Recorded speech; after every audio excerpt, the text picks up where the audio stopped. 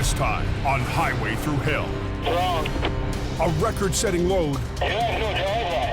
and a high-tech recovery Both highways are going to be shut down. We keep going. choke off the route to the north. It's got to be enough there. What do we got here? A simple job for Colin Release all your brakes. turns into a marathon, Okay, go ahead. and a loaded semi It's coming. It's going to go here. on a narrow curve Watch yourself. cuts it close for Jamie.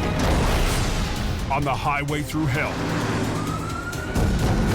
the last line of defense is a heavy rescue team ready to tackle any disaster, because closure is not an option.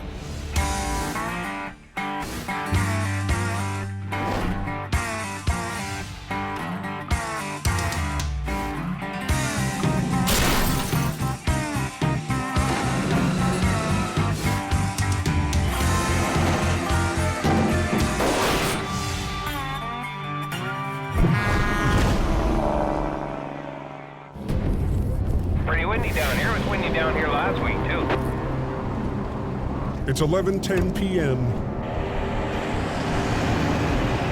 and truckers in northern Alberta are facing another night of brutal conditions. Yeah, it looks like they got a lot of snow down here. Yeah, they're calling for like 20 centimeters or something there tonight.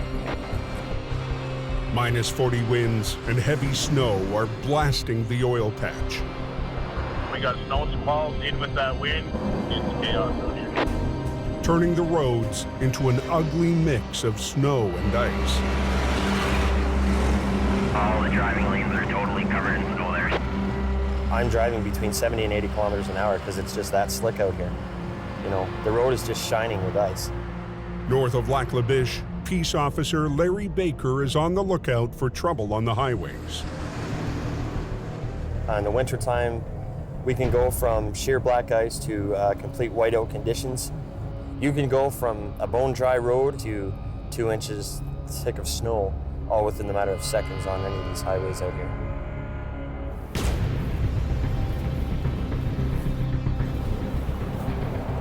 How's it going? Good. You know I'm stopping you? I'm guessing my brake lights. You proceeded unsafely. You flew right out of that parking lot.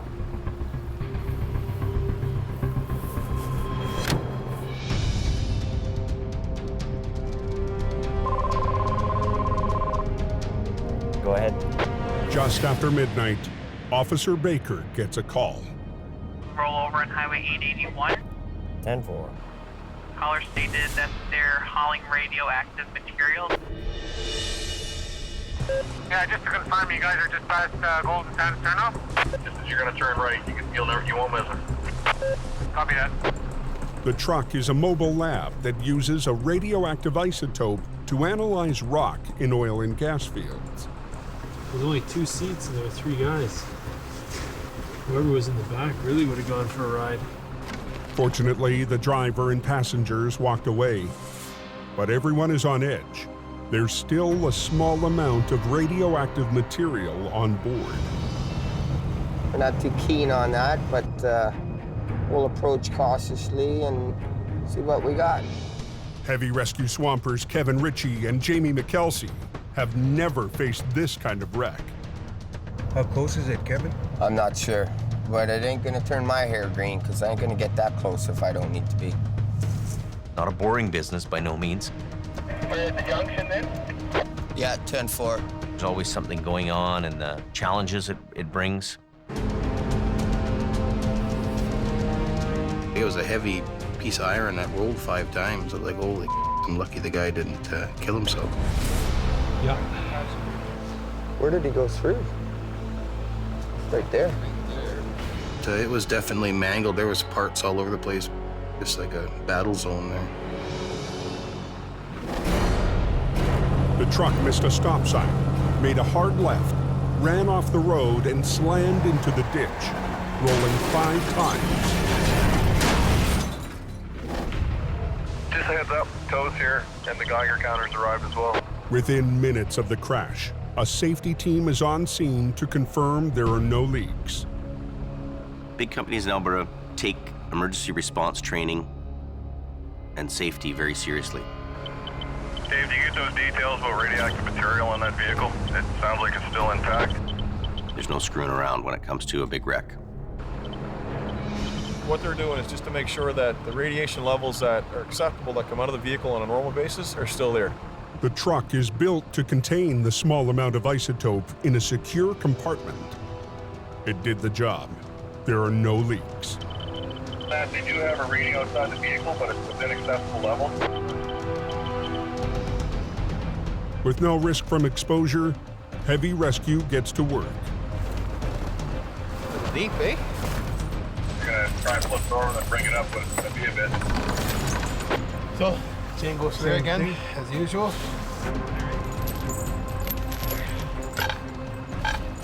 As long as it's nothing harmful at the moment, that's all I care about. That's it. Perfect. Adam needs to position at a right angle to the wreck, closing down both lanes of the highway. Did the tow company give you an idea? 1 hour, 2 hours, 8 hours? Got the vehicle out, cables are off the truck now, get ready to put the tension on. It's pulling them lines now. The timing couldn't be worse to close 881. Okay, 10-4. So as of like right now, then both highways are going to be shut down? Yeah, let's say right now it's officially closed. There's another major roadblock on the route to the oil and gas fields. Come on, get on that cable pull till it gets all bound up. On Highway 63, 12 miles south of Fort McMurray, a huge transport is about to get underway.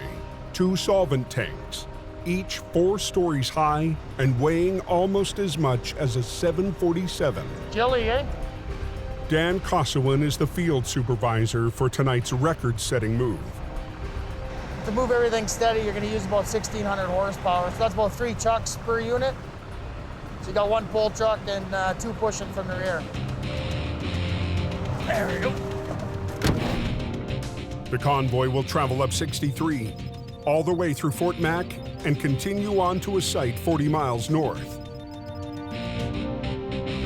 We're gonna start our entry onto this highway here fairly shortly.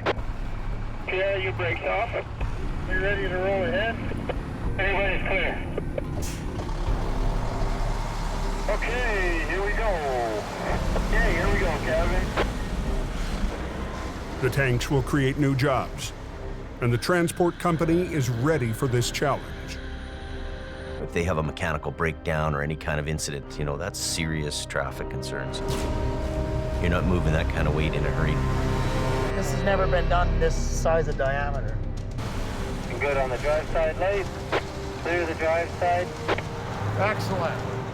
Coming around nice on the swamper side there. You'll be clear right now, Living. Shutting all northbound traffic right through town, all side roads, all intersections are going to be a complete shutdown with the RCMP and our pilot cars. You can start bringing it over here there now. Everything's reacting smoothly there, Kev. Everything's looking good, reacting good. Keep pushing a little bit, Pierre, just a little bit, come on. Okay, you mean you can't? Stop. Wrong.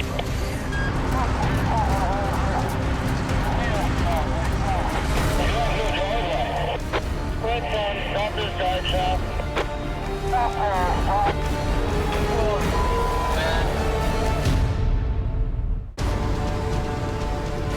You can start bringing it over here there now. Keep pushing a little bit, Pierre, just a little bit, come on. On Highway 63 in Fort McMurray, the route north to the oil and gas fields. Stop. Wrong. The biggest wide load to ever travel this highway has ground to a halt. You guys go driveway. Quick down, stop this drive shaft. The lead push truck on the first tank has lost its drive shaft. If they can't get it moving, even heavy rescue won't be able to help. You're looking for more than a guy like me to come and help. That's big issues, you know. They're in a league of their own, these guys. Pull that drive shaft out already?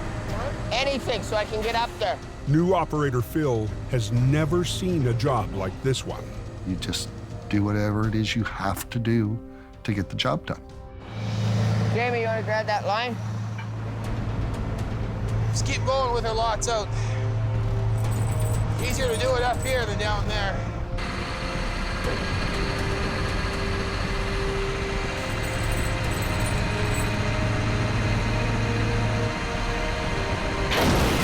Hang on, Phil, stop. Okay, let's stop. That pin fit okay in that bumper? Oh yeah, the pin's in good. It's all safe. Kevin, we're good to go. 10-4. Go!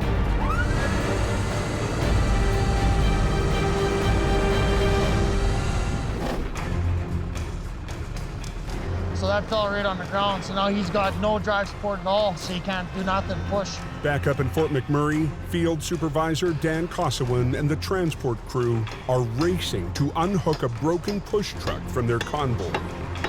Straighten your tires out. Every minute they're stuck here is a minute closer to the morning rush. Okay, Elvis, you can back up. So now what we're gonna have to do is just rearrange a couple trucks and then have a secondary pull truck out front of the first load now. The convoy is facing a steep incline up ahead. There's no way the first load will make it over without full power. Cameron, unhook your rear push truck and then send them around. Dan's only solution, move one of the push trucks from the second load. He's gonna back up, tie on to Linden. Yeah. Once we get over top, then Elvis can go out in front.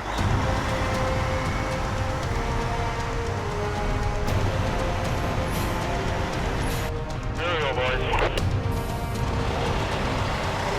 You're just coming tight there now.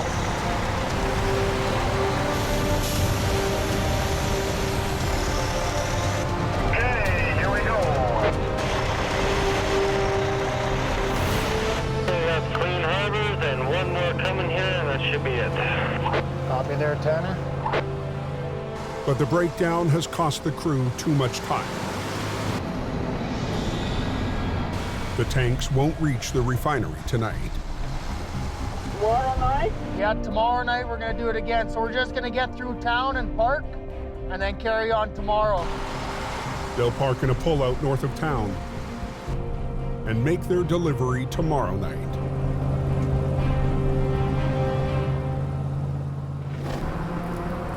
On Highway 881, just north of Lac La Biche, Kevin, we're good to go. 10-4. Go! the only thing moving is heavy rescue. No set steering. We only got one tire on the truck. Phil works with Adam to pull the high-tech rig straight up the slope. He's pulling this direction, and I'm pulling this direction, which is keeping the truck into a center line coming up to us.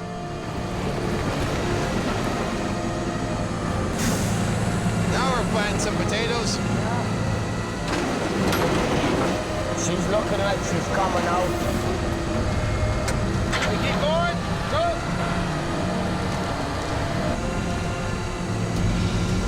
Hold her, hold her, hold her. Too much. Yeah. But once they get the truck up the hill, Dude, the whole rear end's on that thing. The back axles on the truck were damaged. The front axles on the truck were damaged. The truck was not towable. That thing is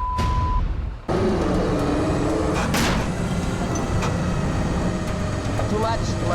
on Highway 881, north of Lac La Biche, Alberta, that thing is traffic to the oil fields is shut down. Well, The axles on the truck were damaged. The truck was not towable. Adam has to find another way to move the truck out fast. We're gonna try to lasso that trailer, I guess. Sitting outside his gate there. You want me to go get it?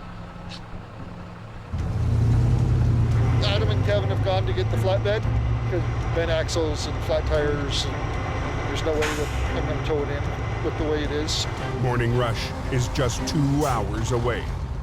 No, you can't go anywhere. You're pretty much stuck just like everybody else, buddy. Now that the truck is upright and on the road, the crew can safely access and remove the cylinder holding the isotope. They were told it could not be left there, so let's get it out. Kevin arrives with the flat deck so they can finish the job. Don't stop. Whoa! Make that hook up short, eh?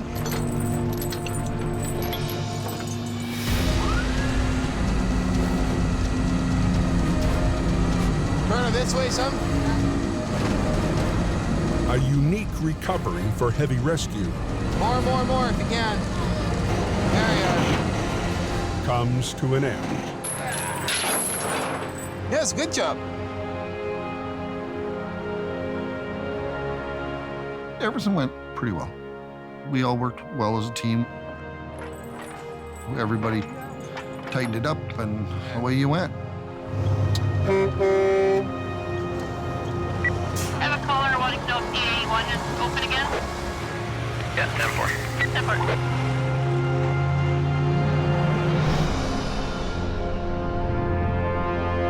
The next morning, 800 miles away in BC, Jamie gets set for a comeback 3 months in the making.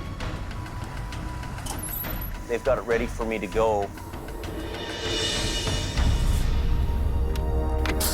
Bruce's old truck has been out of commission since Howie ran it into a ditch on his first job. That's bad there. That's hard to fix.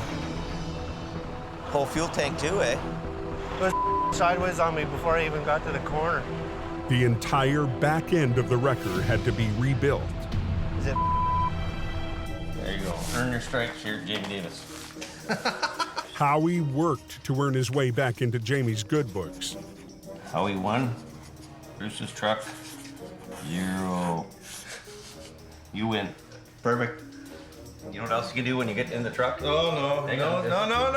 Just one thing. Make sure you do a circle check. Circle check. When you get in the truck. That's permanent marker, you know.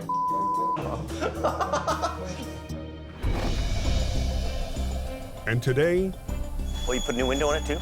Cool. the truck will finally get back on the road. We need the thing to work. It works, and it's all fixed up now. You know, I'm really just happy to get the truck back into service. We really need this truck on the road, and I've missed it all winter long, so I've lost revenue for the whole winter. You know, we need it to pull a trip for us right now. Thanks a lot. Take her easy.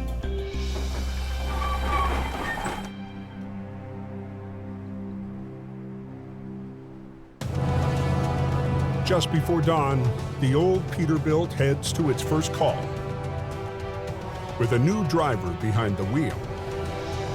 We're headed up to Sunday Summit for a rollover. Phil raced home from Alberta when he heard there was a chance to operate a tandem wrecker. I don't want to wreck his truck or hurt anybody either. It's the same winding stretch of Highway 3 where it crashed 3 months ago. This truck and this road apparently don't get along with each other. That's it.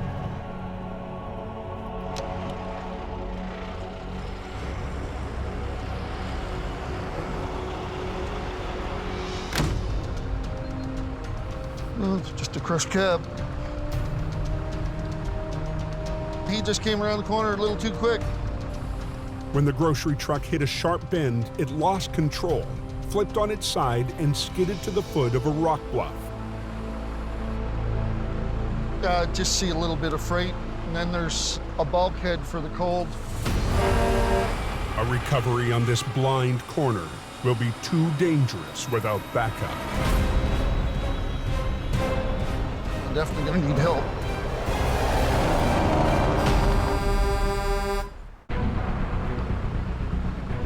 Well, it's just a crushed cab. Near Sunday Summit on BC's Highway 3, Well, let me grab my vis vest. We'll go take a look. Yep. Howie Irwin has joined Phil to recover a loaded grocery truck flipped on a dangerous hairpin turn. Back door blown open? No, Adam's my boss in Alberta. I chained the center. Yeah. So I answer to Adam in Alberta. But now I'm in Hope. Howie's the head guy here, Generally, short chain the shock mount, so you're not stretching the bag out. Phil has told me that he wants to learn, and he listens, and he actually takes some direction. Well, what I would do is I'm gonna put me on this end, probably pointing off this way. That's what I figured. I'll grab this, and we'll, just like you said, go over at a 45, down, back around, and back up to here. Yeah.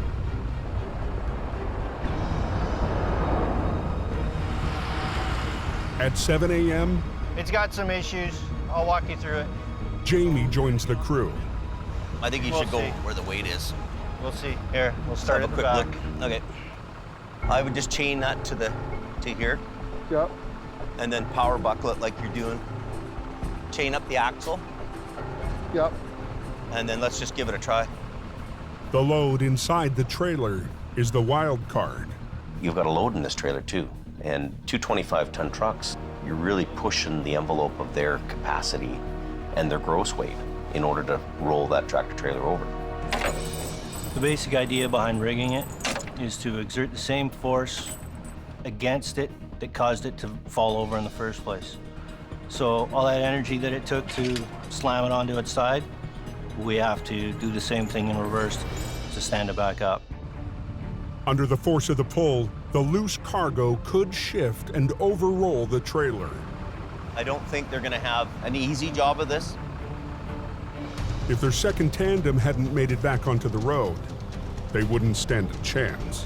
Hey, Howie, because you got the boom, you should do the trailer. Want me to do the back?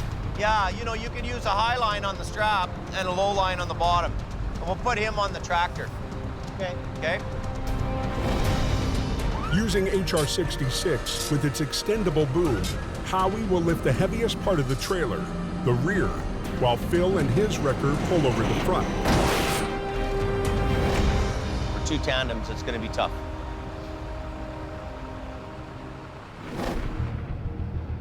Anybody know if they got any white stuff up on the Coquihalla? A 2-hour drive to the northwest. It could be a bit snotty. I mean, you know, every couple of miles, I mean, the temperature could change 10 degrees. Right now, there's not a lot of snow up here. It's just enough to make it dangerous. Constable Steve Martin is patrolling the Coquihalla on the lookout for stranded motorists. It gets cold fast as you're going up the hill. People don't expect the change in temperature as they're going up the mountain. Just the conditions to trigger an accident. Haven't seen any yet today.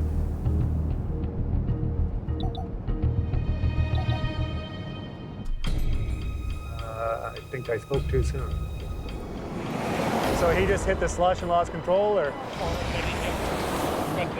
All right. An SUV spun out and slammed into the barrier.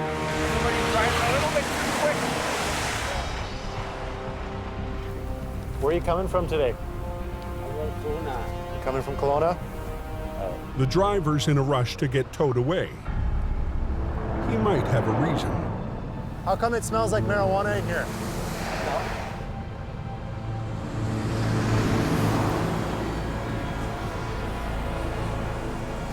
So there's no marijuana in here?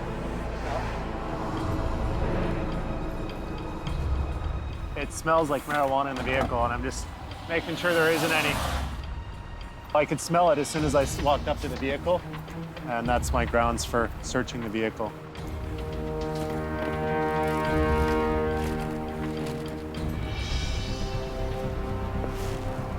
This your suitcase? I got license. You got license. You told me there was no marijuana in here. Maybe I do know. Maybe you don't know. You lied to me. No, sir, because the guy maybe he put it here, but license. You knew it was here because you brought the license up to me as soon as I opened up that bag. You're lying to me. Right now, you're under arrest for possession of marijuana. Do you understand that? Come with me. The driver has a medicinal license, but it doesn't cover this amount. But he's only allowed to be in possession of 900 grams. And there is a lot more than 900 grams in this suitcase. Dryer sheets in an attempt to mask the smell. Inside is a large quantity of marijuana.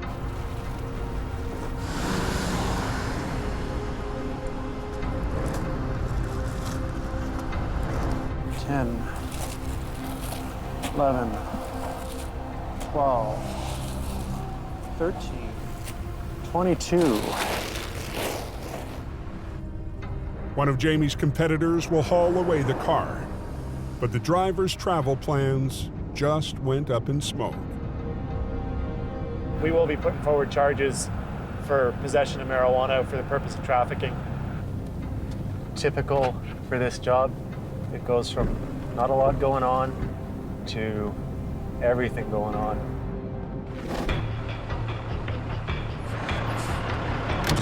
Down on Highway 3, Jamie wants his crew to clear the refrigerator truck before the Friday afternoon rush.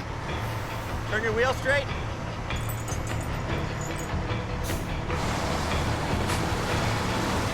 Try to get some lift on that boom, eh? Yeah.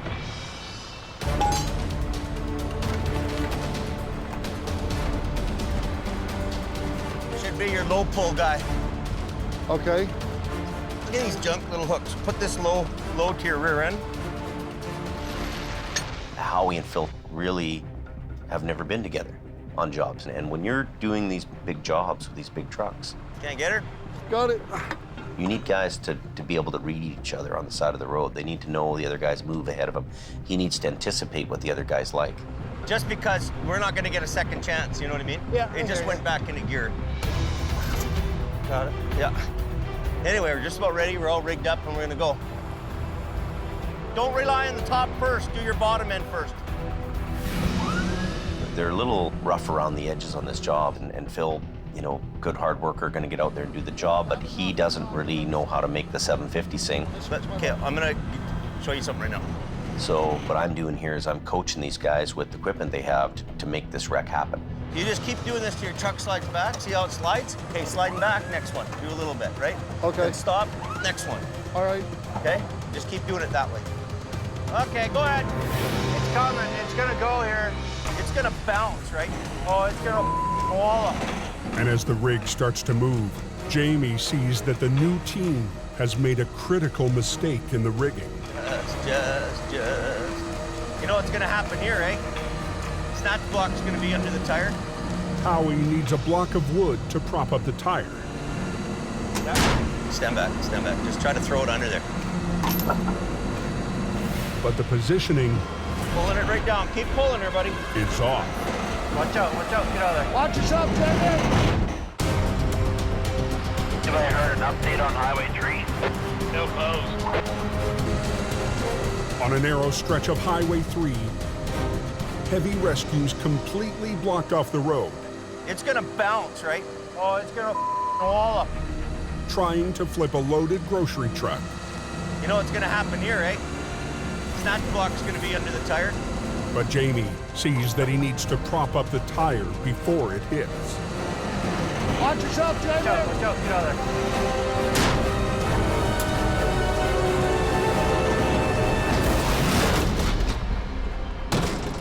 Perfect. Oh yeah, baby. That's how they do it at James Davis. Look at that. You did her. Success. By the seat of their pants, they pull that off. It's as much as those two trucks can do to do that job.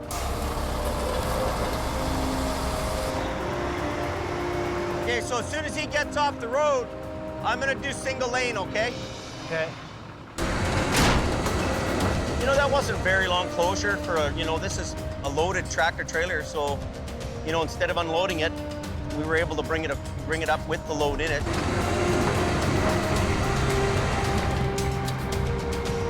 By the end of the morning, Got a pair of ice grips and I can crimp that off. the new team has the wreck out of the ditch and on the way to the yard. You know what, Howie?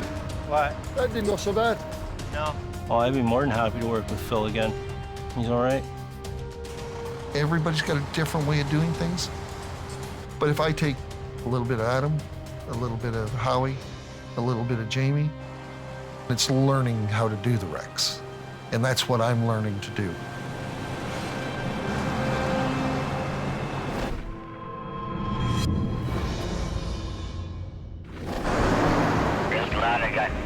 Good chains and new snow tires. I'm ready for this now. Another Arctic front hammers Lac La Biche, Alberta, turning the highways to ice. Pretty icy and pretty slippery. Overnight, a fresh layer of snow covers the icy roads. At 7:30 a.m., it's Colin McLean's turn to be put to the test.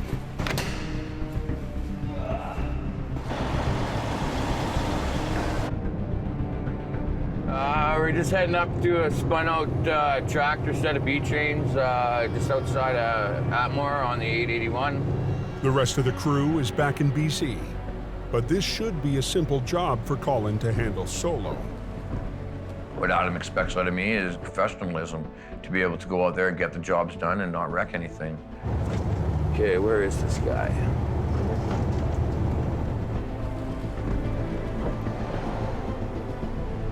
Let's light her up. See what we got, boys and girls. It's showtime. What do we got here? We've had something else go on here. Colin discovers there are other drivers in need of help.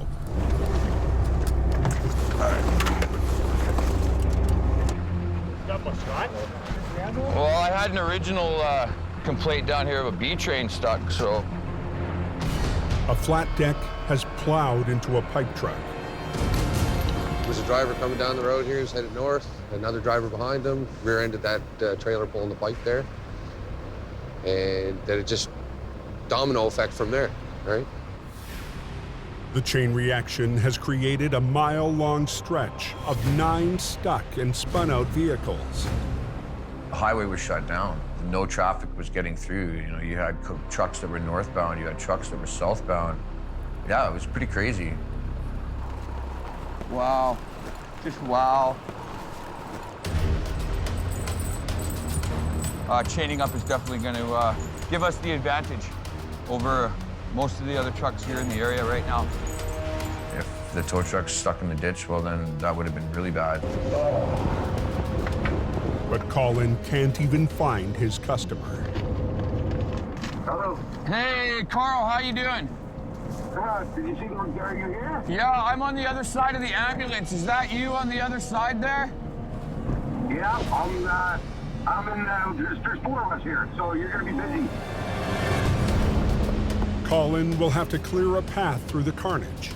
But before he can even get started. Oh! That's okay. Tow truck's here.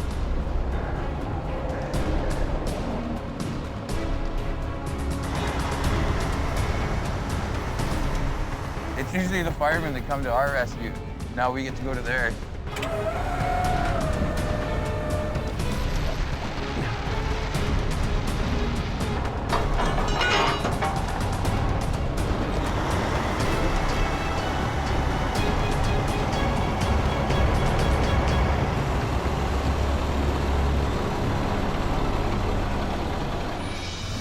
Hey, not a problem.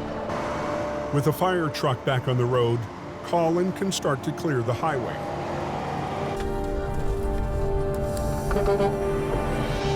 First, he needs to move the 2 trucks from the initial accident.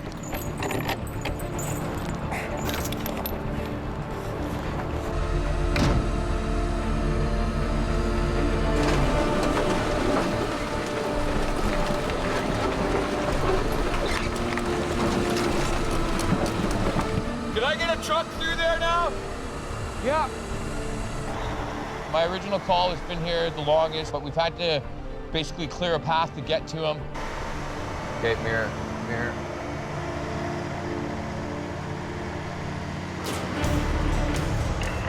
The tanker swerved to avoid the accident and ran into the ditch. It's not looking good. It's not looking good at all. All right, Carl, let's get you the in a Dodge. There's no pins on my front bumper. Colin has to find a secure rigging point to hook on to the 70-ton B-train. You still can't go anywhere because the road's blocked. The moose bumper, I don't know. I wouldn't hook onto the moose bumper. That front axle run a low line. Okay, Yeah, I got this.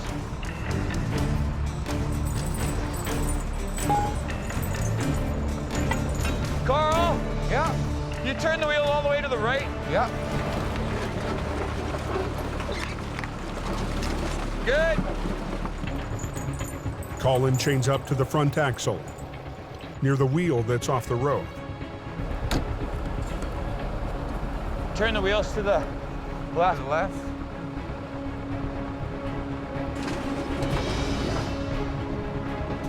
Here we come.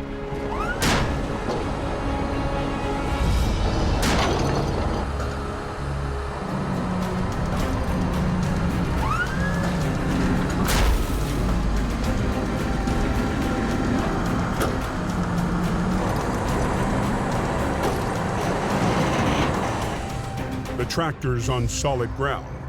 Now the tough part, getting the two trailers to follow. You release, keep foot pedal, right? Don't release both brakes? Release all your brakes. Brakes are on, so I'm ready to roll whenever you are, buddy. Okay, here we go.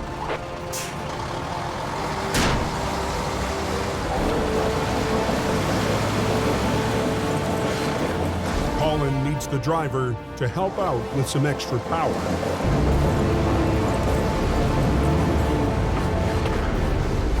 Hang on, one more little talk here, work with me.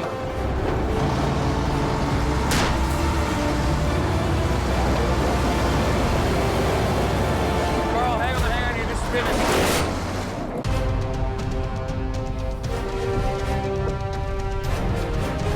It's 81, so close. Yeah, 10-4 control, we're looking at another 2 hours here. She's going. On an ice-coated stretch of Highway 881 in northern Alberta, We're just trying to clear out the highway here now so we can get traffic moving. Colin McLean is working single-handed to clear the road. You know, I wanted to get that highway opened up, and I was the guy that was going to do it. But a 140,000-pound tanker is putting up a fight. Hang on, you're just spinning.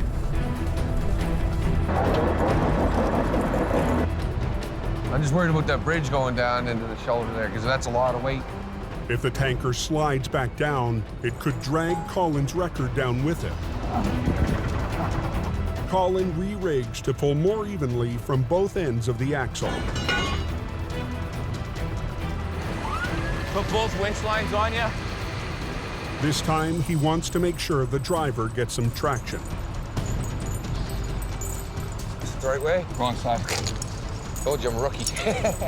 We're good? Yeah. Speed the truck the way it is right now. Yeah. You ready? Yeah, I'm all good.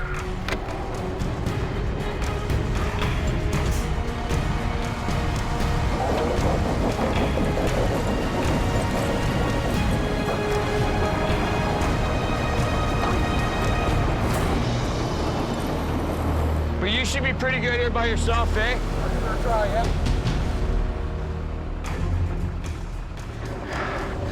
We haven't even put a dent in what we need to do today. So Colin has to get right back to work. Hey. My name's Troy. Troy, Colin. Nice to meet you, man. Yeah, we'll get you off that tire.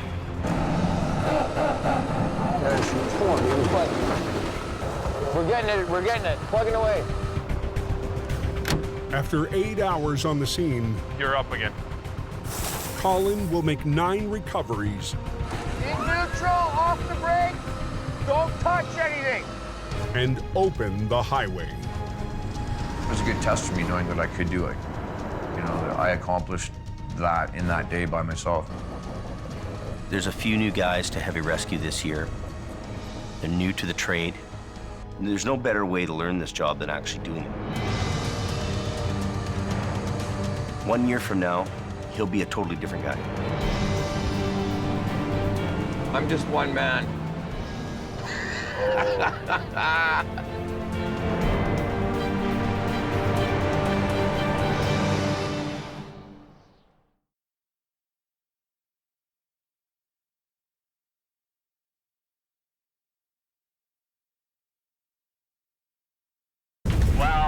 Wow. Next time on Highway Through Hell, We're on a dangerous road. a backcountry recovery puts Adam's crew Here we come. Watch your back. in a tight corner. Was it just like black ice? Police take to the sky Get the highways open quicker. to solve a deadly mystery. He's gonna lose the truck. And Jamie's lone wolf Now what? Hey! runs into heavy rescues topped up. We got 15 minutes to get the road open because the highway guy is bitching. Are you kidding me?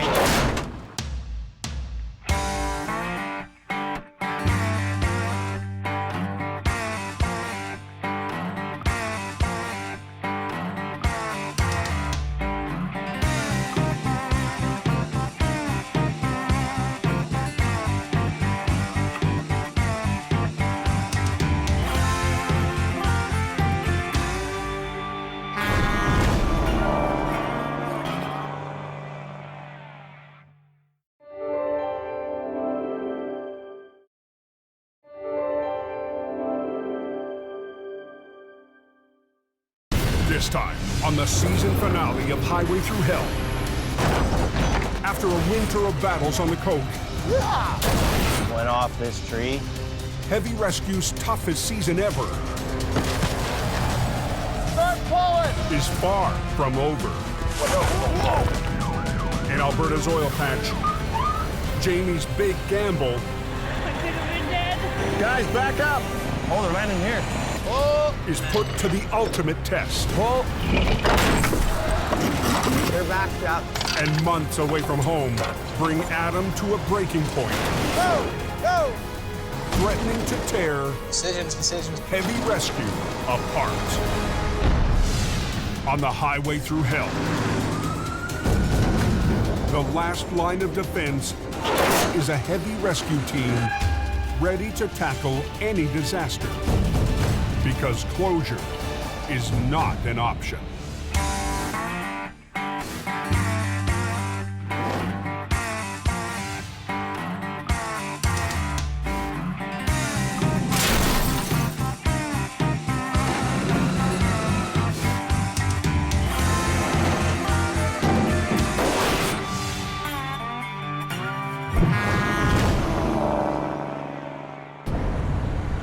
Flashing and slippery. Oh, yeah, okay. That time of year.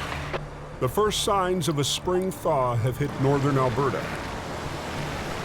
Just real ugly mess up there.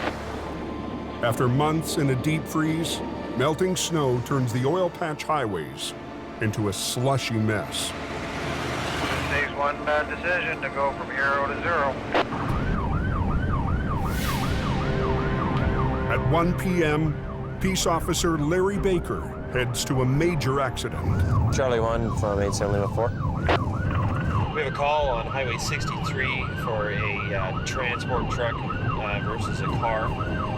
Injuries are unknown at this time.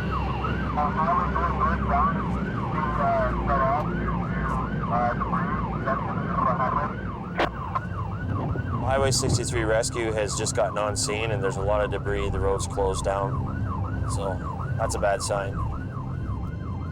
Both northbound lanes to the oil patch are cut off. What's going on up there? Is it a big truck or is it a four-wheeler? I heard it was something to do with a concrete slab.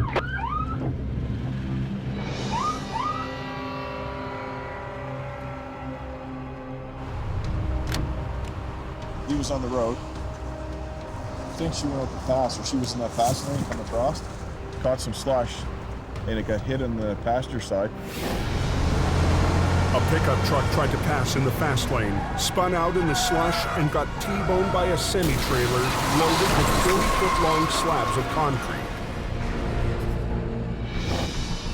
When the semi made that impact, it hit its brakes as hard as he could, and the whole load shifted forward. So it pushed it, the whole load, right into the back of the truck, so the truck can't move. And so I was sleeping in the bunk. Yeah, I wake up and there's the bunk right there in my face. Oh, I could have been dead. First wreck I've ever been in. Happened so fast, nothing I could do.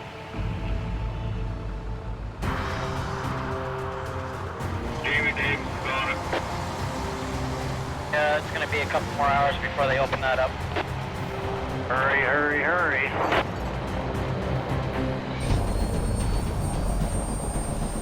Oh, yeah, there's a chopper.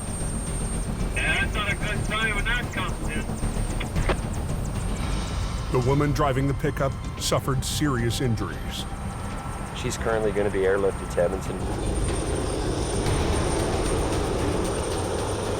Oh, they're landing here. Guys, back up!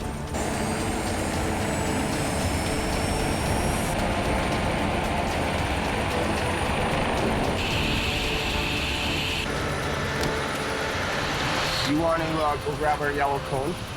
Yeah. Out of the truck, and then we'll just start coning this off for now. Heavy rescue is on scene within 20 minutes.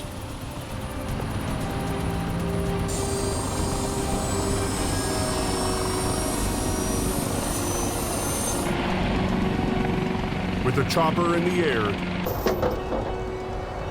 Just pull in front of Adam for now. the crew can get to work.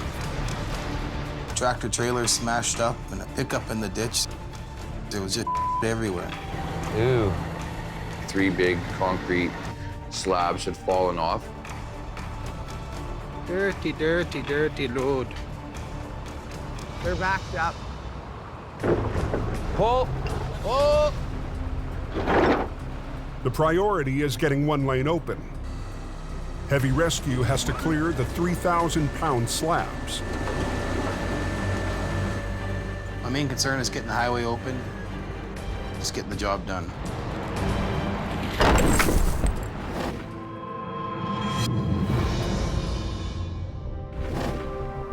"800 miles southwest, back in BC. So we're gonna need a fair bit of rigging. Jamie's heading out on an urgent police call. We've got a pickup truck that's potentially an RCMP crime vehicle that's over a bank. We can use this. I'm gonna gear up here with some extra cables and lines and chains. The RCMP want it done now. We gotta go, we're late. I'm on my way, The pressure was on to get this unit out of there before dark. The stolen vehicle was ditched high up a remote mountain road 40 minutes west of Hope. Well, all we can really do is speculate. This is some kind of a serious crime vehicle. Let me know how, if I can assist or whatnot, I'll get out of the way. You know, we had quite a crew there, which was good. We had quite a few hands on deck to make sure this happened in a hurry. It's pretty far down. See the undercarriage of it. You gotta go up higher, Jamie. Go up here. Up Keep here? going. Right there? Keep I going. can see No, right keep there. going. The location of the wreck is going to make recovery difficult. See right there? So Jamie's brought along his lead BC operator, Howie Irwin. It went off this tree, and off that tree. You can see the marks. The biggest challenge, this thing had weaved itself around trees. So it wasn't just a straightforward throw the line on it and winch it up. I think it's gonna get hung up coming between these two. Maybe we have to take 2 turns, but this is the most clearest route, I think. Okay. Heavy rescue rookie Wayne will rig the pickup. Make sure that thing stays in lock, not freewheel. I'm surprised they even found this truck here. Look at it. How would you even know it's here? The pickup's position is far from stable. I mean, who knows how much further down it'll go? Back up Highway 63 in Alberta, the concrete slabs are out of the way. As quick as we can get that debris swept off, it's open. The damaged truck limps to the side of the highway. I think it's open there. I'll tell you in about 2 seconds. Yeah, okay, yeah, they're open now. Oh, there you go. Because he's got what, 1, 2. That one's ready to fall off on the other side. Yeah. Now Adam's crew can start the most critical part of the job. Just like a puzzle, right? Because if you take one piece out, all of it can fall on the ground. So We're gonna have to unload that cement because it's butted up right against the sleeper. well, I don't know. They need to shift back the entire load, piece by piece. Get a big strap, right? We have to make sure that none of the concrete slabs are going to fall over off the trailer and land on anybody standing around.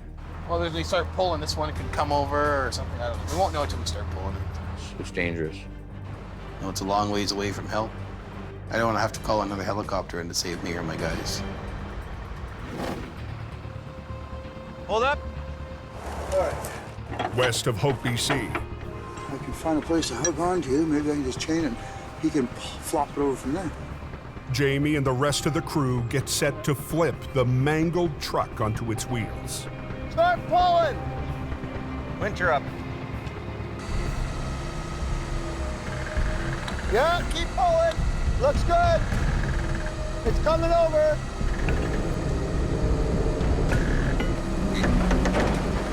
Pull it. Stop. It's coming ahead, but the tree's here. Let me go have a look down there. I hate going down these. I don't want anybody to be hurt. It's quicker and easier for me just to go down there and show him. They need to redirect the line so it pulls from the side. I can use this cable, wrap it around that tree, and then go to the truck and then flop it over. You want a snatch block? Yes. When it comes down hard. Okay, there she comes. You don't want to be in the kill zone. I'm gonna throw this right over there. You're clear? Throw it right here, Jamie.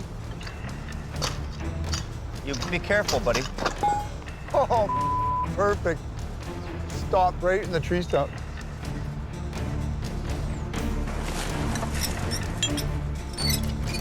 Now let's hope this tree is nice and strong. They rig a strap to another tree trunk with a snatch block, redirecting the line so they can pull the truck over. Ready? Back up.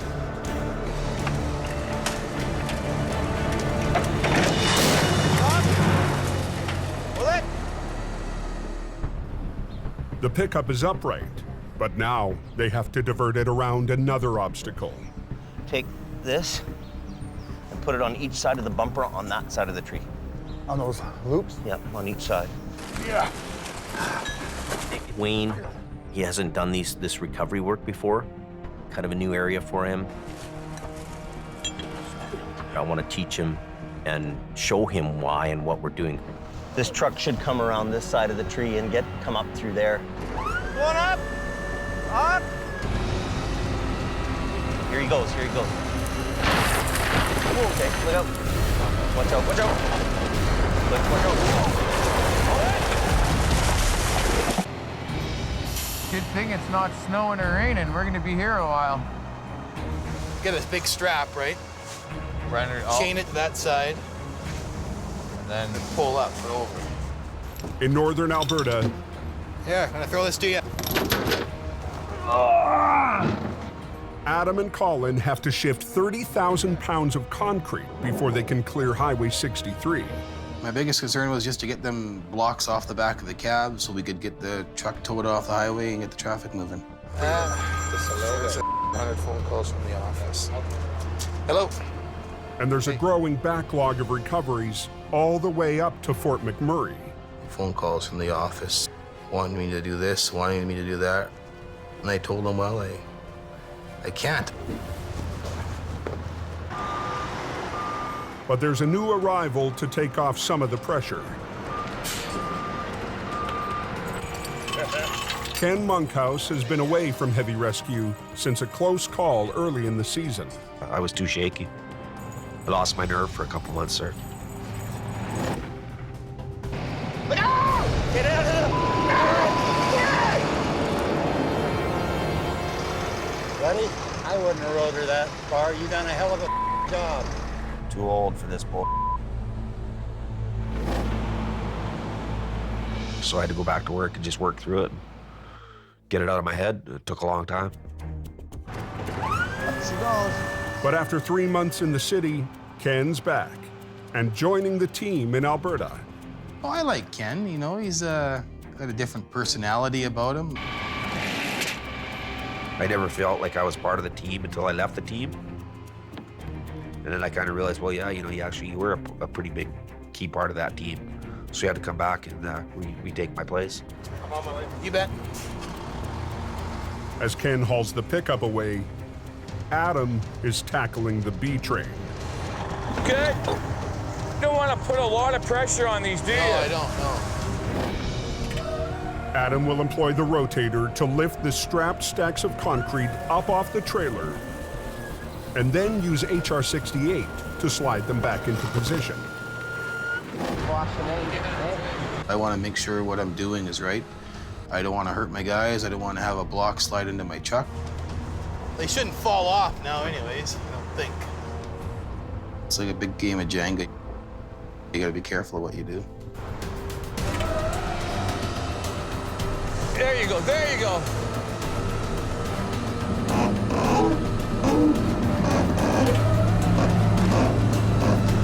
Oh, yeah. It's a kind of a finesse kind of job. I don't need no rip and tear right now, so we gotta be careful. Like, everything's on the verge of falling off. You got it? Kevin, backstrap, backstrap. Take this off? Yeah, is it tight? Yeah. Be careful with that. All it would take would be one wrong move, and bottom slabs could slip out, the whole thing could come down, and I'm the guy that's standing on top of the pile. This one? Yeah. We'll just take it off, and then we'll throw it over, but just let it go slowly. Okay, we'll take it, we'll throw it over top. Tighten it? Yeah, tighten it. Not super tight, but... Just snug. You know, don't tighten it up too much, because the second one we're gonna move is gonna run right into it. Yeah, that's good. Just so it's taut. So it's what? Taut. Taut. Taut. Taut. Taut. It will be a balancing act. Right to the end. You got about another foot to go before you clear the deck. Okay. Off a Forest Service road west of Hope, BC, Okay. Going up. Jamie and his crew fight to get a stolen truck up an unstable slope. Okay, look out. Here he goes, here he goes. Watch out, watch out. Watch out. The pressure was on to get this unit out of there before dark. The RCMP wanted it out of there, so, you know, we had to perform. But the truck is caught on a tree, and the line is straining with the load. Get way back. Get behind a tree. This is a very hard pull right now. So if you're behind a tree, yeah, you know, the whip will hit the tree and not you. You have to keep in mind how much energy is in that cable when it breaks. I've seen them cut right through light bars, cut beacons in half. Watch out, Don.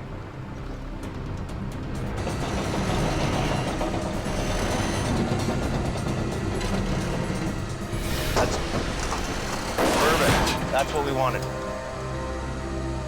Keep going. Did he say keep going?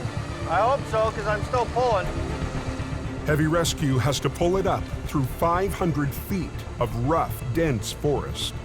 We're going to have to weave this truck through these trees and back out, which means a lot of blocking, rigging, directional pulling in each different way.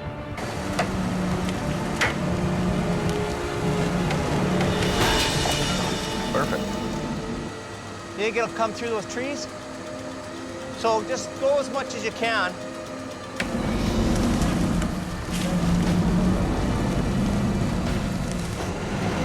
When we pulled it up, we just kind of steered it between the trees using snatch blocks, pulleys, and chains.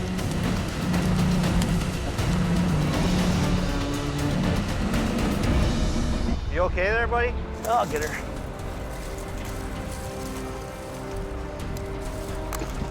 That's one thing about this job. Hey man, you ain't getting up that bank without climbing, so it actually forces you to do a little exercise.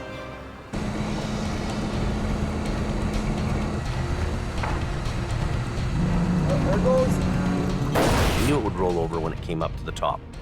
So using the pickup truck, I put a strap around it, we actually pulled it sideways.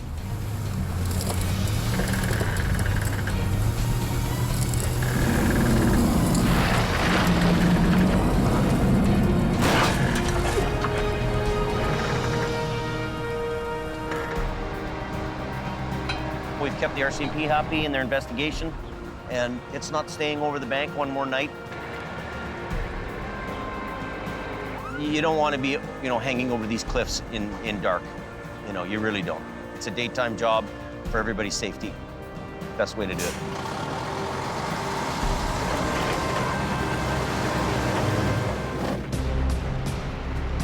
You gotta pull! Pull! On Alberta's Highway 63, Heavy Rescue North is grappling with massive slabs of concrete. Just want to get out of here. Get off the road. We've got calls on hold and everything else. But it's a painstaking job, putting extra pressure on the boss. Can you go up a bit? Oh, more? The last thing Adam needs is another problem. Lines all. These lines are all as usual on this thing.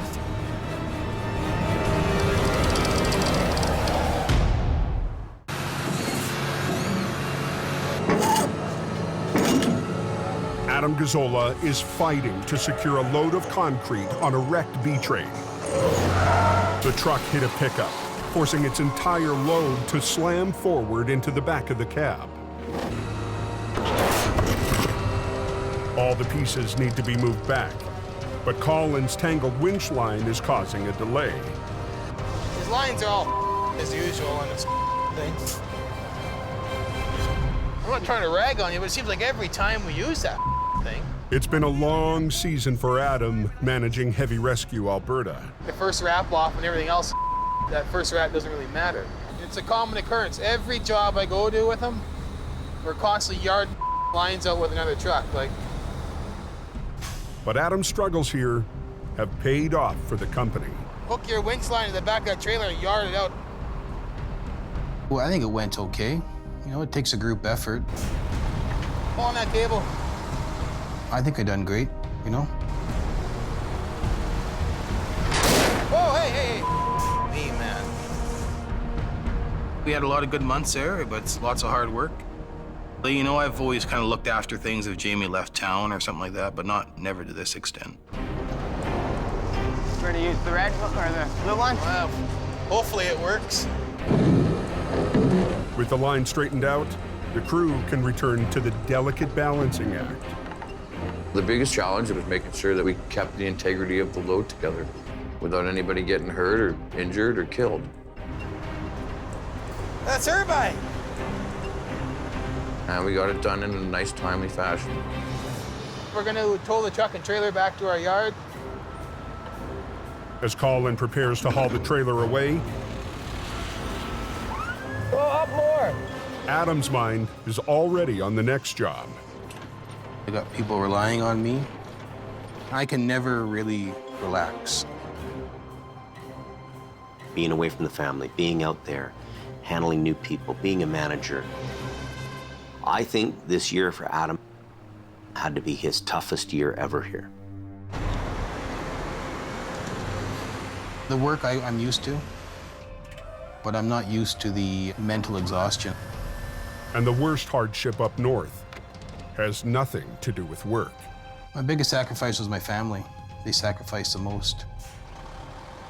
I miss my family while I'm up here. Well, family means everything to me.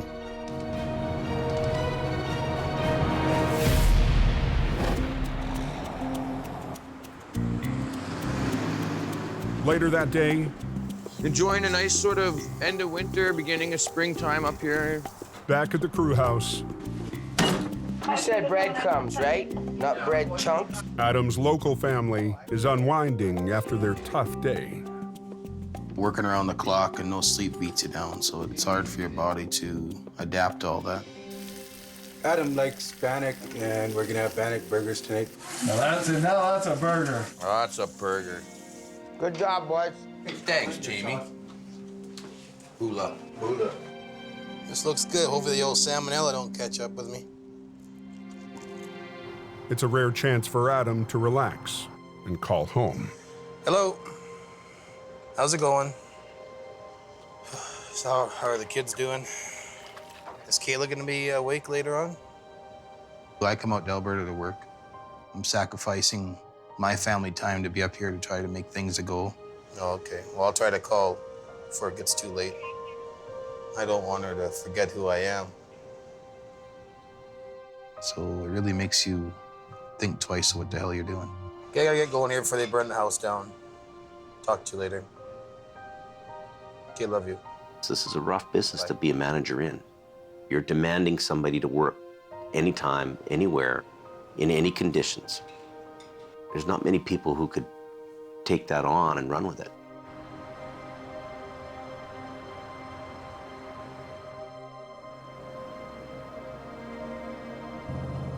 The next day, Adam heads north up 881 to consider his options and visit a familiar face.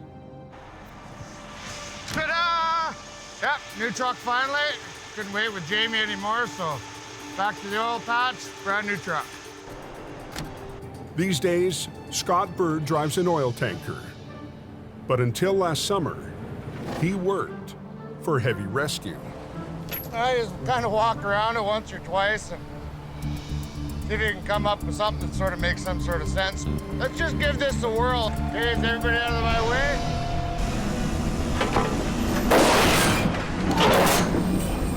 Okay, let's rig her down, boys.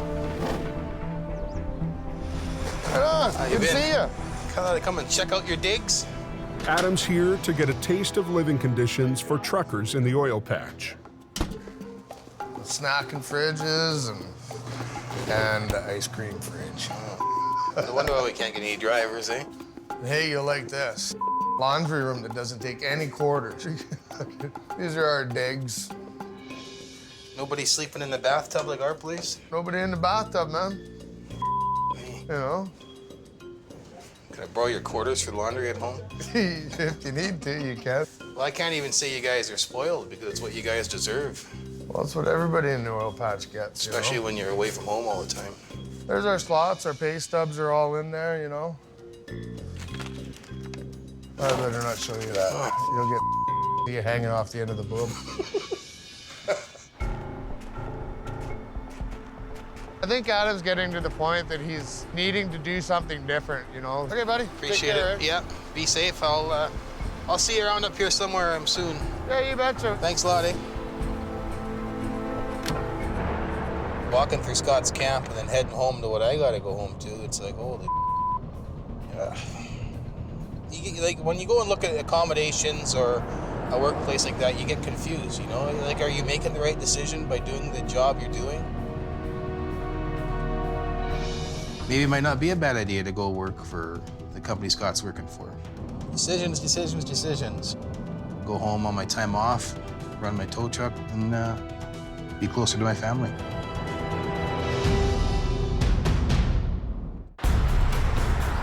Yeah, it's not normally this cold this time of year. In northern Alberta, a sudden drop in temperature has brought fresh snow and a layer of ice to Highway 881. I layer myself up and I'm good to go. Half an hour north of Lac La Biche, the slippery conditions have taken their toll. That's amazing, eh? That truck's in like 3 pieces, isn't it? This I can't believe it. Last night, a pickup swerved to avoid a stalled tanker, lost control, and was T-boned by an oncoming semi, tearing the pickup apart. The rotator is in the shop for maintenance. The only heavy wrecker they've got is Collins' HR68. Okay, so what do you want to do first? We'll lift that thing up there on them. Okay. They start with the smaller truck and its trailer. Okay, so let's get this unhooked. The cab has almost been ripped free of the chassis. If Adam can fully separate them, he can stack them on the flat deck. Okay, let's put a chain right up here. Wrap a chain here, we'll put lots of cable out. And you just give her, this might lift up enough to break something, you know what I mean? I'm just gonna give it a bit of a tug, see if it comes apart. Well, I think you're good right here. Nice, gentle touch.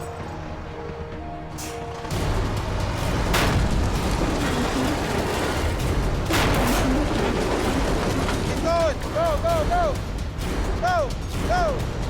Go! Go! Go!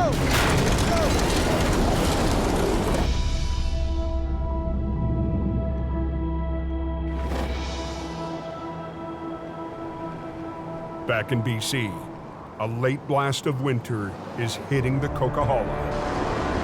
Anybody tell me they're making it over the Coke with no chains, or they still got a chain up? They weren't having any trouble yet. It just come down, but it's still pretty good. Check the weather forecast. Up near the summit, Al Quiring and Gord Boyd are ready for a busy afternoon. Spring storms are the worst here traditionally because they got so much wind, they carry so much moisture from offshore. Winter's never over till it's over.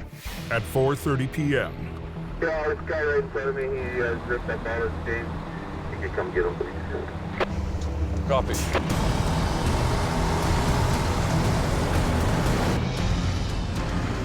Man, we got lots of lineup back there.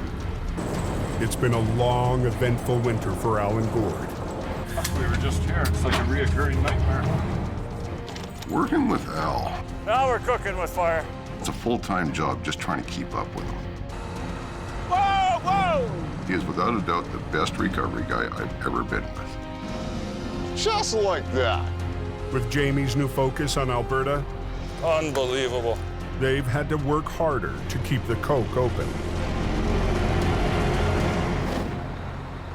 Show me your chains. I had a few chains, I put them on, but the weather is bad and the tires were spinning and they ripped them in pieces. He's used them once. It's tore up, and what it's done is left this fella stranded out in the middle of nowhere, and we've had to come and save him. You compare these chains, these are what you use up here on the Highway 5. They're a Canadian standard logger tread, tough as nails. Put it in drive, give her some throttle. Don't go too fast because if I'm gonna brake, I will go right into it. No, it will be fine. Says everything.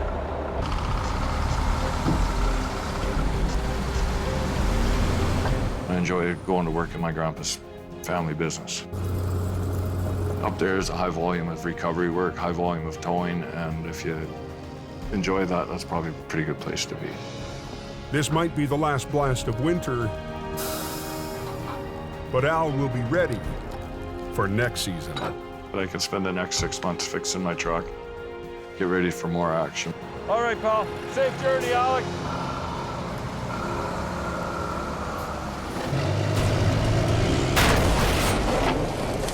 Back up on Alberta's Highway 881. Keep going! Go, go, go! Go! The crew is still trying to rip the crumpled truck body from the chassis. You know what? Give her one more jolt.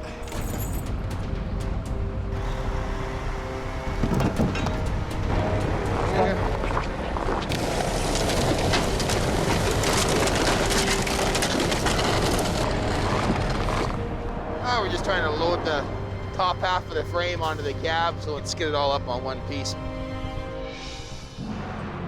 But the wrecked semi will be a heavier recovery. If we grab that back end of the trailer and get it facing straight up the bank and just pull her straight up. The semi is loaded with rig mats, platforms that support oil field equipment. The total weight, 80,000 pounds. I would throw a few more chains on there, chain the out of her down. Like, this thing looks like it could pull half the world, so. The trucking company has sent in some special backup. Oh, this thing would be great on the Coke. This oversized workhorse is used to transport heavy payloads in the oil patch. The $1 million bed truck has an 8x8 all-wheel drive, a powerful winch, and 2 steering axles. Amazing, I tell you. You'll just back down anywhere. They're banking this truck has the power and maneuverability they need. They're prepping them load of rig mats. They're gonna try to pull that corner up to square them up on the trailer, and then chain them all down. And then we're gonna hook on her and drag her the up.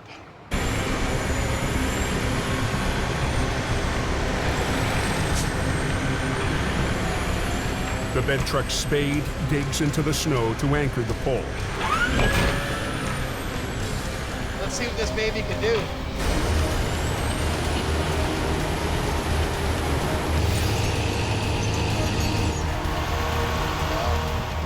But the semi isn't budging.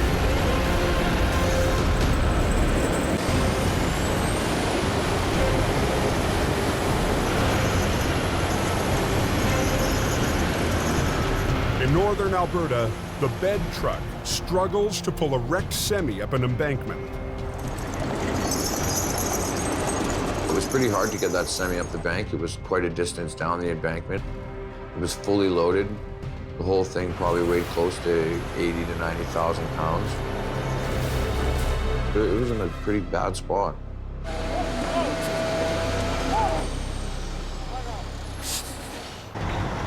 It's up to heavy rescue to make up the difference. A little bit more extra pull, you know, it's easier on their equipment.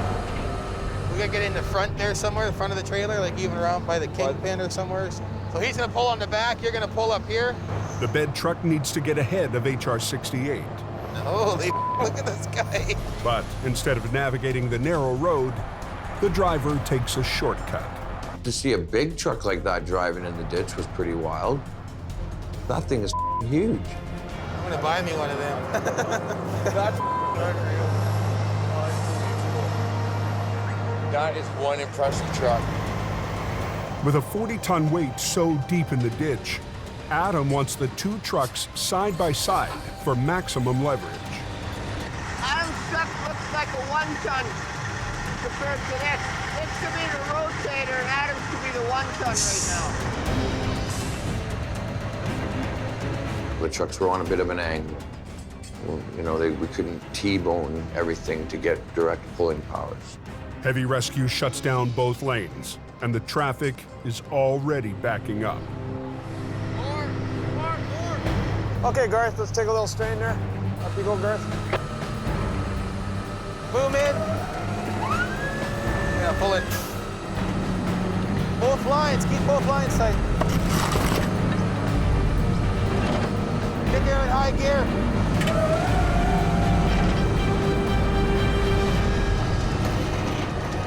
Keep going. Put them winches on slow speed.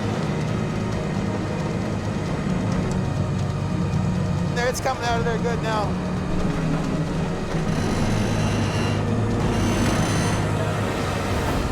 Okay, good there. All stop. All stop. They've moved the trailer as far as they can, but they've run out of road. Adam will need to re-rig. Go a few more feet, then we can grab that front end and swing it right around. But before he can even unhook, Hello. Well, there's nothing else between this one's booked to go do another one after we're done this. I work 24 hours a day. If I'm not driving a truck, I'm dealing with drivers. I'm getting phone calls from the office at 1 or 2 in the morning, so my job is never done. Okay, you bet. Off and stop. Lots of jobs. Dispatchers expect you to get them done right away, so. there's hours more work up the highway. Pull that front end of the truck around. But this job looks like it's almost at an end.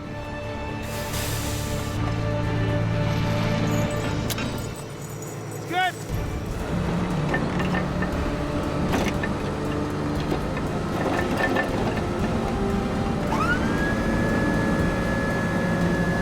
Watch that front end. Watch that front end. Look at that.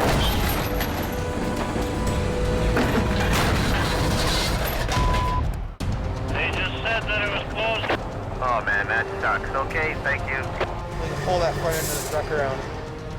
With work piling up on Alberta's Highway 881, Good. Okay, tighten them up.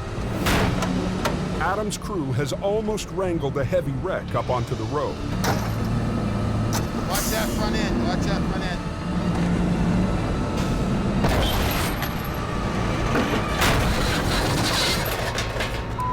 Wreck the wrecked truck.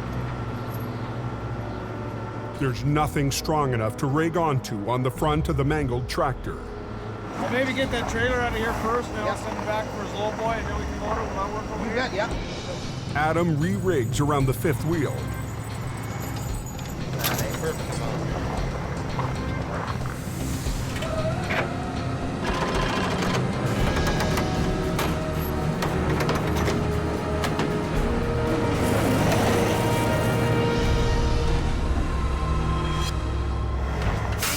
old trailer swung right into that lane now. Here, just take his back end and just push it right over. Then we can get the traffic opened up.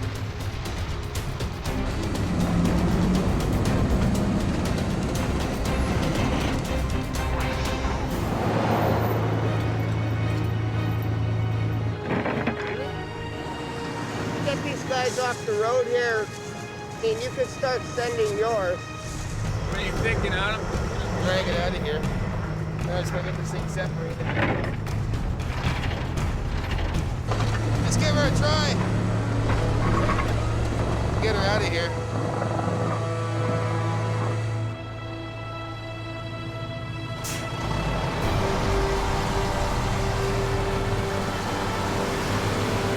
Keep an 881 open. Even though he's thinking of a change, for today, Adam is proud. We're done. See you later. Yeah, it was just a good feeling.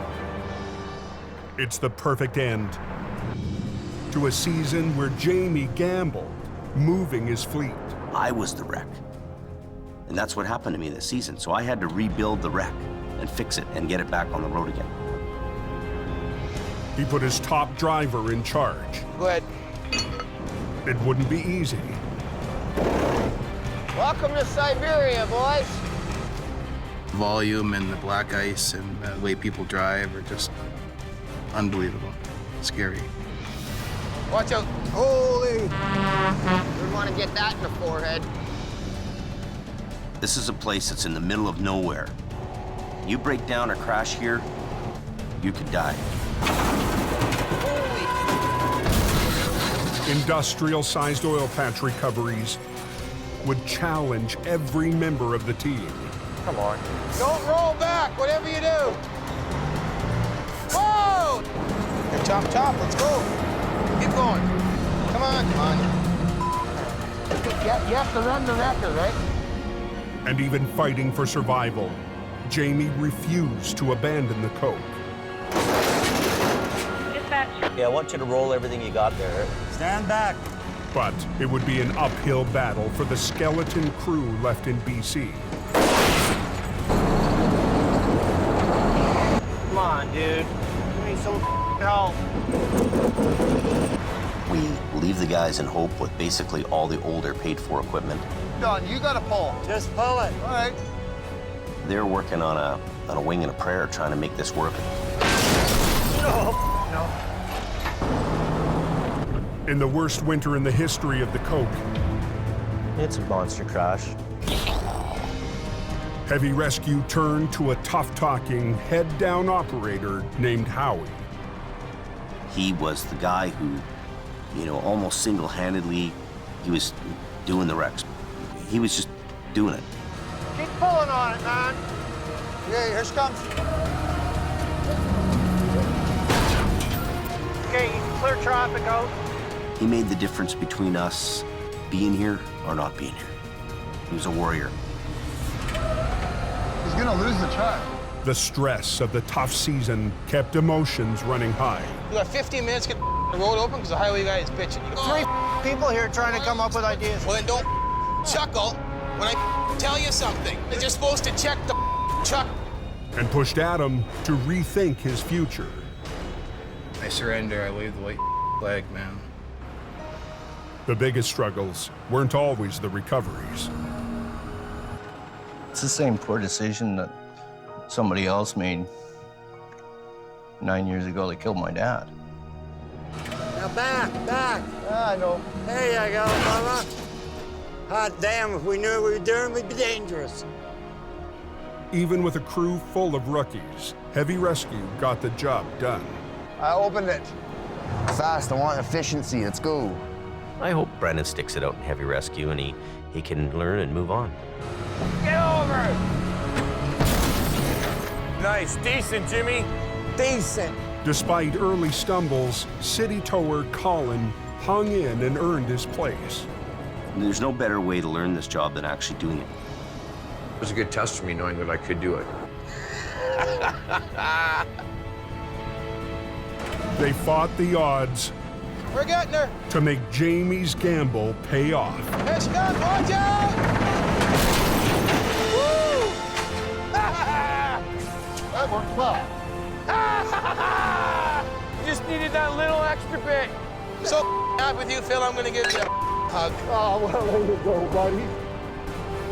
Our guys have reached deep, and they've pulled off what I would call would be a miracle. We're back. I'm really proud of the fact that our guys had the courage to put up with some hard times and the commitment they had to be survivors and to go move ahead. After being pushed to the brink, Jamie's expanding his fleet for a stronger assault next season. We're getting ready to do battle on the mountains and do battle on the highways again. Hey, we got a wreck in the ditch. We gotta go. We're stronger and more powerful than we've ever been in our whole career. This thing's full steam ahead. And I'm feeling it.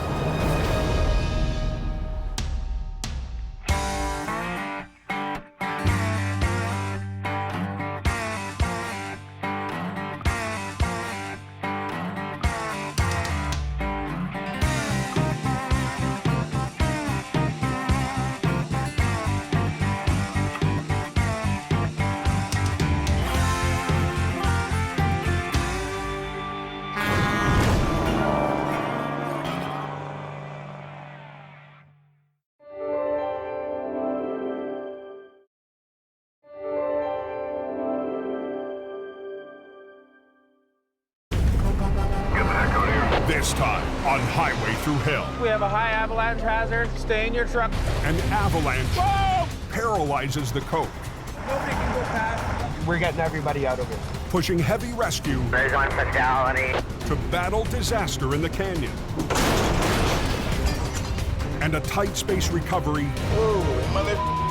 threatens to crush the crew in Alberta. Oh, now we're On the Highway Through Hell, the last line of defense is a heavy rescue team ready to tackle any disaster, because closure is not an option.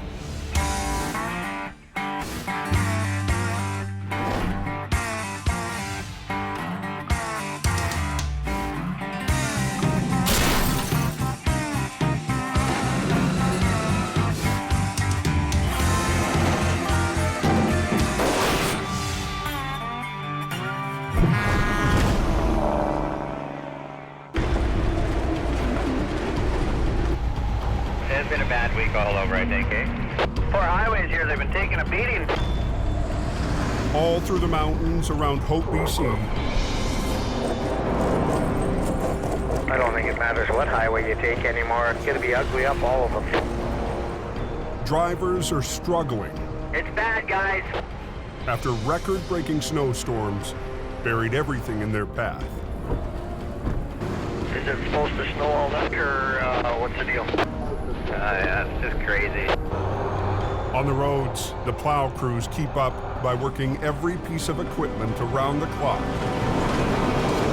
See the lights go on?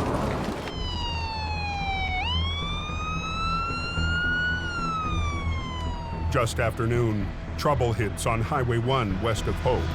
The rollover is on the eastbound side. The head-on is on the westbound side. And it's bad. It's bad. Holy crap, that just happened then. An SUV lost control, sending another vehicle into the ditch. It then swerved across the median and slammed head-on into a third vehicle. Tango 15, Davey Davis, Finalizing. Highway 1 West is completely choked off. Heavy Rescue's Howie Irwin is on scene within 10 minutes, Oh, that's ugly. along with Wayne Sahada. But they can't get any lanes open just yet. One of the drivers has suffered a fatal heart attack. They don't know if he caused the accident by having the heart attack or if the accident caused the heart attack. They're leaving the scene the way it is. They're taking pictures. They're trying to preserve what evidence they do have on the ground. She's staying parked for a while. I'd like to touch this stuff. No. No, they got an analyst coming. It's gonna be a while now. You can't not think about it. You just try not to. Holy, look at all the traffic going eastbound. Yeah, guys, watch it coming up on that accident scene if you're eastbound, though. It is pretty slick here. I had a bitch of a time getting slowed down.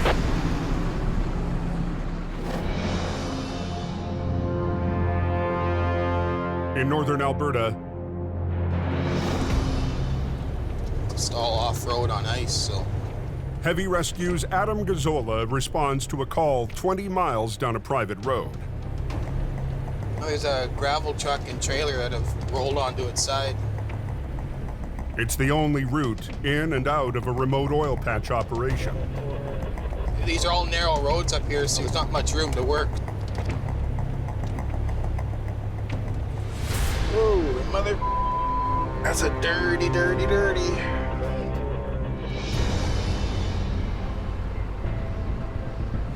Pull here for a short time. Short time? 92. To pull that truck out of the ditch. It's gonna be a long time. Colin McLean will be pitting HR-68 against the heavy load of gravel. They're never really easy. You know, she's on a bit of a slope, still got a little bit of a load in it. We'll get our chains on it and give it a little tug this way, give it a little tug that way, and eventually she'll come. Make it long, long, long, long, long. Make the chain long. 40,000 pounds of gravel. The first challenge is getting the rig back on its wheels. Airlines are okay on that one? Yeah. But on the narrow road, Adam can't go with his plan A. I'd pull up beside it and put my outriggers down, and you know I'd be able to get dead onto it and pull. But where we were, it was tight quarters. So instead, the two wreckers will position at opposite ends, with lines from HR-68 to the high side of the trailer and from the rotator to the dump truck. I hope she'll flop right over and nice and easy. Probably won't. Get the on the road. You're all hooked up? Yeah. The loose gravel has shifted. All of its weight is pinning down the wall of the trailer. Oh, they're here. Watch what you're doing. Keep going. Adam! Whoa, whoa, whoa. Oh, now we're...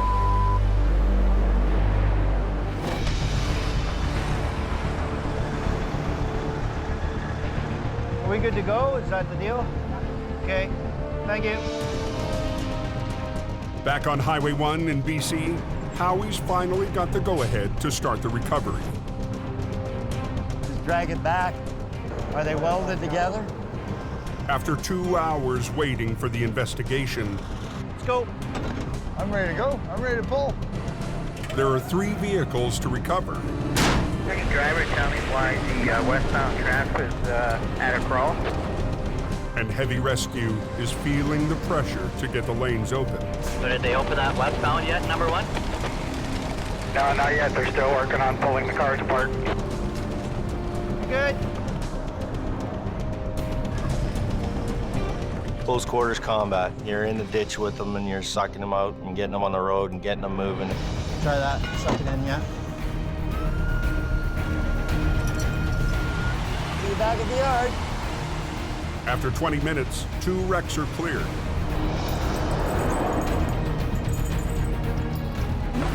And Howie makes short work of the last one.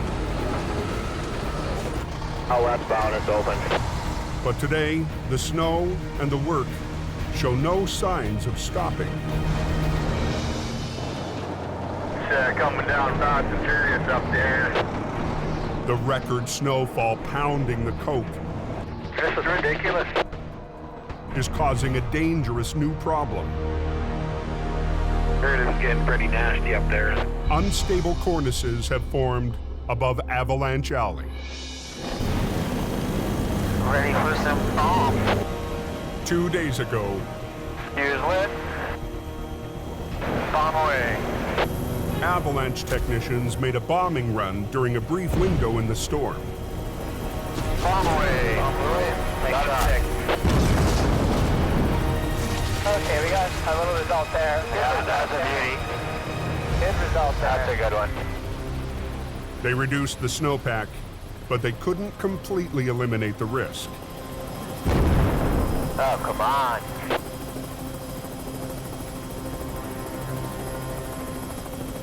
I don't think we're going to be moving now with these little shots, Paul.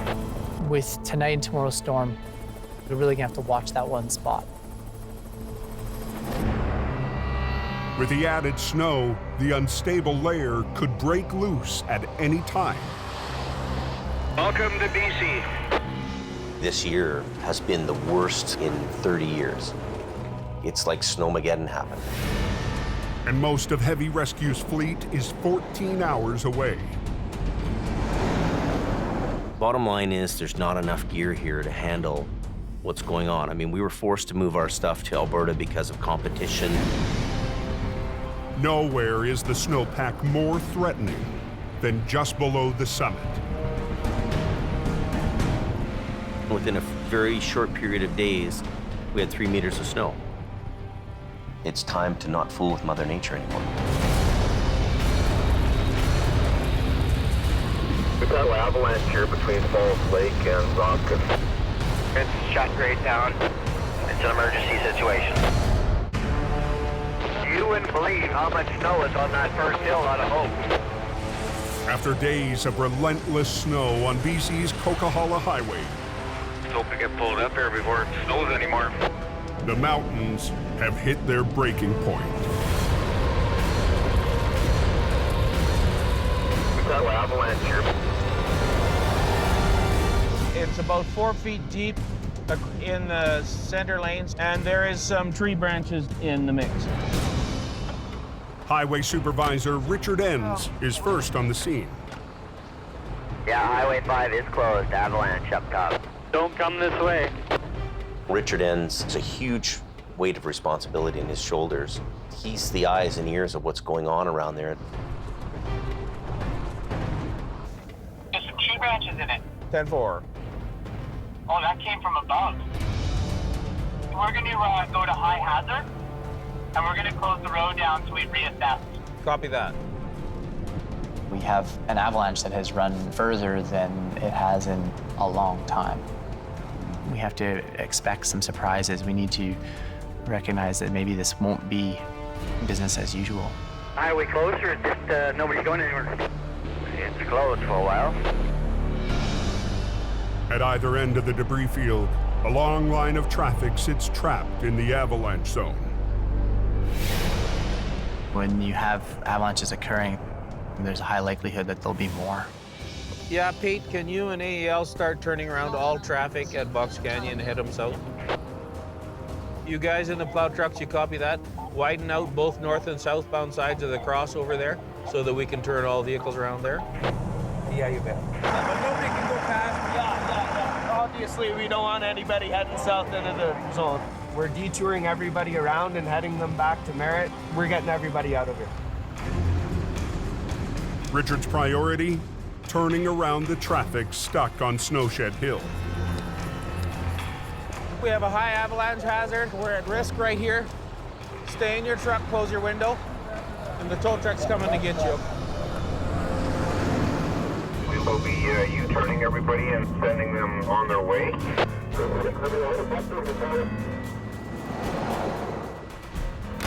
We've had an avalanche hit the road, so the road's closed. Don't leave this shed until I come back, okay? Because it's important that I escort you because of the risk of the avalanche.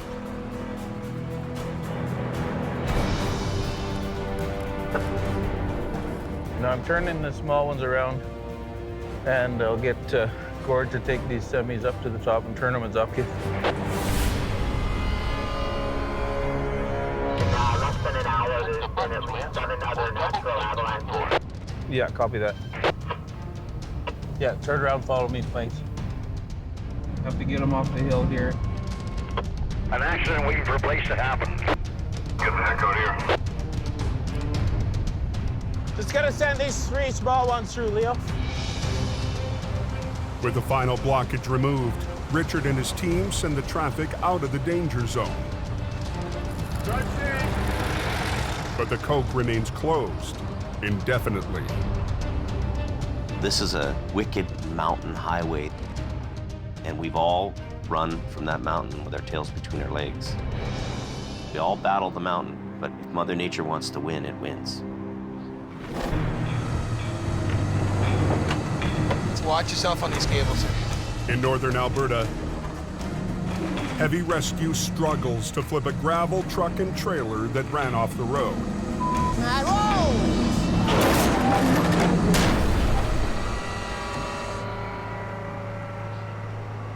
We forgot to chain the box down. Hey, chain these boxes together. The box on the dump truck is pinned down and resisting the pull. As the truck is coming over, the box is staying here, so we gotta make sure we chain this down. If you don't chain the box down, as you're pulling, the box will just stretch out as if it's lifting to dump its load. I'm getting frustrated. Get out of here. You're gonna lose your wrestling match, you're gonna possibly tear the box off or bend something. Watch out, hook.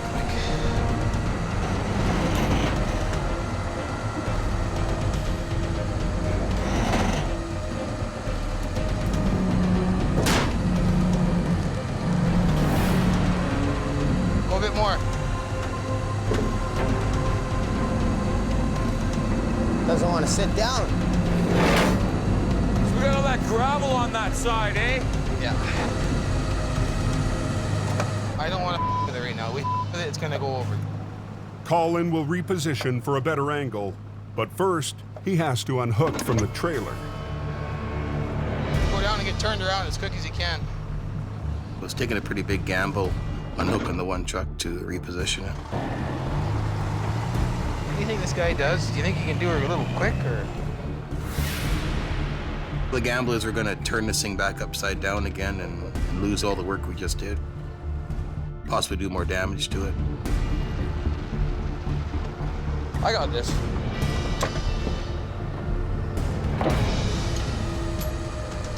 No, boom down. Keep it down. I can't see any of the wreck out. Don't worry about me. Just look at me. Just look at me. Hey, stop there.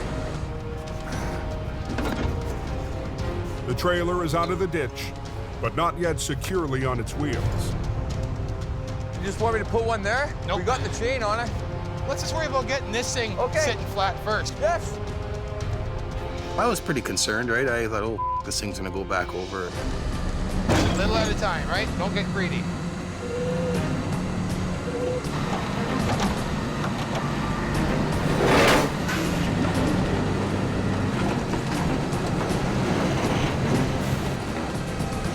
You got a line on that strap? I can't hear you through the foot. Your other line to that chain. Thank you.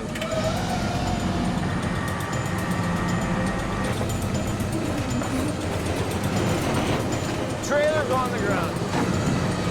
Stop there.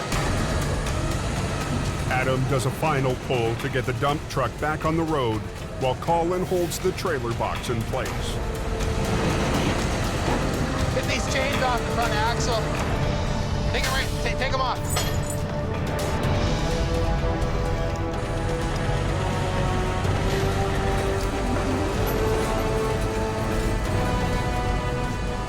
Yeah, take them all off. And that's how we do that. Yeah, we got the road open, and hopefully all them camp workers got to where they were going. Gives you some satisfaction.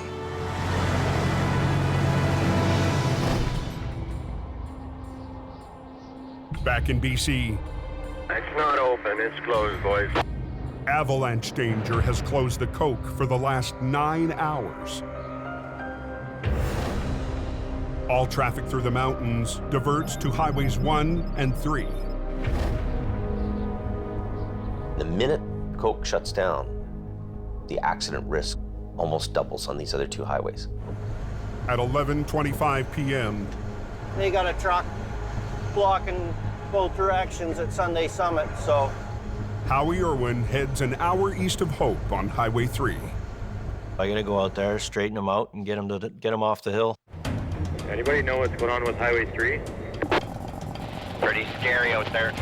If I get called out for one by the highways crew, usually I'm gonna get 2 or 3 more. He'll have to move another stuck semi out of the way just to reach his customer. I gotta flip around here. Roger that.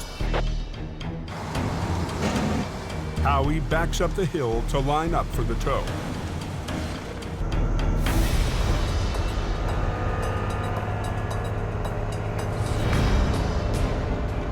As soon as they can clear a lane to get by here, it'd be a good thing, because I'm slowly slipping down this damn hill. You got a tow pin on the front that I can access? You got a nice big chrome bumper, don't you? You need a winter bumper. The chrome bumper has no opening for a tow pin. That really sucks.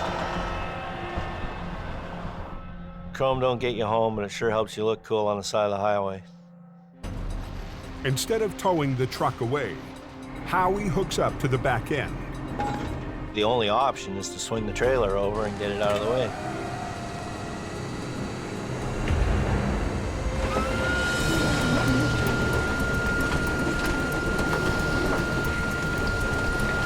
They just wanted to get the road open so that the plow truck could come through and lay down a layer of sand because the whole hill and corner was all iced up. Plow's spinning out. Just went out. There goes the sand truck. If he can't get traction, it's bad for everybody else.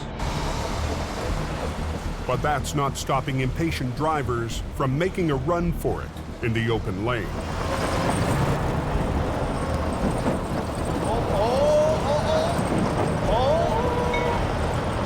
They're taking their own risk, right? I mean, it's ice. You guys are stopped. Look at how close he's got the trailer. Oh, he just about put the trailer off the road. Look it. You guys are stopped. It's a bad night near Sunday Summit on BC's Highway 3. They always get impatient. Can't get the road open fast enough. Truckers aren't waiting for the snow clouds to clear an icy hairpin turn. Look it. That guy stopped, the one around the corner stopped, and this guy's got to come to a stop. If drivers keep rolling around the blind corner, they could smash right into the stopped trucks. Don't let any more go. No one's going anywhere until the plows clear the road. This guy's gonna be camped out for about an hour, waiting for the salt and the sand to do its thing. I gotta go get that other B train. It's still parked in the middle of that corner. A few minutes up the road, Howie's customer is stuck in a fully loaded B train. He's got nothing to attach to, just like the last guy. No pin, no nothing, no. The grade isn't as steep here, so Howie gambles he'll be able to tow the B train up to the summit. I ran it under the steer axle so I can get some lift on it. You're gonna have a good ride. Picking the front end right up? Yeah, about 3-4 feet in the air. So once you get the wheels straight, don't turn them. Don't turn them. All right. It's not good. It's a roll of the dice and hope it works in your favor.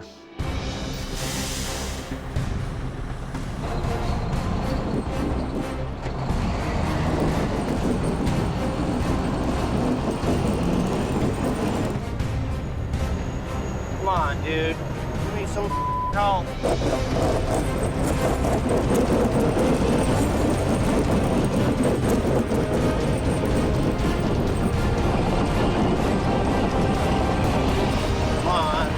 Come on.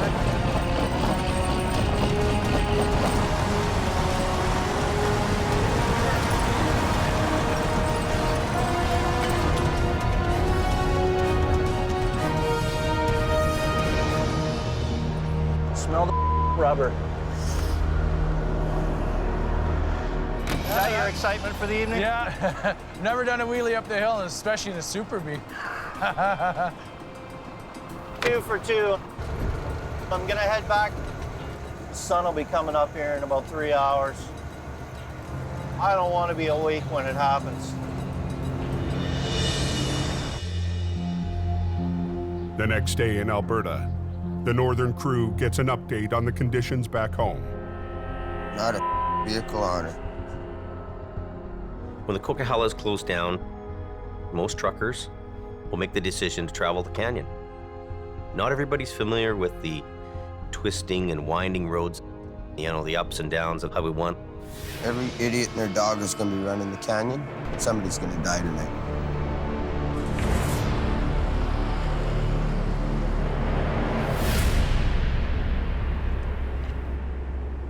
Now, what happened, you know? There was a tanker that collided with some vehicles. There was a car passing on a double solid.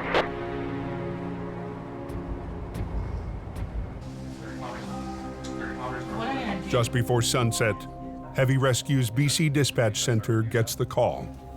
A tanker has been involved with another vehicle, and big fire ensued. We're going in there with probably half the stuff we need to do that job. No other choice. My hands are tied on this one.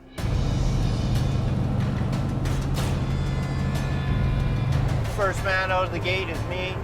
All I know is it's one up trailer and a bunch of carnage in the middle of the road.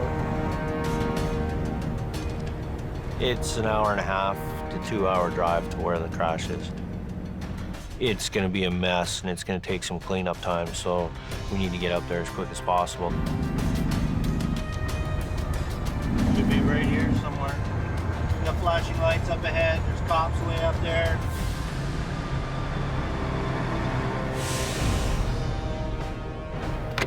Holy, what a mess.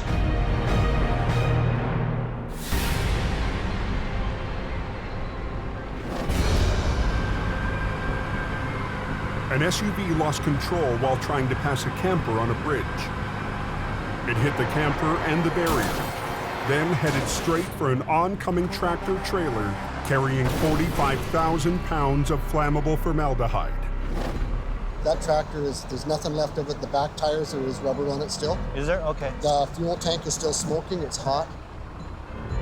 Any idea when it's going to be open? Yeah, it's closed for the next 12 to 24 hours. Highway 1 is closed in both directions. A big hit to the economy, but nothing compared to the human cost. There's one fatality. I'd heard that somebody had died, passed away, so. It was a young passenger traveling in the SUV. And then it just becomes mechanical. What do I gotta do to clean this up and open the road? For that, he's got help. Jamie's lead swamper, Sammy, and Brandon, back in BC after a flare-up with Adam. The trailer is towable, but not the burned-out tractor. So Howie will have to separate them. Both sides of the bumper are bent in. I can't get the pins through the side. The challenge is to be able to grab a hold of it. It's just a royal pain in the ass to move. That's good enough. Because I'm just gonna pick it up, and then I'm just gonna hang my chains under it and grab it and go. Just go straight in. The faster Howie gets the smoldering tractor away from the trailer, the better. The trailer is still containing a corrosive liquid. The last thing I want is more fire. Field's burning. Wait, there's a fire under there now. Okay, knock that other side loose. On BC's Highway 1, Howie and Sammy get set to separate a smoldering tractor from a trailer load of formaldehyde. Just go straight in. Wait, there's a fire under there now. Field's burning. The trailer is still containing a corrosive liquid. The last thing I want is more fire. Throw some dirt on it, grab a shovel. Holy.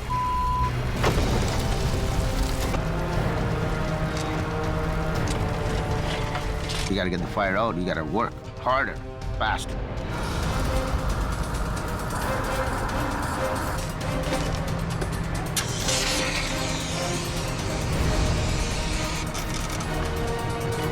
I don't see it going anymore. That was a scary one. Hey, Sammy, To unlock the tractor from the trailer, they need to pull open the jaws of the fifth wheel. And then I can push it back to take the load off it and get the pin undone. Okay, good. And then it'll roll. But there's a problem. The pin release is on the driver's side of the tractor, which is up against the no post. It's right on the edge of the bridge deck. You gotta watch it, there's a big cliff down here. Oh. Man. On northern Alberta's 831, By the looks of it, the guy's gonna be able to drive it away, so I think he's pretty lucky. Heavy Rescue North has been dealing with their own chemical recovery for over 2 hours. We're just waiting for another tanker to get here, pump this off, and then we'll pull it out. The chemical is a byproduct of oil production. The trucking company has sent a team to remove it. Our guys are dealing with these toxic chemicals and deals in the middle of nowhere. And probably one of my biggest fears is that guys bite into something that they really shouldn't be touching. I'm glad they're pumping it out because for whatever reason, if it tips over or springs a leak, I don't want to be involved in that. Well, he's gonna come right in through here, tuck in tight on this road. Is that him? The plan is to pump the dangerous cargo into another tanker. Okay, you stop him. This is like a big air compressor. It's blowing air in. There's a tube in the trailer that the product will go up the tube, across our pipe, and back into this trailer that on the road. Can I get you to stand and just kind of stabilize that hose? Yeah. Yep. The containment crew can't afford to spill any of the load. We don't want to take that chance, so.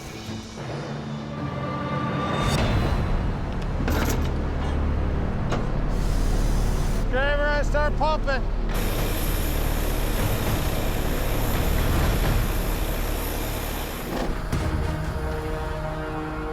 Back on Highway 1 in BC, I need the light.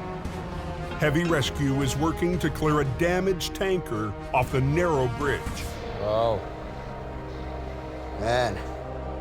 Sammy's got to open the fifth wheel to free the trailer, but he's working in a confined space with a steep drop just inches away. Is it not wanting to go? Well, I might. Just let me get a good grip. Oh. Yeah. Okay, give me a second. I might have to push backwards on it, eh? Hey, our legs up here, eh? Right close to the wheel and everything. Okay, well, I'll just stay on the concrete. Not really, because the clamp. There's a clamp going down. Doesn't leave us a lot of room to make a pull. Let's see here. Show me this. Straight down. Yeah, I'm serious. That's what I'm saying. You can't stand out 4 feet beside it and just put your foot against the wheel and give it a good tug. It's probably 50 feet to the bank, but it's another 100 down the bank. Yeah. Let me put one leg out and one leg down. Okay, this. You got Sammy sitting on the no post like he's riding a horse. He's got one leg on either side of it. There's nothing on one side. Okay, watch yourself, yeah. You pull, I'll push. I had him pulling on the handle, and I got in between the tandems, got in there with my hand, and I pulled on the handle while he was pulling on the extension. There we go. Yeah, baby. It's good. Teamwork, Howie. Teamwork. Okay, get back on this side. Okay, I got it. So between the two of us, we got enough force against it that it would come undone. Now, Howie has to wrestle the mangled tractor free. Every time you touch it, it disintegrates further and further and further, and it just becomes an absolute nightmare. Yeah, I'm just going with it like this.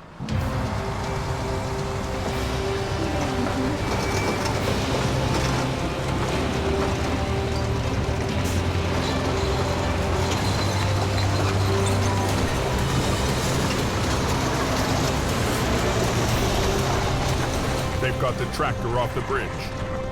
Next, the trailer with its toxic load.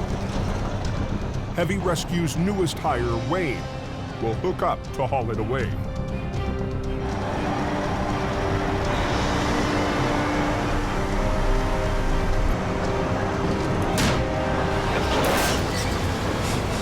Every time he got that trailer right to the peak, just to the point where the fifth wheel plate's just about to cam over and flatten out, he'd throw the clutch in. And the weight of the trailer would spit him out. Don't do that on the bridge deck. Big deal is every time he drops it, he's dropping 42,000 pounds of formaldehyde. Bang, right on the deck. That's like a jackhammer. Oh, you. On a bridge on BC's Highway 1, Wayne struggles to hook up his tractor to a trailer of corrosive chemicals.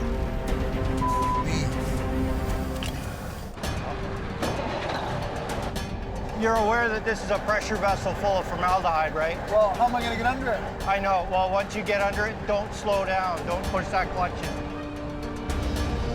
Well, whatever.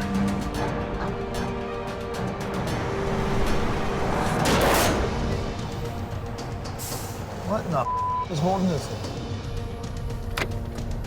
I tried to hook up. I couldn't. It was like if I had this much more room, I could have got it, but I couldn't. Where's the pin right now? Not anywhere near where it needs to be. Get out of the way. I was none too happy about it at the time. I had to pick it up with the wrecker and move it out into the middle of the road so he had more room to maneuver. To get the trailer in a better position, Howie attaches a fifth wheel plate so his underlift can hook on.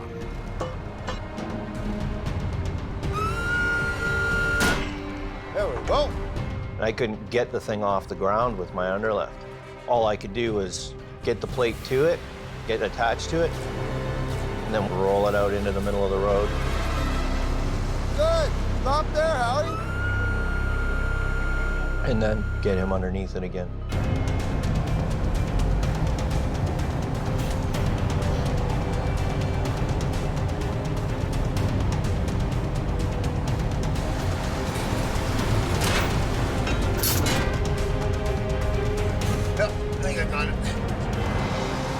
The toxic cargo heads back to the yard. Move it safely, get it out of there, get it away from me. I really don't want to have anything to do with it. But he still has to clear the SUV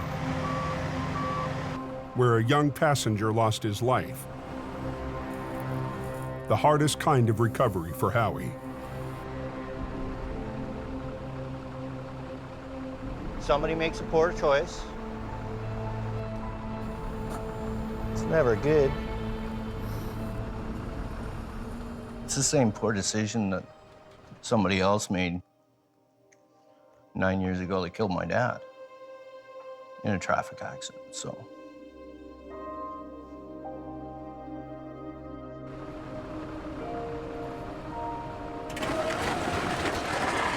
"90 minutes after Howie arrived, he's cleared the wrecks. Okay, let him go. We're done. But his own recovery is far from over. It's what I got to deal with.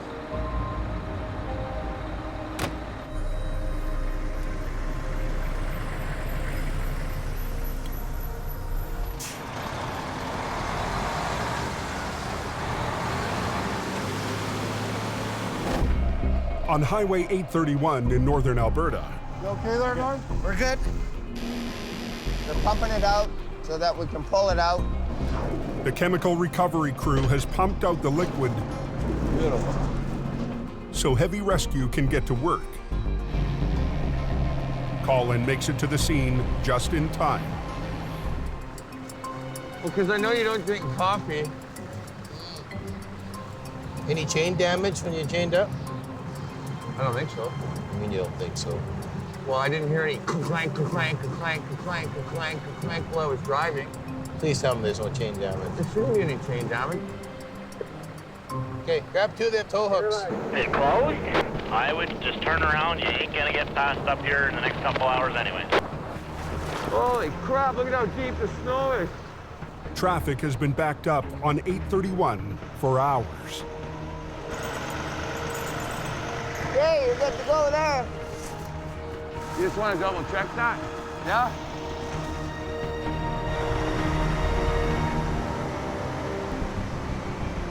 They win. Woo! Good.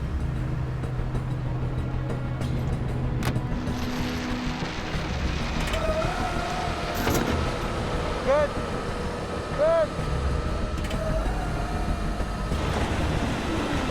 Adam has to make sure the valves on the tanks don't crush together on the slope. No, they're good. They're good. Just leave it in neutral. Them tanks aren't gonna touch, are they? He's going good. He's coming out nice and easy. All right, just like a hot knife through butter. No one got killed, no equipment got wrecked, and Adam didn't kill me. So it all worked out well. What gear do you start out in when you pull ahead? But with Adam riding shotgun, Colin's still got a long drive home. Are you putting it down like straight here? No, that's second. Hey, road's closed. Do not come past Hope. 3 days after Avalanches hammered the Coke, They're waiting on Avalanche control to give the word. Paul Harwood and his team of Avalanche technicians are gearing up for battle.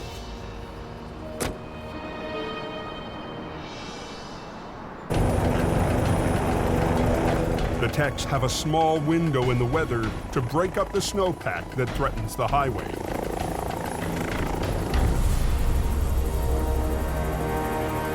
Best view in the house. Worth waking up at 4 in the morning for.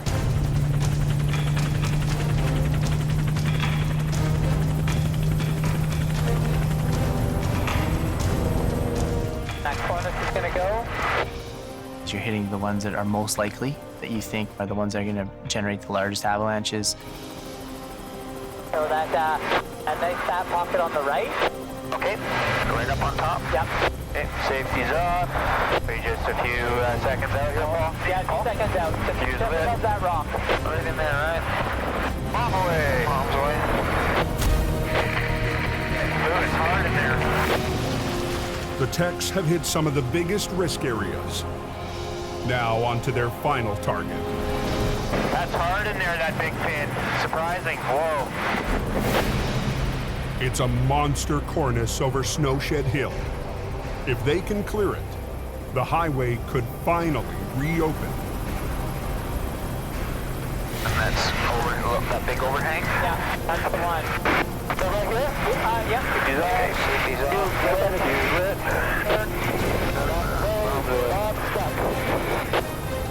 Bomb away. Bombs away.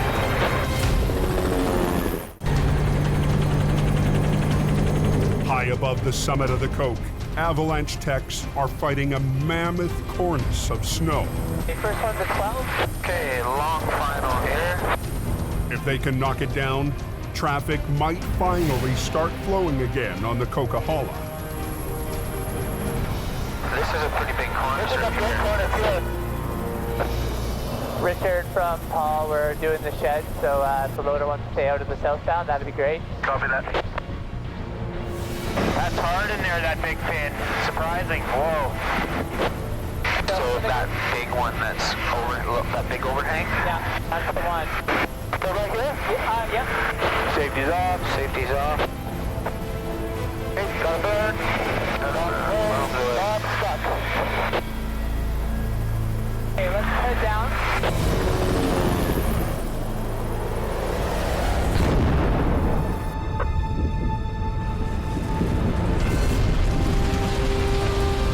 A good slab there, dude. I'm happy out here. Hell yeah. Nice.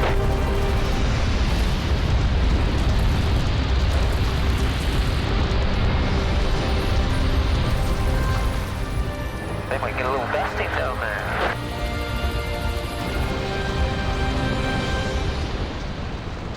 That was pretty incredible. Yeah, Richard, we are all done explosive control at the summit. Very good. Thanks, Paul. I'll see you down there a little later. The record snowfall is in the history books. It's taken a massive effort to get traffic moving. It's really about what everybody does to make this happen. Highway 5 is reopened. Wide open both ways. Is 5 open? Yes, yes, yes. Okay.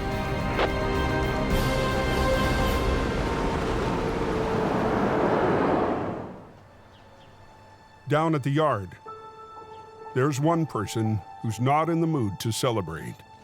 I don't know what to do about this burnt tractor here. Howie's still shaken after yesterday's fatal wreck. Oh, yeah. Pretty bad accident, though, eh? Yeah, it was nasty. Yeah. Get the job done first, think about it second. It's not until you get home, right? Yeah, that's when you start soaking it in. Yeah, I know. There's no real mechanism for you guys when you get out, or us guys, you know, when we're doing these jobs, to see any of that, you know, to counseling. It's not really offered in our business too much, but it's something maybe I should offer to you. I think I'm too far gone. I've kind of written myself off. I don't know how much it'll help or if it'll help, but at least it'll give me somebody to talk to about it, right? Yeah, I'd go. I'll go make those arrangements for you. Thanks, James. Next time on Highway Through Hell. Wrong. A huge breakdown and a high-tech recovery. Both highways are going to be shut down? We keep going? Choke off the route to the north. It's gotta be enough there. What do we got here? A simple job for Colin Release all your brakes. turns into a marathon. Okay, go ahead. And a loaded semi It's coming. It's gonna go here. on a narrow curve Watch yourself. cuts it close for Jamie.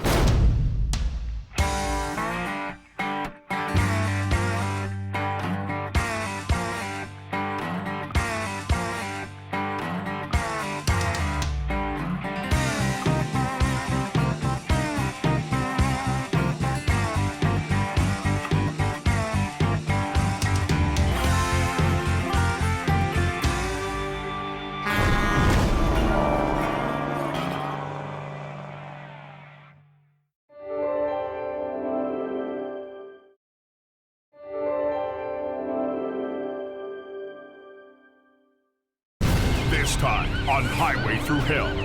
Fleets all over the road.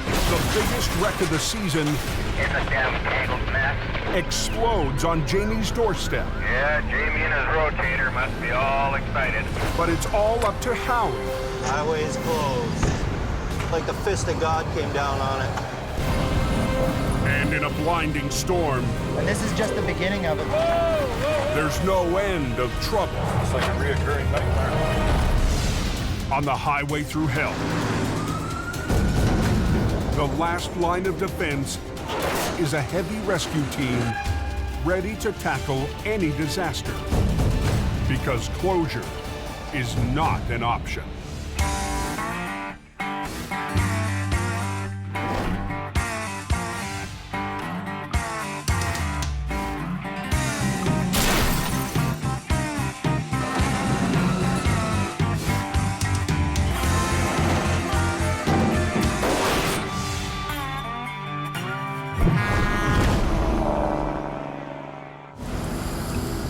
Rain, eh? A massive storm has rolled in from the Pacific. Like 70 millimeters. Heavy rain is pounding British Columbia's Highway 1.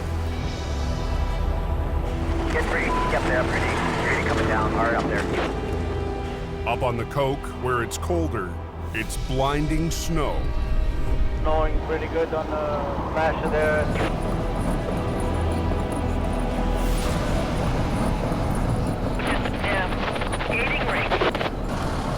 The storm is so extreme, authorities have issued a snow protocol, And this is just the beginning of it. There's 30 to 40 centimeters that are supposed to fall tonight. putting police, heavy rescue, and highway maintenance on high alert. Up at the VSA Highway Maintenance Yard, Getting ready for protocol? the call has gone out for extra plows. Get it hooked up to the truck. Up a little more. Up. Go keep them roads safe for the public. On the Smasher, the timing couldn't be worse.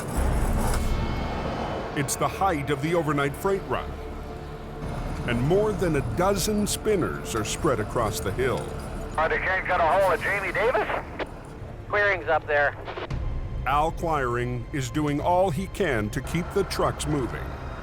When they call for the protocol, you have to be there to make sure that highway stays open, and if you're not, it just becomes chaos.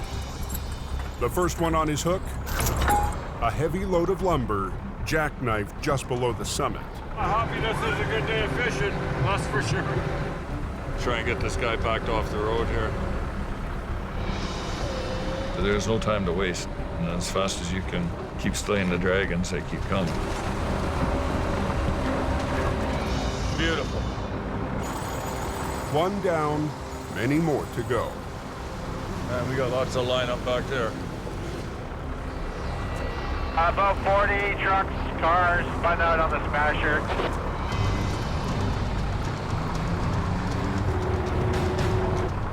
We got a bus now too in the problem. I'll give him a little shove.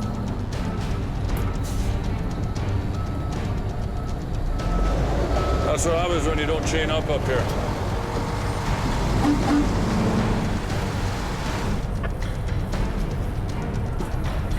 So watch this guy's blocking the highway here. How much weight you got in there? About 60. As soon as we start rolling, start picking up gears. In less than an hour, Al drags 3 trucks to the top. 625 from Convoy. Go ahead for 625. I'm just going to be clearing the top of the hill here. You want me to back down and start working the other side there from the top? There's at least one ship truck down here that'll need you. We were just here. It's like a reoccurring nightmare. The storm isn't letting up. Al's in for a long night, and help is a long way away. Jamie, gone to Alberta. Isn't that incredible? Almost white out here. New highway policies have cut Jamie's BC business in half, so he's heading north, following his rotator. Well, Adam called and wanted the rotator out in Alberta. There's a job waiting for the rotator, and it needs to be there for 7 a.m. in the morning. I'm gonna go up and deal with some stuff in Fort Mac. I doubt it'll be busy. It's certainly not busy here at all. So anyway, while I'm gone there, can you look after things for me? Sure. Appreciate it. With the rotator gone, Jamie has left his Hope operation in the hands of new hire Howie Irwin and a single aging wrecker, HR 66. It's not the easiest being one guy, but you just have to be confident in your skills. And 10 spun out on the hill. But nobody expected the storm in BC to be this severe. They're making a chain up going up the Smasher. Down the mountain, it's 5 degrees warmer, enough to make it a very different storm. Rain down here. I did listen to drivers, they happen to chain up on the hill, and they're in blizzard conditions. With trouble on the Coke, most of the traffic decides to run Highway 1. I'll take the canyon. Yeah, I'll do the canyon every time. Its lower elevation means no snow, but it's narrow and winding. And in heavy rain, it's a handful. You can't see very well. Trucker Harold Freemuth is running the number 1 with a load of pulpwood. Your visibility is limited. You have to slow it down. But then there's always the other guy. I've seen so many close call accidents. It's crazy. Tango 32, can you run a BC marker for me, please? Because of the storm, Highway Patrol has sent extra officers out on the road. People still do just insane speeds. It doesn't take long for Constable Jim Halliday to make his first stop of the night. Hi. Well, it's pouring rain out, man, and you're doing 140. You have your license, insurance, and registration. You understand that you're getting a ticket today, right? Why are you doing 140 in the pouring rain? You think that you're invincible. Nothing's gonna happen to you. It's just after 9:15. One is closed. We had a liquor wreck at Flood Hope Road. When Howie answers an urgent call. Freaks all over the road. It's a damn tangled mess. I was gonna go home and hang out for the night with the wife and cuddle in a nice warm bed, and as soon as I make a plan to leave, something else happens. What I heard was a truck jackknife got sideways, and another truck drove through it. Howie doesn't have far to go. The wreck is close to Jamie's yard. Everybody's coming off the highway now.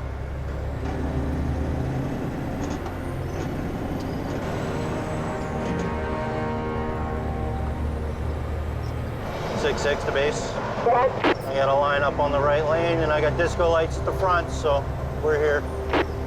Thank you. Highway is closed. Like the fist of God came down on it. I'm all by myself.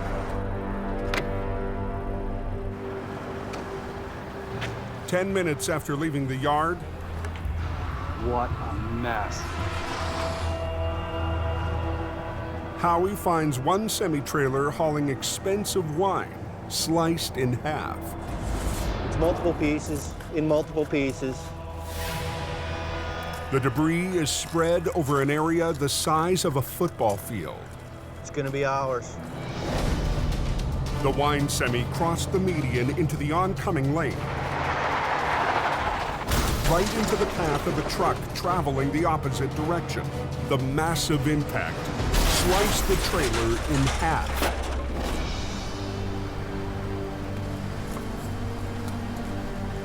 Lucky to be alive, anyway. At the wheel of the second truck, Harold Freemuth. Yeah, I'll do the canyon every time. Who's fought through 2 hours of twisting roads and driving rain. But then there's always the other guy. Seen the trail ending outside at the last minute. I couldn't stop. Said, oh my God, no. Hit the brakes and went right through it.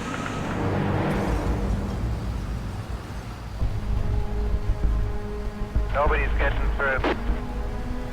There's debris and vehicles all over the highway. The main route out of the mountains is completely choked off. We need to really get this mess cleaned up as soon as we can. And the biggest wreck of the season is in the hands of one man and one truck. It's a monster crash. As soon as you're all by yourself, game on. No rotator, no backup. And now I'm neck deep in. What a mess that is. You're not gonna go anywhere for hours on one. Just outside of Hope, BC, the worst wreck of the season. Yep, she's closed westbound. Is choking off all traffic heading west on the #1 highway. I guess the guy was going eastbound, went across the median, put himself up on a no post, and then another guy come along and ripped right through his trailer. What a mess that is. Tonight, heavy rescues only got one guy manning the Hope operation. Howie Irwin. But I gotta call Jamie. Howie checks in with the boss. How's it going? Monster crash, buddy.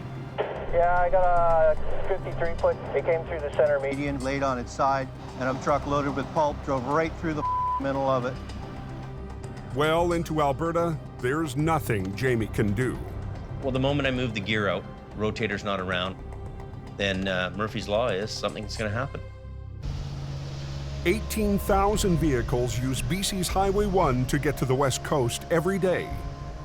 It's creating quite a backlog. It's very poor weather conditions, and we don't want any rear enders or collisions. Clearing the wrecks is a priority, but Howie's wrecker can't even get close. If they can take all this stuff and push it that way. Front end loader and a street sweeper? Everything from here that way into the center median. Okay. And then I can get that one out of the way. And then we can get They got to clear a path through the wreckage so that we can get my truck through without breaking or popping any tires. Are they letting any traffic through there at the accident yet? No, I talked to a cop, and he said it was going to be literally, he quoted, hours because they haven't even started cleanup yet. Damn it! 750 miles away in Alberta. A lot of guys go in the ditch, and man doesn't do a lot of damage. Heavy rescue is called into action when a flash freeze hits Highway 881. A driver heading north to Fort Mac hit the ditch when he swerved to avoid another truck. I didn't expect it to be as icy as it was. Had to put my brakes on quick, and then the truck started to jackknife. This is where I ended up. I'll get him just to pull that trailer up and over. Alberta manager Adam Gazzola is hoping they can hook to the tow pit and get the truck on the road fast. Chop, chop, let's go. With 2 other jobs waiting, Come on, you dumb. he needs his crew to pick up the pace. Snail pace, eh? Colin has to prove himself. I'm hard on him because he up. He's a pretty spirited man, so you better have some tough skin. Let's watch that hook. Keep pulling her over. I'm gonna hip check him off the wrecker here pretty quick. Hang on. But Colin's trouble tonight has nothing to do with his lack of experience. Oh, the rear axle's broke out of it. We're just gonna come in here and pull on the trailer to suck this back end out. Hey, Colin! The tractor's rear wheels are working like an anchor, dragging in the snow. So Adam gets Colin to reposition to pull from the side. 2 secs. But that means stopping all traffic, and every minute counts. Watch yourself. Go ahead. Bit of a bent axle. Okay, just pull ahead. Okay. It's a small victory, but there's much more work ahead. That's the way it is. Right? You finish one, you're off to another one. Finish one, off to another one. Yeah, the pressure was on. Yeah, Highway 1 shut down, westbound. Back in BC, Howie Irwin is facing a massive recovery. Once Highways opens up this lane, I can get to that. I can clear it out of the way. As soon as I get it cleared out of the way, we're gonna clean traffic out, and we'll start shoveling this trailer out, loading it all into the bin. Then I can deal with the recovery on the front half. I can get the highway completely open. If you got more guys with more trucks, each guy takes a piece. If you got to focus on one part, and then on another part, and then on another part, and then another part, and you're using the same truck to do all those parts, that's what takes the time. Highways gets to work clearing a path so Howie can reach the 2 wrecks. You're just waiting. There's nothing you can do about it.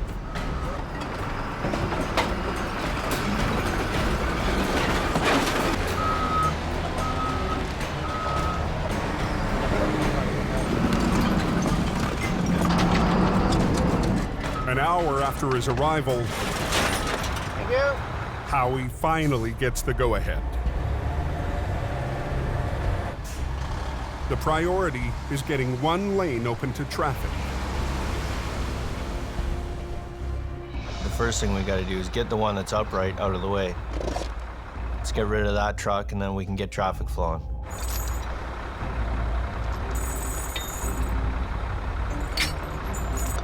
It's on the hook. Yeah, needs air. But the semi's air supply has flatlined. I gotta put some air in it. It's out of air. No air, no go. Because as soon as he loses air, his brakes come on. Can't move. Truck brakes are powered by an air piston that expands to release the brakes.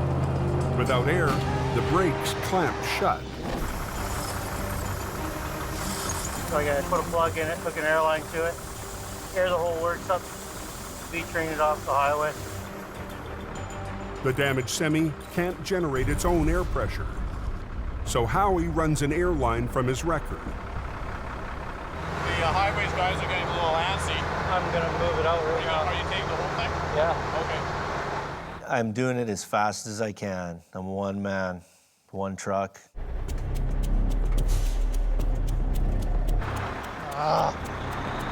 It's not wanting to release.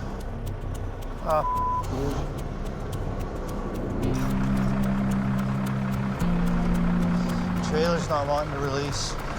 It's now been 2 hours since the accident. And the lineup on westbound Highway 1 Come on. is building. Every time there's a stoppage in traffic, it's always pressure. Because there's always a cop standing there or highways guy tapping his foot, looking at his watch. Go.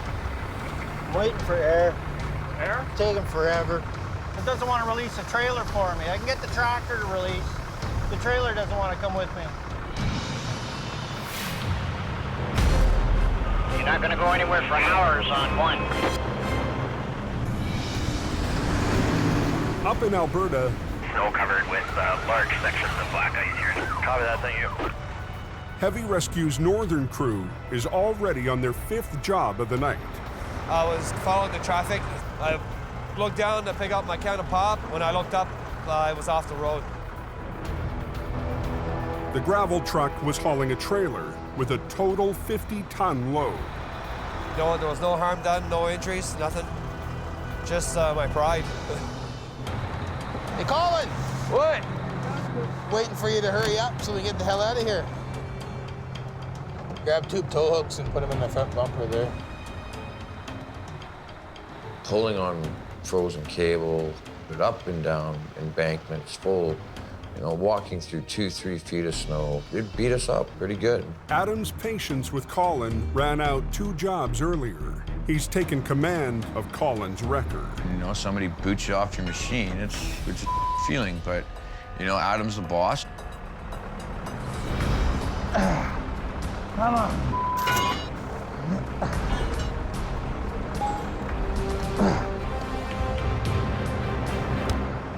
Adam wants to pull the truck forward and up to the road. And fighting a 50-ton payload, he'll need the driver to help with some added power. Put it in low gear. He's going to pull you out together.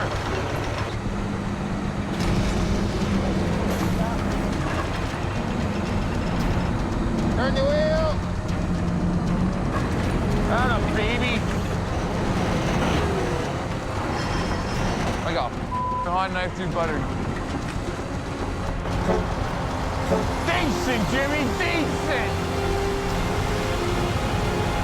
Then we'll move on to our next one now. Babysit the tribe down to the road. Come on, boys. Let's go.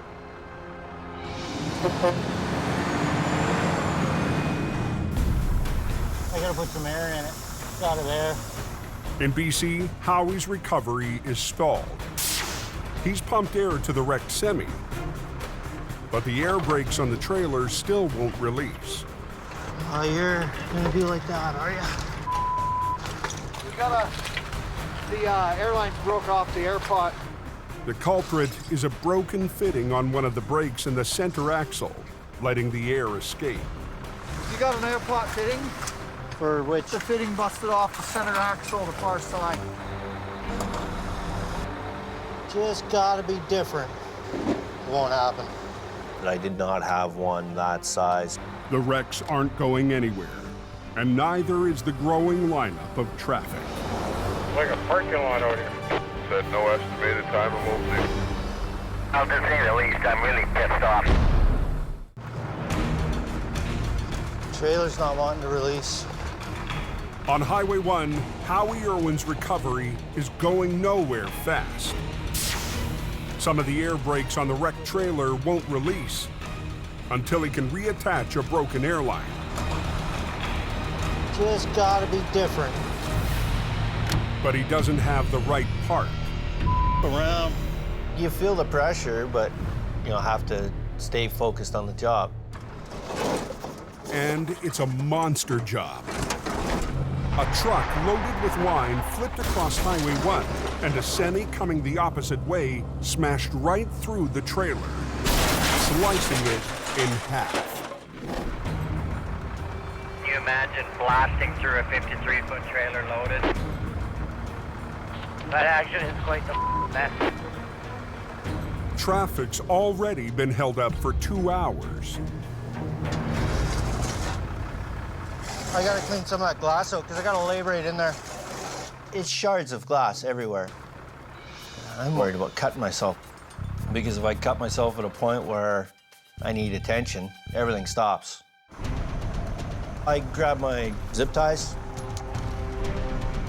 identified the hose that was leaking the air, folded it over, zip tied it off, got the leak stopped. Howie's quick fix will allow some of the brakes to release, but the rest are still stuck. Without compressed air to power the brakes, the only way to release them is mechanically, with a specialized bolt that reefs the brakes free.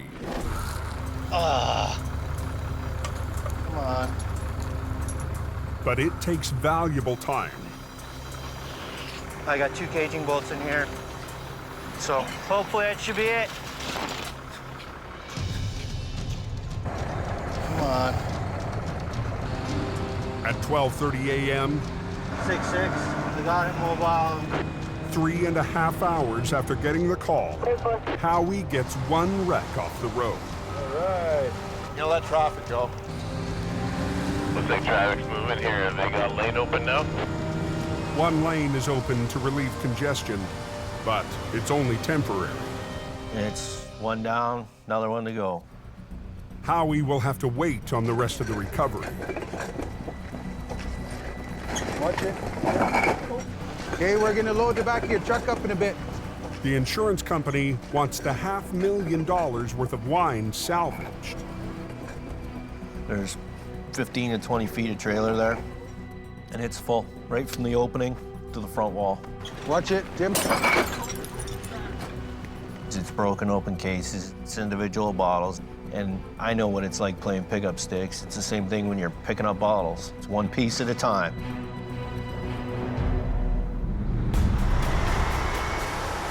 Cold water 10 from Quiring. There's 2 trucks jackknifed here.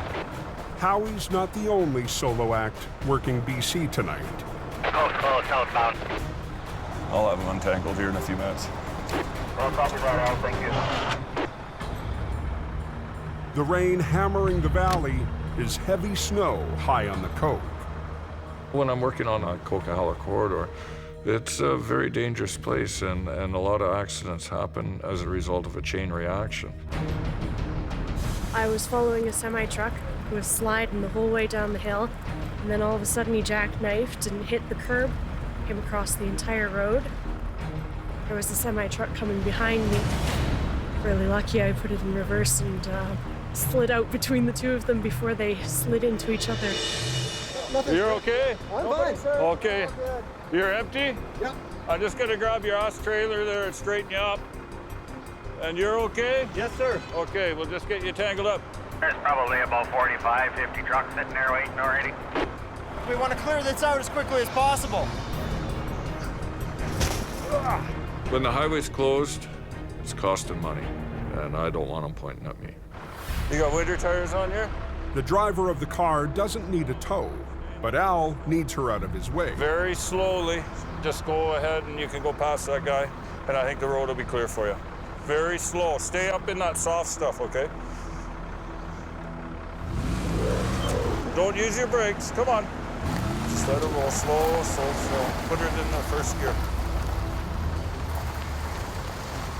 All right, I think you're on your own all the way down, but just, you know, use the fluff as your friend. Welcome to the highway through hell. I'm glad you escaped. So this guy ready to roll? Al needs to get the 2 trucks out of the way fast, so he decides to teach the driver an old trick. Just put your truck in gear and steer yourself up against the no post. Leave your trailer brakes on. Just get it going. Leave your trailer brakes on. By locking the rear wheels on the back trailer, friction will help pull the long B train straight out of its jackknife. Come on, up against the wall. Saving Al from hooking up for a time-consuming tow.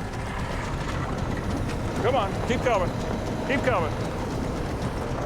If he just skids his wheels, you know his tires are gonna bump into the no post and he's gonna get hung up. And as soon as he gets hung up, because he's getting hung up at the back, the momentum is two vehicles, just like a rope, it'll automatically just straighten itself out. Okay, my friend, you're gonna do that too. With the first truck out of the way, Al decides to try it a second time. Trailer brakes on. Just stay about that far away from the wall. Keep coming. Keep coming. Yeah, you're good, you're good, you're good. All right, boys, let's roll. Al's trick has just cost him 2 paying jobs, I'm gonna go down the other way. but saved 45 minutes of towing time. 2 trucks down, 20 more to go. Let's roll. One problem to the next. When I went by, the lineup was about 5 miles long. Down in the Fraser Valley on the number 1, You can guarantee the road's closed there. traffic's at a standstill. And so is Howie's recovery. How long do they figure until it's open again? The highway is shut down again, so the salvage crew can pick up thousands of bottles of expensive wine. Well, anything you can save, save it. Anything that's broken, shovel it into a garbage bin. While he's waiting, a new problem catches Howie's attention. Well, fuel cap's dripping. I'm thinking, well, maybe it's just not screwed on tight enough. Yeah, grab a hold of it, try to twist it on further. Boosh, off it comes. I got a 3.5-inch hole, pissing diesel out all over my leg. Oh, he's got a piece of plastic. The fuel cap is the wrong size for the tank. You get the cap back on, Alan? No, I'm working on it. The badly maintained semi continues to produce more headaches and delays. It was more than half full and pouring out quickly. Oh, that is a mess. It's 2:30 a.m. in BC. Sitting here waiting for this road to open. Overnight freight is still backing up on Highway 1 westbound. Hey guys, park your back! Stopped dead when a semi tore a trailer load of wine in half. 5 hours after he got the call, Heavy Rescue's Howie Irwin has his hands full Cap doesn't even fit on the truck. with a wrecked and poorly maintained semi. Don't touch it. Even look at it. Highways is feeling the pressure from truckers to get the road open, I'm sitting on number 1 in that friggin' lineup. even if that means plowing good wine into the ditch. We're not gonna keep the highway closed forever, so you gotta get traffic going through your single lane. Damn, that's quite the mess. Next question, was it good wine? But the insurance company isn't letting up. At $40 a bottle, they want to save as much wine as possible. And I'm stuck in the middle, waiting for the stuff to be picked up. So, kind of stuck in between a rock and a hard place, or a closed highway and a wine bottle.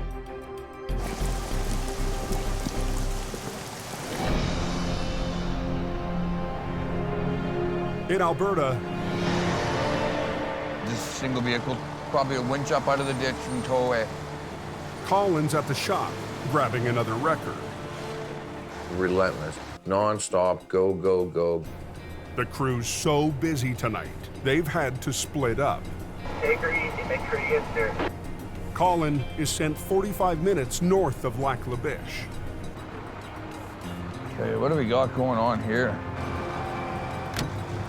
Everybody's okay? All right.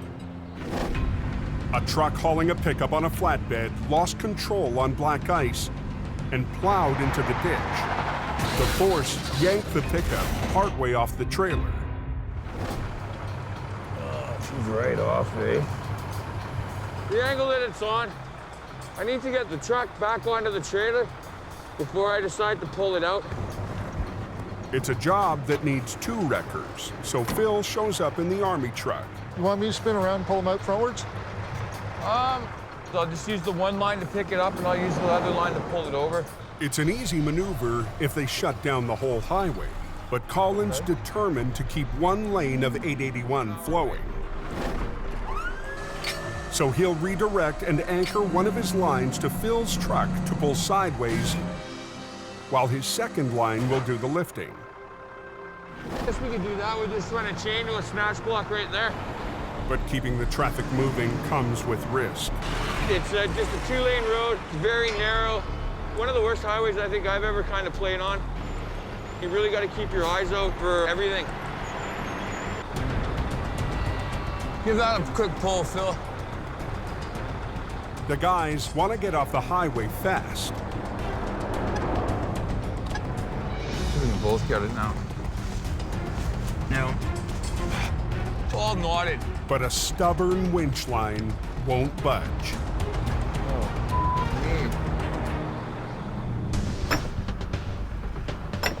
It's 3 a.m. on the wine-soaked stretch of Highway 1 in BC. So what are we gonna do with the highway closed? So how long do you figure? As soon as they're done, I'll start working on recovering it. The highways guys, it always happens too slow for them, and they want it to go quicker. You got a big wall of it going? After 3 hours, the salvage crew finally has the wine bottles out of the way. Okay, I'm gonna bring my truck through here. But the highway remains closed until Howie clears away the mangled rig. He's called in a flatbed to haul what's left of the broken trailer. See if you can reach it through that. Just pop it down through that next hole. Plan is to disconnect the front half of the trailer from the tractor that's laying on its side. Get it out into the middle of the road somewhere where I can work with it. Just watch yourself. Keep going. There we go.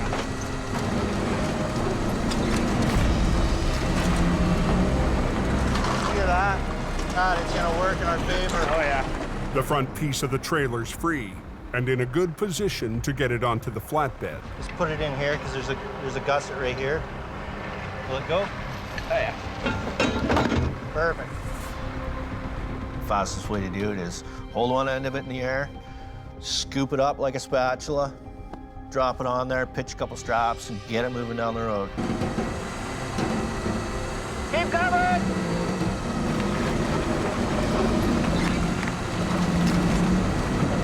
It's good! I got a hook one. At 4:15 a.m., the front half of the destroyed trailer heads off. The back half is out of the way on the shoulder. It can wait until tomorrow. Been a long day, tired, cold, want to go home. But Howie isn't going anywhere. Where the truck crashed through the no post, below the highway along the river there, is train tracks. They're concerned that this is going to roll down there and land on the tracks. It's a lot of money to ruin the railroad tracks or stop it.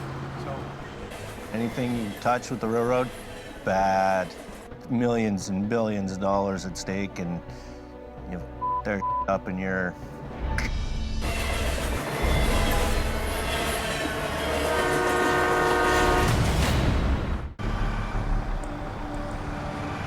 On Highway 881 in northern Alberta. Watch yourself. Yeah, watch. You got a truck coming, bud. Colin's recovery job is held up by a tangled winch line. Oh, neat. It's really bugged up on that line. Okay, hold on. To pull it free, he hooks up to Phil's army truck. Back out nice and slow.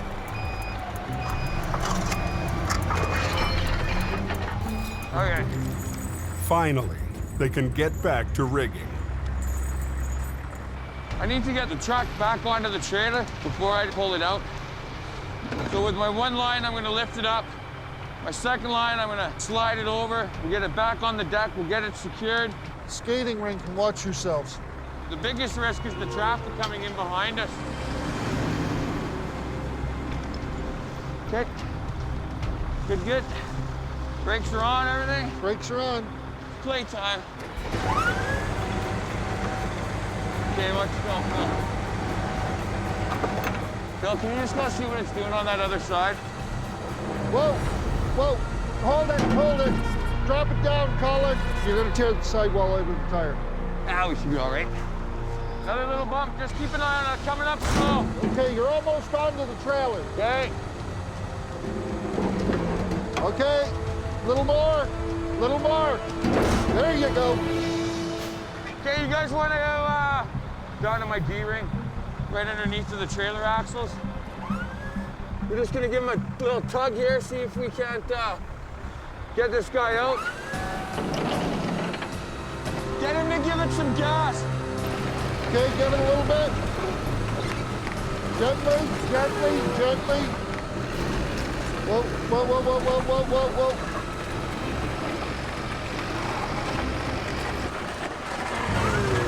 Okay, have him hang on, Phil. Hold.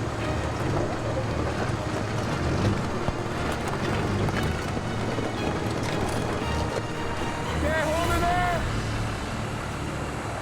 Okay.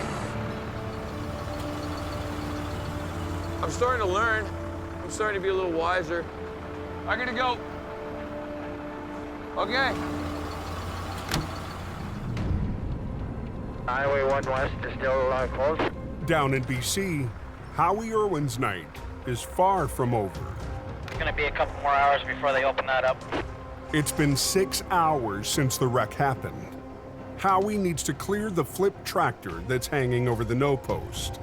I don't know which way to pull on it. But it's on its side and perched on the edge of a steep embankment directly above an active rail line. You're concerned that this is going to roll down there and land on the tracks. You shut down a train track and you're screwing with the country's economy. It's the perfect job for the rotator, which could lift the wreck straight up and back onto the road. But after weeks with no work, the rotator shipped out less than 24 hours ago for a big money job in Alberta. Howie has to flop the tractor on its wheels, but he's worried about the full fuel tank. When you have concrete poking up everywhere, where do you drop it? Despite the risk, it's got to get rolled over. Ready? No. That accident cleaned up? No, they're still cleaning up. Howie Irwin is trying to clear a damaged tractor off of Highway 1. I don't know which way to pull on it. But without the lifting power of Jamie's rotator, he has to flip it onto its wheels. Well, you got to make it fit in there without puncturing the full fuel tank. Ready? I didn't have any room to maneuver.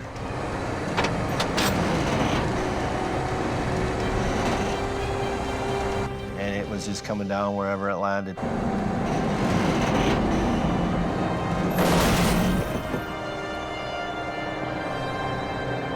It was close. I was happy. I was so happy. You couldn't believe how happy I was. But the job's not done yet. Now he's got to get the tractor back on the road. I need to be able to lift all that up, skid it along on its front frame horns, set it down. With traffic still backing up, Howie does a quick rig to the frame to save time. If it holds, he can finally open the road.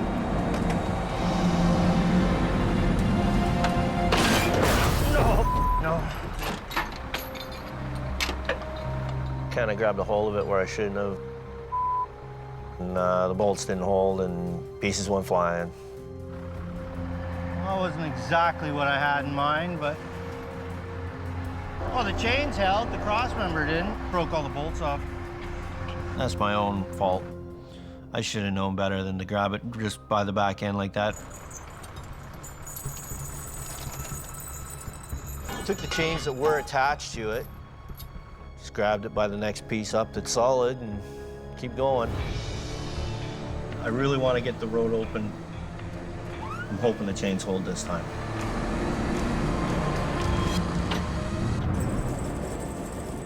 Anybody know when the smasher's right? Coldwater 11 from Quiring. Up near the summit of the Coke, Yeah, 10-4, copy that. Al Quiring's finally cleared the smasher. I'll just go find something else to do.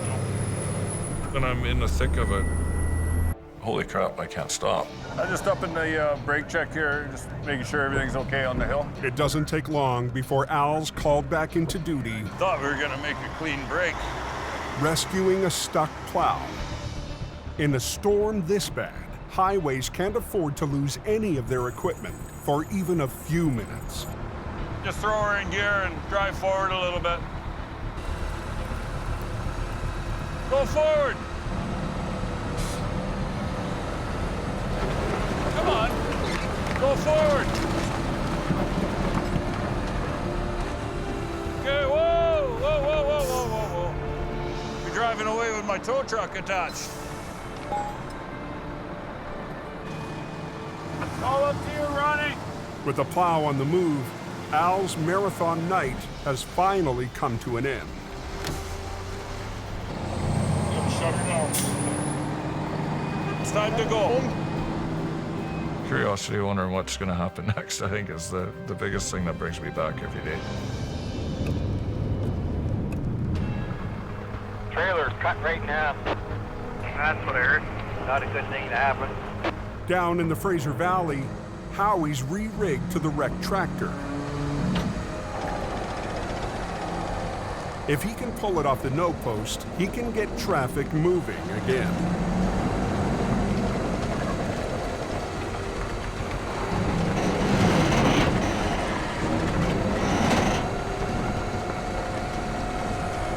Did that work? Yeah. I'd take this as a win.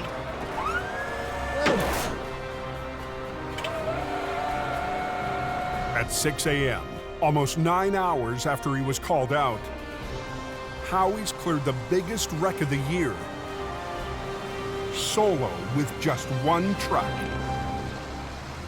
He's got big shoulders. He carried the weight here. He was a warrior. And I'm proud of him.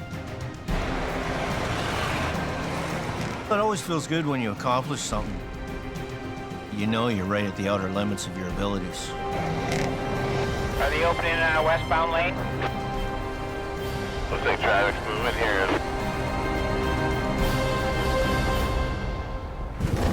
Next time on Highway Through Hell. Good to go. Here's your one chance, Fancy. Don't let me down. Heavy Rescue's toughest oil patch wreck Hold it. puts the rotator to the test. Hey. You don't get a job just because you're Sonny Boy, right? The rookie fights to join the A-team. It's either you do or you don't. I have to do. And back in BC, somewhere in there's a physics lesson. A monster wreck overwhelms Keep going. the men and machines left behind. I don't want it to hit you. Keep going.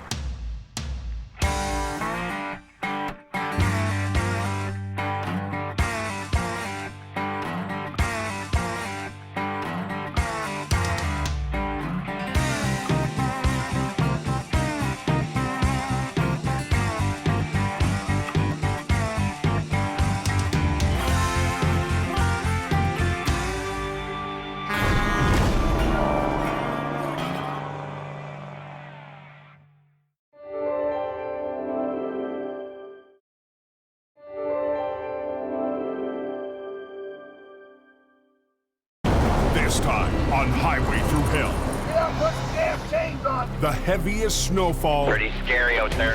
in the history of the highway Don't spin. pushes tower Stop. Stop. and trucker to a standoff. I'm going to teach him a lesson. A monster wreck hits Unbelievable.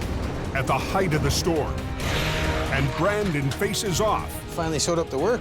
against the boss. Are you not coming back? Be a real manager. On the Highway Through Hell, the last line of defense is a heavy rescue team ready to tackle any disaster, because closure is not an option.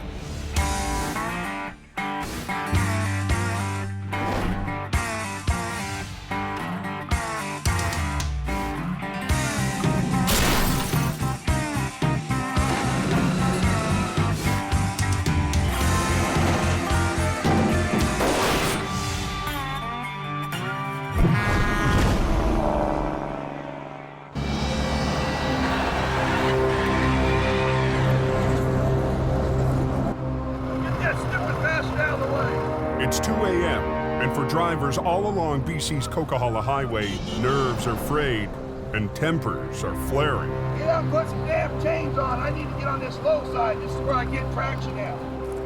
A series of fierce storms has been whipping the Cascade Mountains for 5 days.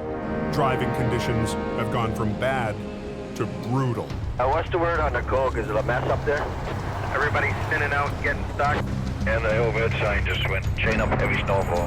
The heavy, wet snow has pushed avalanche danger to the highest level of the season. These cars stopped. You can see how quickly that would back up into the avalanche area. And that's what we can't have.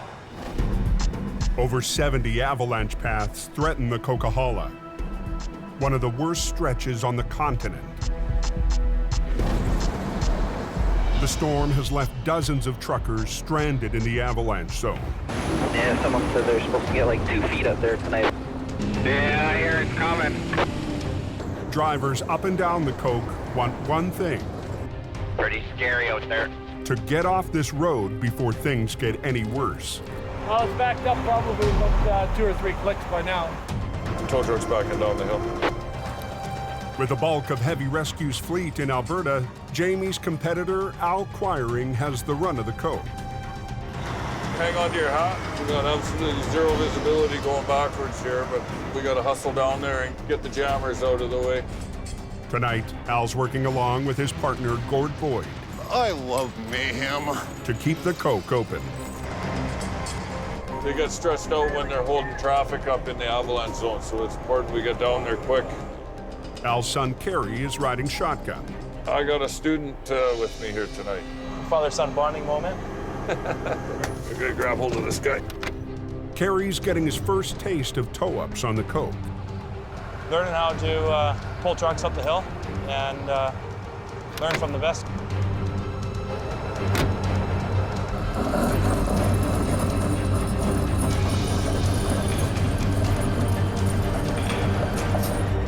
Pull the pin on this guy and we're gonna go back and grab another one. In less than 2 hours, Al, Kerry, and Gord have pulled more than a dozen semis out of the avalanche zone. It was the worst storm anybody's seen up there in 20 years.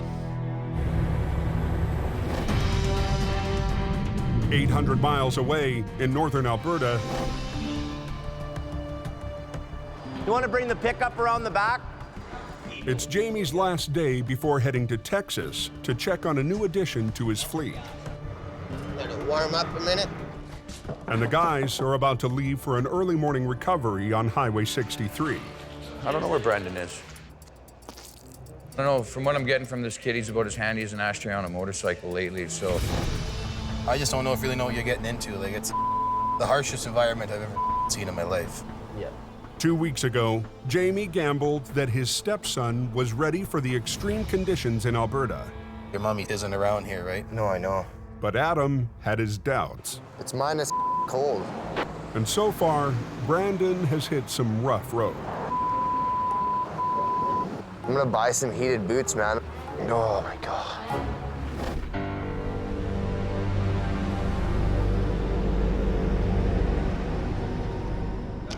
Still sleeping. Figures he doesn't have to come in today. Jamie's trying to give the kid a chance, but this isn't the place for him. He should be learning and hope.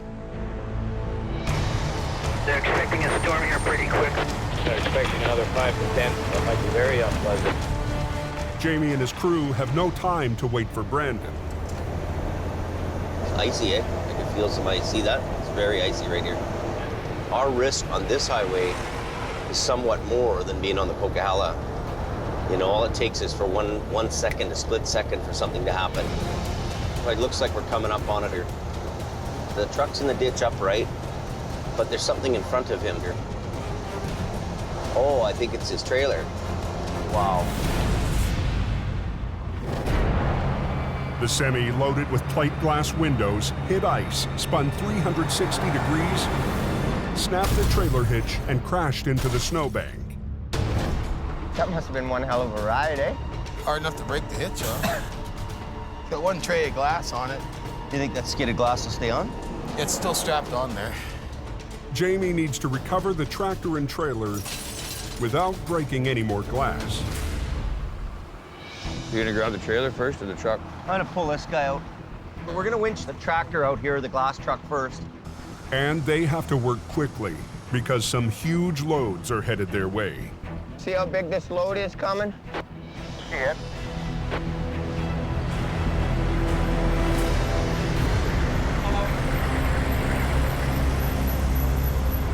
Look at that.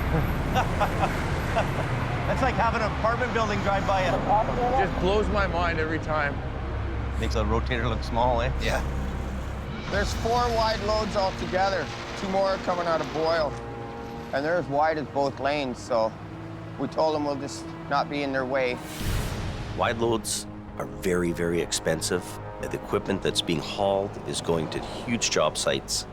Basically, they take priority over everything. The crew only has a narrow window before the next wide load. We're under huge pressure to get the vehicle out of the ditch and get off the highway.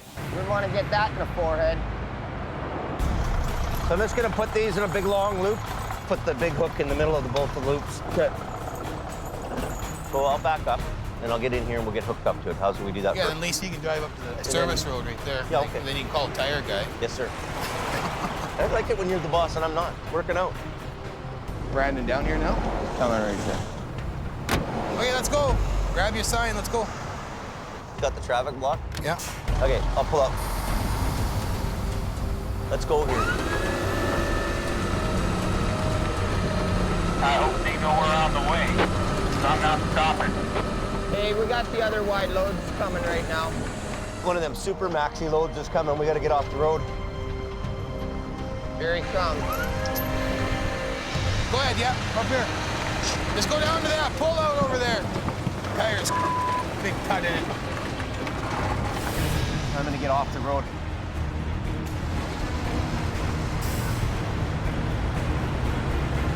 They're huge, eh?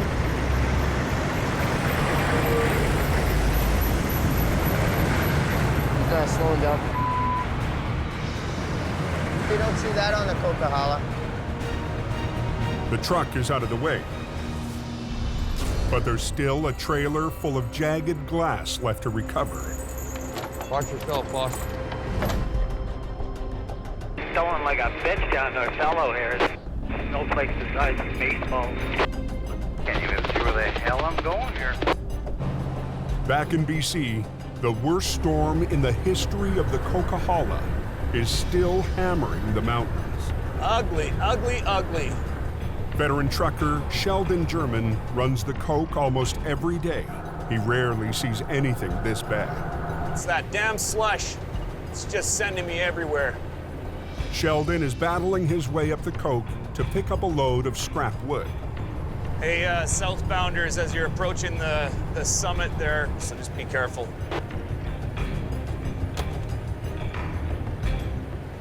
The four-wheelers are doing the Indy 500 southbound. They're just rushing to the pileup party. CVSE, Box Canyon, Coverton. Road manager Richard Enns has his maintenance crews working overtime. Around noon, it's supposed to ramp up considerably into the heavy. His biggest concern, a heavy layer of wet snow growing deeper by the hour, increasing the risk of avalanche. We had that prolonged dry, cold spell there, so we got significant icy crust, and then all this fresh snow sitting on top of it. The storm is going to persist.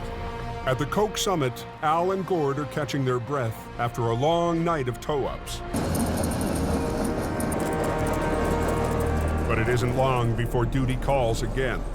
This time, 2 spun-out semis blocking a snowplow.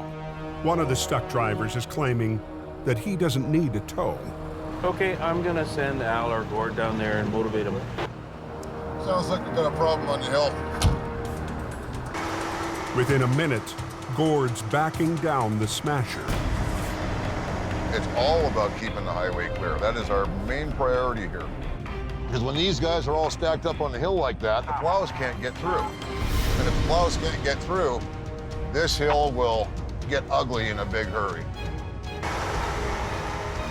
I'm here at the request of the government to keep this highway open.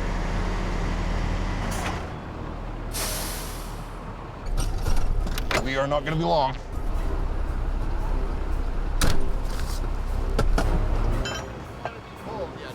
What do you mean he doesn't want to be pulled?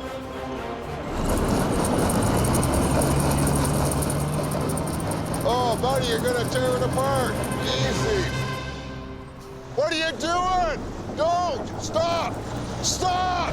Stop! It's not working, buddy. All you're doing is digging holes. Don't spin. You should know. What are you doing? You're gonna tear a driveway and wind up right on top of this guy. And you're blocking a highway. You want to be a hero, pal? You. You're going up the hill whether you like it or not. Not only are you getting pulled up the hill, what? You. I have the authority. I got the government giving me the authority to move you off the hill. Stop. It's not working, buddy. On the Coke, a trucker is refusing a tow. Drag him up the hill. Gord is authorized by the government to move anything that's blocking the road. Not only are you getting pulled up the hill, what? You. I have the authority. I got the government giving me the authority to move you off the hill.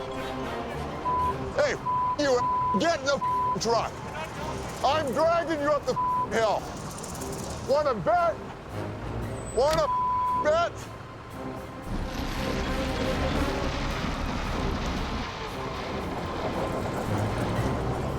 What are you, stupid? What, are you a complete moron?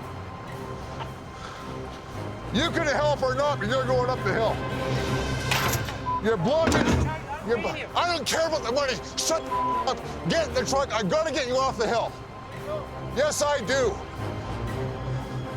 Is money the only thing you worry about, you head? I'm gonna teach him a lesson. Okay, let's get pulling. Yeah. This thing will literally pull like a freight train. He's gonna go up the hill whether he likes it or not.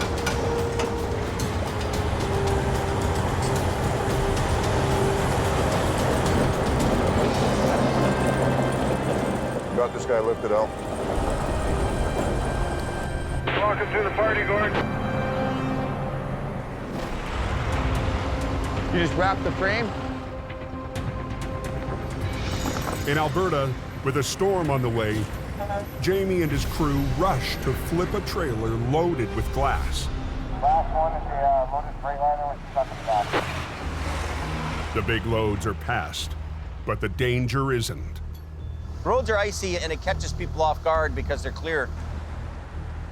You know, we've had more near misses on 881 and 63 than we've ever had in BC.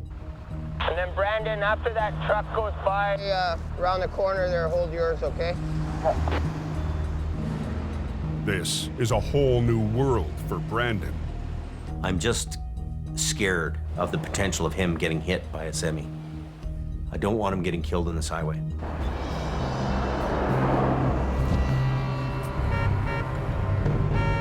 Get over!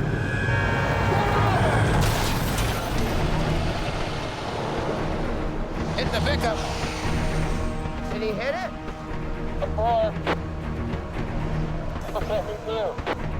Well, I was standing here and this girl comes in sideways towards me and hits her truck. You look at these drivers and you think, what the goes through your mind sometimes? People.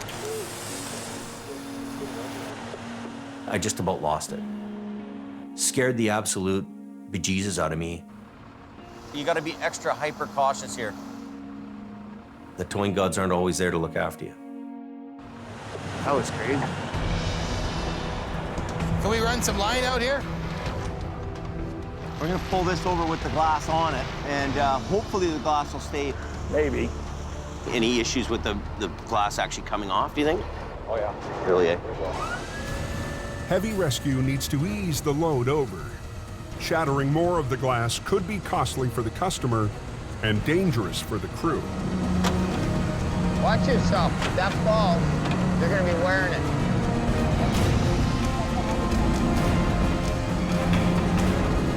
Oh, here we go. Right on the hook. Nice. some broken. Not very much. By the time they get the trailer back on the road, the storm front hits. Visibility's bad. It's turned into a whiteout conditions here. There's blowing snow and you have ice on the road. You could have a nice sunny day. The next thing you know, you could have hail or snow coming in. If you don't like the weather, just wait 5 minutes. It'll change. And there's one pallet of glass still in the ditch. You know, all this is going to add up to a big problem if we stay on this highway much longer. And this is attached with a banding, eh? Yeah. What I'm worried about is when this comes up, will this glass come off? If anything falls off the pallet, it's going to injure somebody. Stay out of there. Are we good? Yeah, we're good. It's all yours, Jamie. Oh, that's making a mess.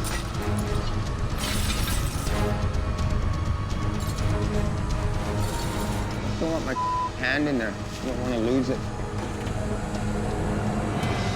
Just stand back in case. 2 feet, 2 feet, 1 foot. Stop. Coming down. We're good. Hold, so calling to go through. Let's go.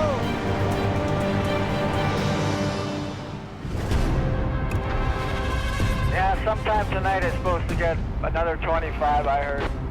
Back in BC, snow is still slamming the coke. Snowing pretty heavy.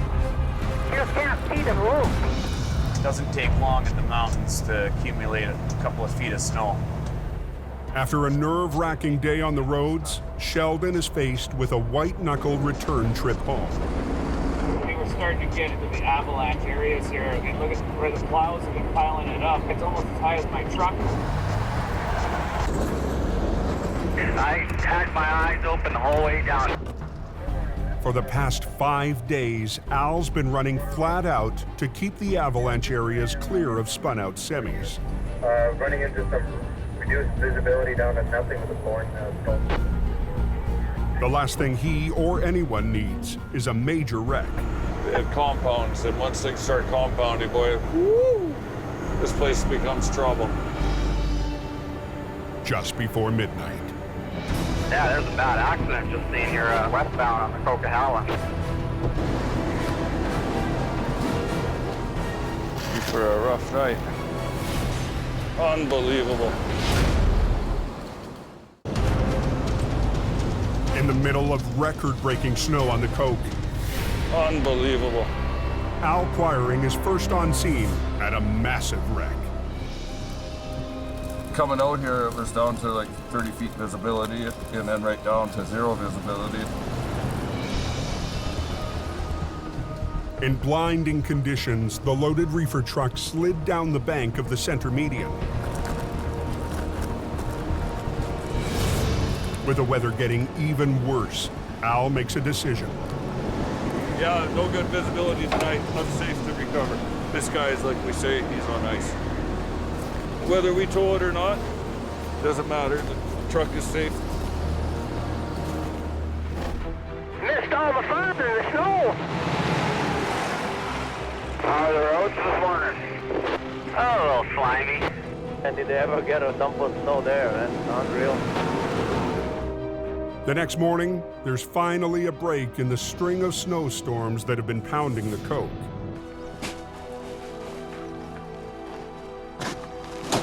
It's the chance avalanche technicians have been waiting for. This is our only window. By about 11 or 12 today, there'll be no flying for probably another 4 days. We're almost done priming the first wave, and then we'll go over the plan with you. Their plan is to use explosives to shake loose the highly unstable layer of snow threatening the highway. We have a known weak layer. We have 100 centimeters of snow on top of that, which is quite a bit. And there's forecasts for upwards of another 100 for the end of the week.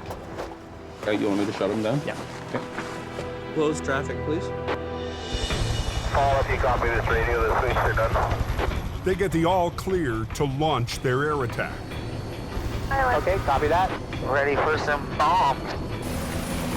To trigger the biggest slide, they're targeting a cornice, a massive wedge of snow looming over the ridgeline. So you want on top of the corner? Yeah. Yeah, right where the cliff would imaginarily come through it. Okay. Use lid. Bomb away.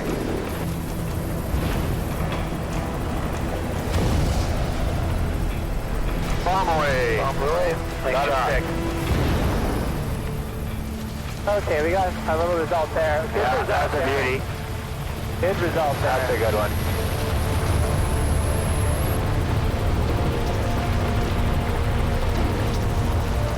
That whole side came off, eh? Yeah.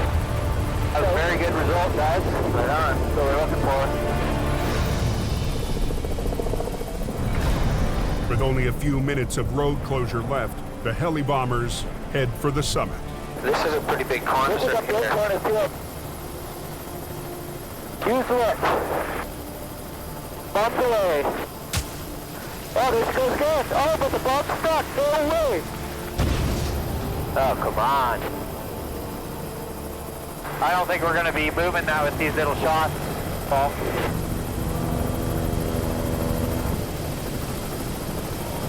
That thing's like permanent snow.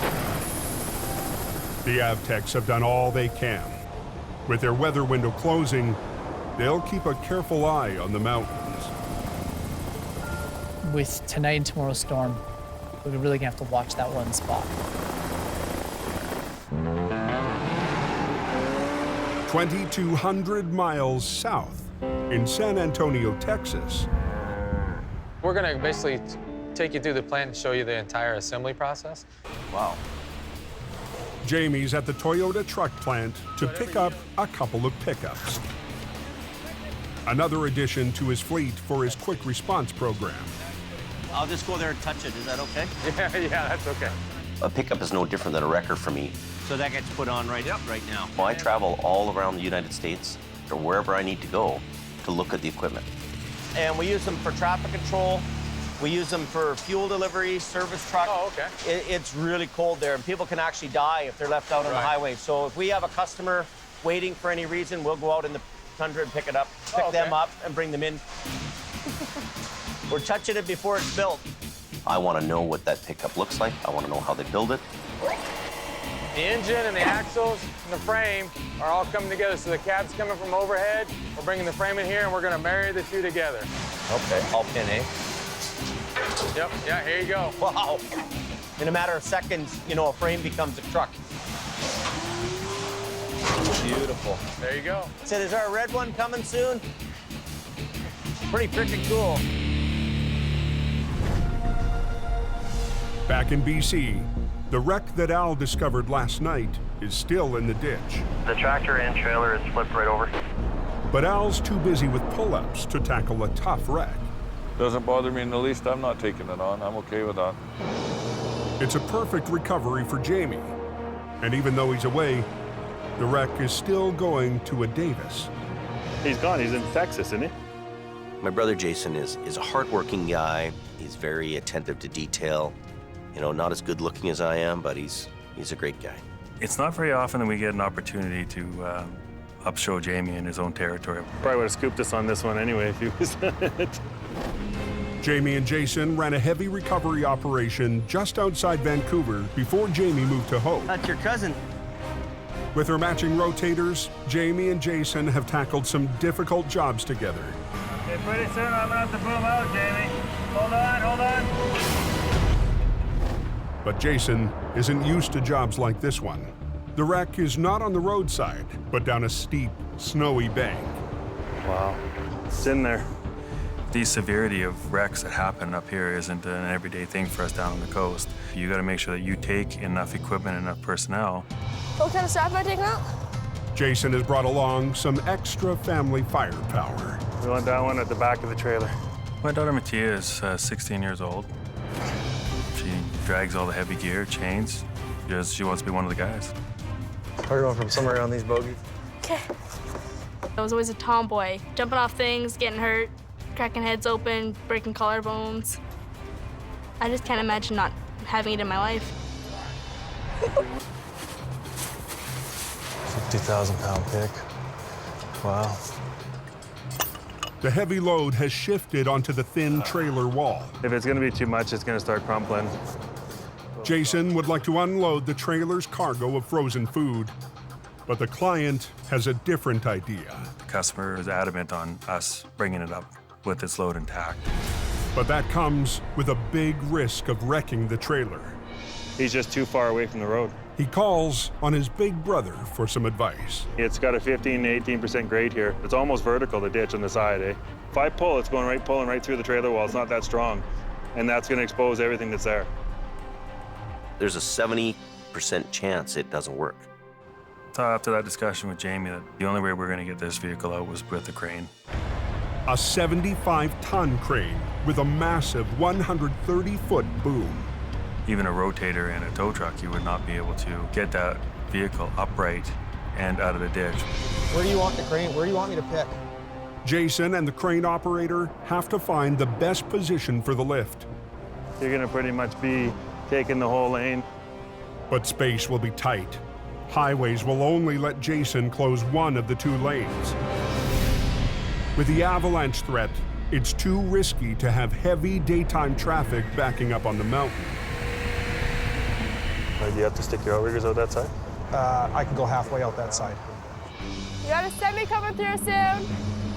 They have just enough room for the crane's outriggers, but there's a problem. His swing out to the side, too. The crane's counterweight sticks out more than 13 feet behind the cab. If he's 90 degrees, we're shutting down that whole other lane. So you're not going to get that lane. Well, let's see what we can do here.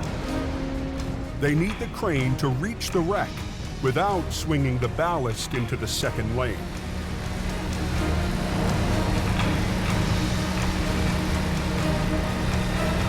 Not enough room. Not enough room for the crane. Not enough room. Not enough room for the crane. Jamie's brother, Jason, needs a crane for one of his most challenging recoveries. Well, if they can't give us a lane closure... No, they won't close down this now. There's no way. Without enough room to operate, he has to pull the plug before he can even get started. Back it down for now, please. Yep. To be leaving without any success was a real disappointment for the crew. If they can close down the road and I can get sideways to it, I can pick it, right? Kind of ruins your day right quick. Jason doesn't want to accept failure on his brother's turf. He needs a new plan. Never go home empty-handed. Even though Jamie's older and he's got the big stuff, he likes to prove, just like any siblings, that he can do it too. Nowhere to be found, as usual. In Alberta, Jamie's only been gone a few days, and tensions between Brandon and Adam are already escalating. Brandon and Sammy are supposed to be here for some training today, but they've disappeared. Brandon, he runs on his own time. Joys of being the boss's son, I guess.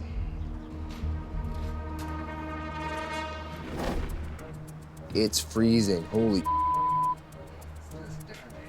The flagging crew hasn't had much downtime. First time for a long time I'm going in the ice. It's been a while. Brandon's trying to enjoy any break he can get. I do literally anything and everything thrown at me. General labor around there, help on wrecks. I'm a Swiss Army knife out here. Okay, but go easy. I'm really serious about this company. I want to be a type of an owner in this business. Not just an employee, but maybe an employer one day, right? Oh, he gets it. I score! Get that truck out of the ditch yet up there? Back in BC, plans to recover a reefer trailer are on hold. Mountains of snow up there. As a new storm moves in on the mountains. Up on top, it's all compact. Larson is starting to get messed up. Common sense goes a long, long way on a mountain like this. Once again, Sheldon is headed back up the Smasher, and he's just heard there's a travel advisory. They're telling people to not go up. It's too risky. If you don't have to go, don't go. Take another route. The flaggers are out of their trucks in Sawaka, so they must be staging. They're pulling us into one of the chain-up areas. Conditions are so bad, flaggers are limiting traffic on the hill. So we're just going to let them go two at a time and spacing them out just for their safety. Without staging, a traffic tie-up behind an accident could leave hundreds of drivers exposed in high-risk areas. Turns into a gong show pretty quick otherwise, eh? Phone call was made at 9. Yeah, I don't know where he is. Back in Lac La Biche, it's mid-afternoon, and Brandon still hasn't shown up for work. Hopefully he gets here soon. And you don't like him when he's angry. All the off the wall. Like, these tables should be cleaned off. Take his old junk home with him or something. Kelly Davis, another of Jamie's brothers, is a long-haul trucker passing through town. He understands Adam's stress. He just wants people to do their jobs and be professional about it, and it's a hard go for him. I shouldn't have to constantly phone Brandon and chase him around. What are you doing? You know, the guy sleeps in till 11 o'clock every day, and I brought him up here, gave it a try. It's not working out, so he can go back to Hope.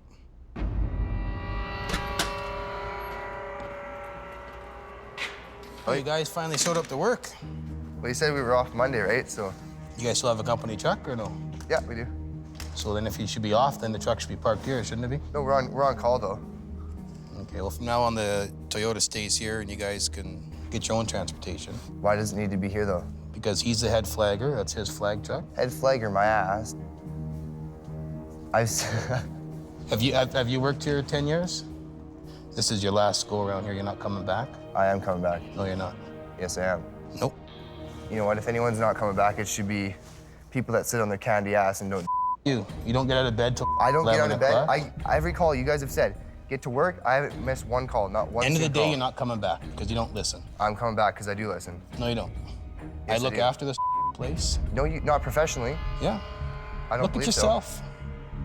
Right? You don't get out of bed till 11 o'clock in the afternoon. What's you how don't am I not... listen. I listen you all don't the time. want to come here and learn how to tow or do anything else. Ask anyone you want. I've You're impressed supposed to be here everyone at 10 around o'clock in the morning. You weren't here. You never gave me a time. You were told last night when to be here. So you're not coming back. This is your last go around. I am coming back. No, you're not. Absolutely not. Thank you. I walk in and you say, you're late.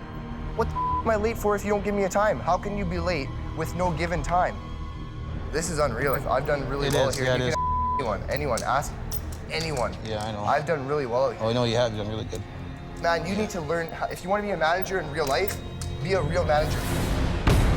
Listen here. Hey. You're supposed to be here at Everyone 10 around o'clock in the morning. You weren't here. You never gave me a time. You were told last night when to be here. You're not coming back. This is your last go around. I am coming back. In Alberta, tension between Brandon and Adam has boiled over. I walk in and you say, you're late. What the am I late for if you don't give me a time? If you want to be a manager in real life, be a real manager. Listen here, Hey. Come on, that's enough. Out of here. Don't be pushing me around. Don't Lay a hand on me. Well, don't Guys, lay a hand on anybody else. You get the in my face. I'm making sure nobody gets hurt. That's not right. Not right at all. That's the bottom line. All right, let's just go.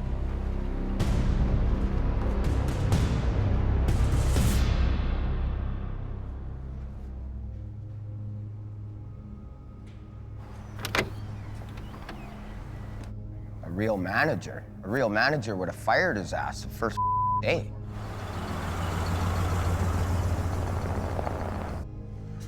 Hey, I didn't mean anything by that, eh? I just want to shake your hand. I didn't mean it. Yeah. Okay. Thanks a lot. Thanks.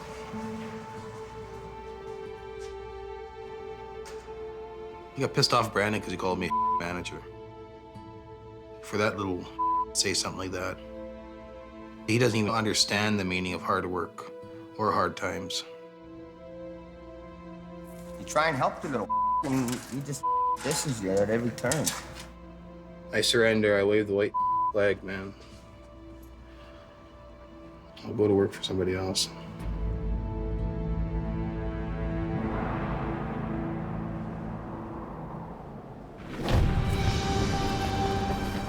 Which one did you chain, T? That one right there. The center? Middle, yeah.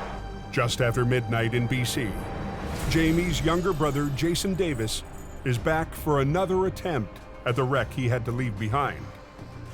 Recovery was being done at night just in order for us to achieve the time that we needed. We have a lane closure today, which will allow us to stop traffic so that the crane can get enough working space. After yesterday's failure, Jason will take whatever he can get. I had to talk to Jason on the phone that night about that job, and he was pretty depressed, pretty down, and he was, you know, almost second-guessing himself about how he handled it. I don't got much time, man. With more heavy snow expected, Jason and his daughter Mattia get right to work. I can get up over there and walk across. Where? Over there at the front. Oh, go ahead. Just be careful, it's greasy. Yeah. It's quite a trooper, the young lady. I'm 5 feet tall and the snow is up to my head, but get used to it. Okay, you can pull it tight. As long as it stays in the hook, you're okay. Yeah, I'm just making sure it does. Okay, make your way. Jason gives a careful test pull with his rotator and sees a problem right away. This will bite into the trailer like that. That'll bite that trailer and cause a kink in it and weaken the trailer. It's only aluminum, it's very thin. And so you'll pull that strap right through that trailer and cut it in half. I would unload it. Customer doesn't want it done that way. So, you know, basically we have to tell the customer, look, your success rate here is very minimal. Jason plans to use a crane hooked to a series of straps to help spread the load. The crane will then lift from the top, while the rotator pulls from the side. That's what we need him to do, is do the lift, and then we pull.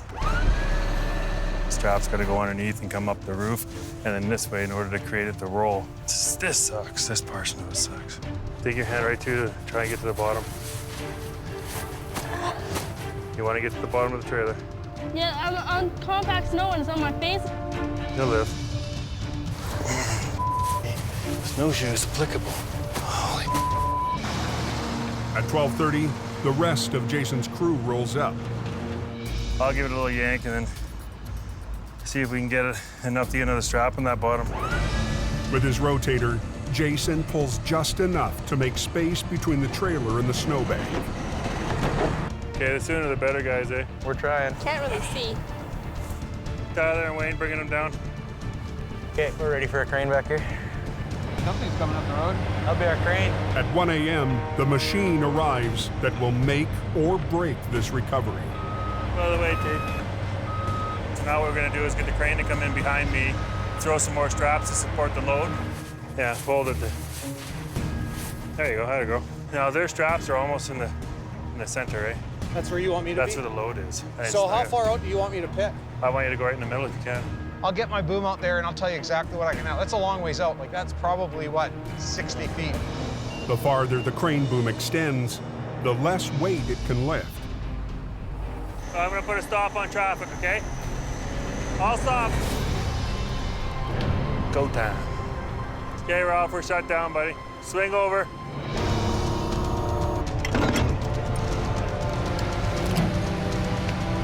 Take as much as you can. Slowly. The loaded truck weighs in at 40 tons. Overloading a crane perched on the edge of a drop-off can be disastrous.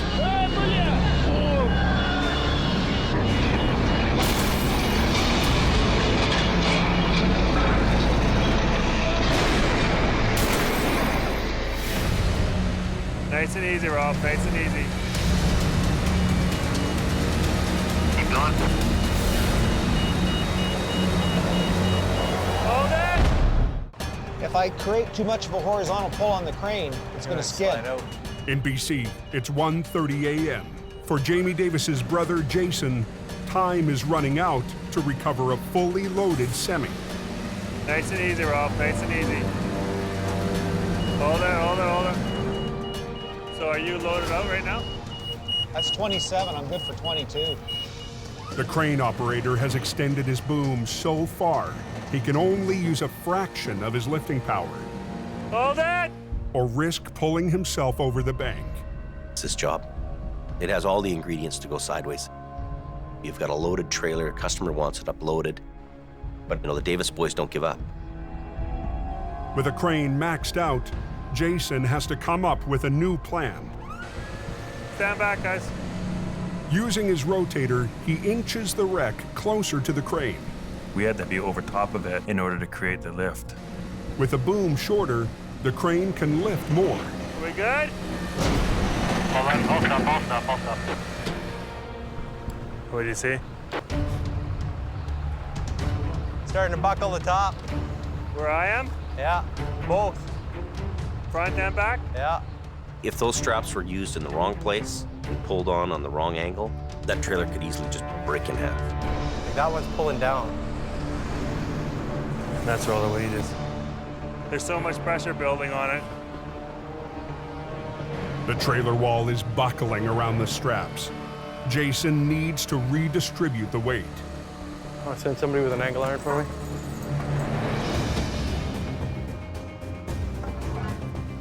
Our aluminum angle iron spreads the load out of a strap. So instead of the strap focusing on one little 6-inch area, it spreads the pressure over a 4-foot area. I think you guys probably don't want to be on the other side of that too much. Not right now, no. Anytime that you got that vehicle up in the air, and then you have to go underneath it to re-rig, I think it's always the hairiest and most dangerous part of the wreck. Are you tight with the angle irons? I guess he is. Okay, slow on the cable. Slow on the cable? Or? Okay, you got her. We're gonna crawl out of here before you lift too much more. Okay, let's do it. That's coming over a long way. Yeah. Keep going.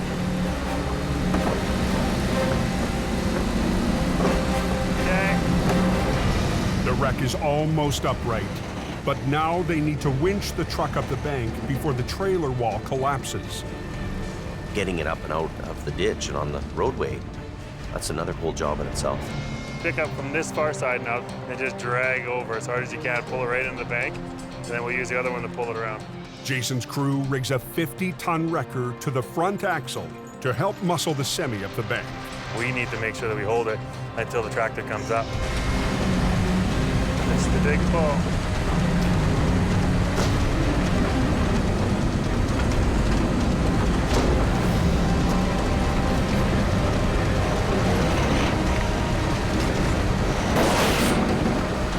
They probably want us out of here soon too, eh? Go tell the traffic control people we're at a point of no return. They gotta be patient with us, okay? Yeah. 34,000 pounds right here in this corner.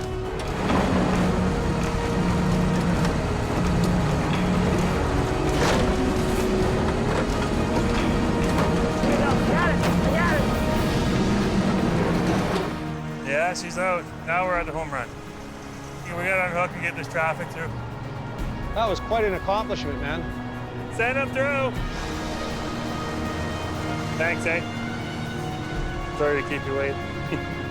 Well, I've done that type of wreck. It was not easy. I should say that I was missing that job, but it wasn't a job that you missed. Sorry, brother. Didn't break a wall, and we don't have the cargo spilled all over the ditch, so yeah, we did good. That went pretty darn good. I felt proud because I know he can do it, but you don't need your brother. What Jamie say now? It's beer o'clock? Yeah. Jason was under huge pressure, given all the conditions he was trying to work within. And Davis boys, we don't quit. We hunker down, we get her done.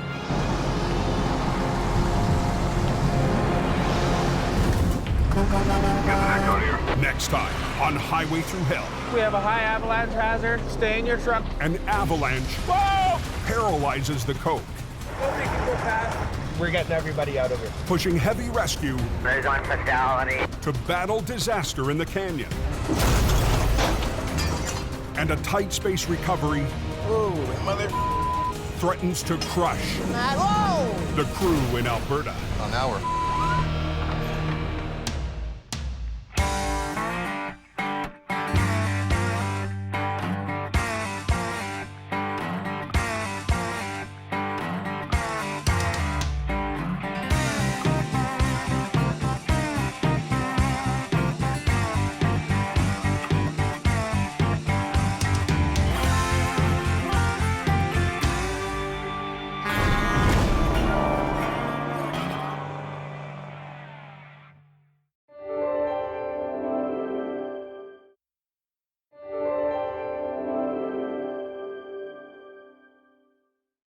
This time on Highway Through Hell. It's a real gong show. Weather chaos paralyzes the Coke. Wow, backed up for miles. a mountain vet, How the do we get out of here?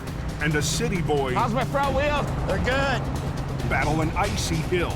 Get out of there. Get out of it. And the Alberta crew faces a recovery big enough Don't roll back, whatever you do. to beat their biggest record. Oh! And Adam. I don't think we're gonna get him. On the highway through hell. The last line of defense is a heavy rescue team ready to tackle any disaster. Because closure is not an option.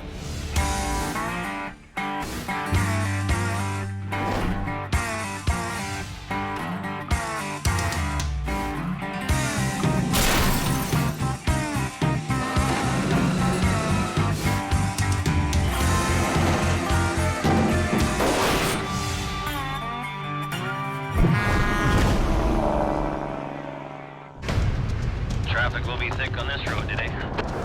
Apparently it's a real gong show. 2 days before Christmas, a sudden storm is slamming British Columbia's Coquihalla Highway. The compact snow turns into compact ice, and they can't put enough sand down on it quick enough on this highway. Cold air hit, froze solid. We now have concrete. Trying to get it off is a real problem. And I think I'm out of sand. I don't hear anything now. On the busiest travel day of the year, drivers are stranded. You know, it's nice and sunny down on the coast, and you get up on top of the mountain, and it's a hell zone. I passed a pickup truck, and then all hell broke loose. My husband just hit the black ice just now, and the truck spin. This road is a sheet of ice.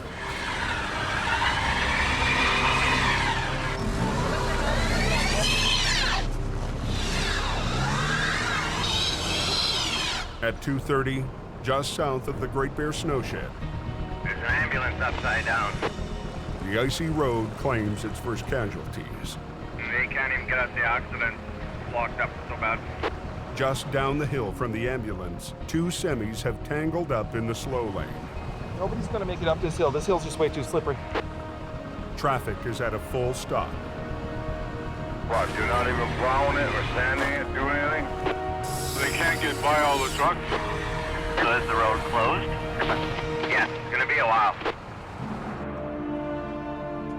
But down at Jamie Davis Heavy Rescue, the rotator is sitting idle. We're not on rotation right now, and the trucks are all parked at the yard lined up. Jamie's competition is on exclusive police call for 2 weeks. So he's just another driver trying to get through the mountains. It tears me up to be in a situation where I can't provide a service to the public that the public deserves. Bugs me.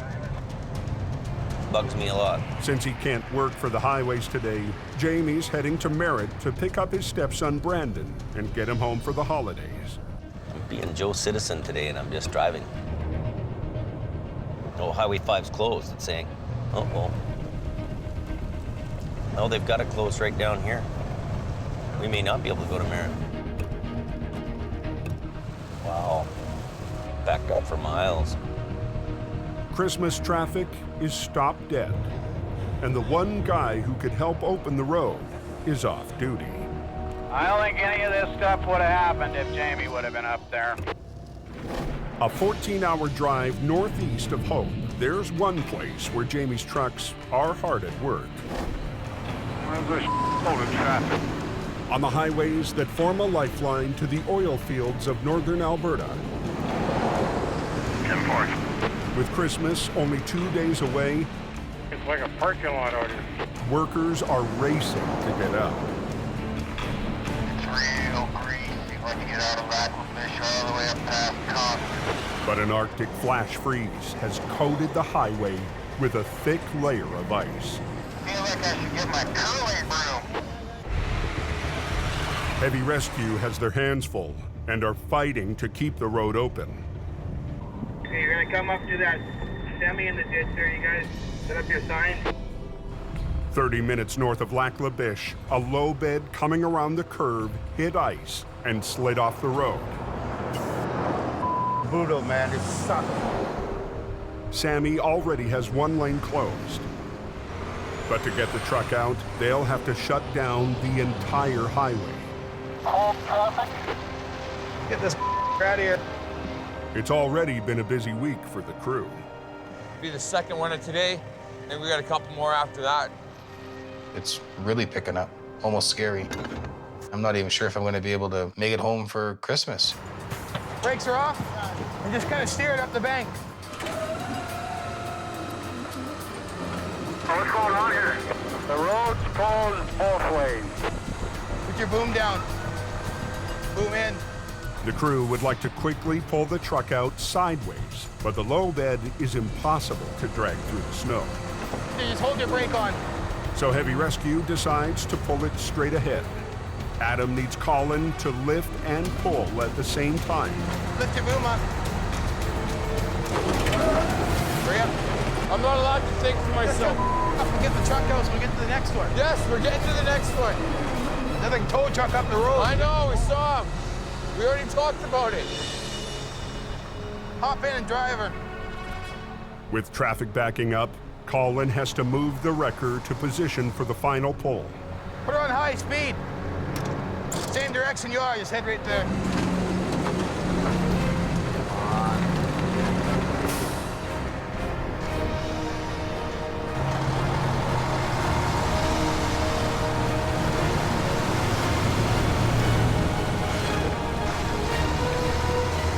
That's how you do it. In just 15 minutes, Adam and Colin have cleared the wreck. Okay, Sammy, send your traffic. So we either need Visa or MasterCard or American Express. But they can't head to their next recovery until they collect payment. Okay, it's 4520. Hold on one sec. Yeah, hold on. Now they want me to wait a minute. Okay, that one's declined too. Come on. With Rex in the ditch all the way up 881, Adam needs to get moving. We're missing one number. Is there another number after that? 4. 2 4s? Oh, yes, 4304. So they're good to go. Thanks. Get back. Okay, you're good to go. All right, we got payment right here. Okay, so what's the next one you got on hold for us?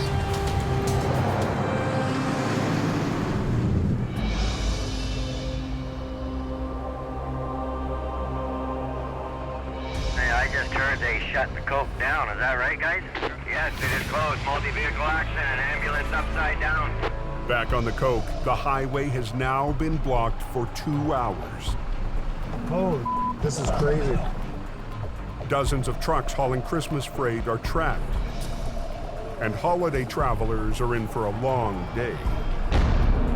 I haven't been trapped on the highway like this before, no. I should have took the Fraser Canyon. Jamie Davis is still stuck in his pickup truck at the back of the line. This is a weird experience waiting in traffic like everybody else. Jamie's competitors are on police rotation today, and getting the highway open is solely up to them. There's extreme times when things go crazy here, and you need to have a full complement of equipment and people to deal with it. This could be what I would describe as Armageddon in our world. But the competition seems to have trouble just getting started. The tow truck driver was trying to put the chains on the truck, and I'm thinking it was the wrong chain for the wheels. He started chaining up, and then I see they take it off. So I don't know if they wrong size chains or what, but he took off the chain, so he made her up somewhere. Some of the stalled truckers could drive out if they'd chain up. Full water tank, Glenn. Highway manager Richard Enns is getting tired of waiting. When I got here, he finally started putting them on, but didn't know how, and here we go. Bit of a nightmare. And it ain't over yet. Up near Porsche, a northbound truck loses traction on the hill. I'm trying to get some chains on now, but I just don't want this guy come smashing at me. Yeah, I'm just waiting to make sure that it's safe before I get under there. Look at this. You see why I don't want to go there? I have to just keep watching my back. That's the reason why I don't want to go under my truck.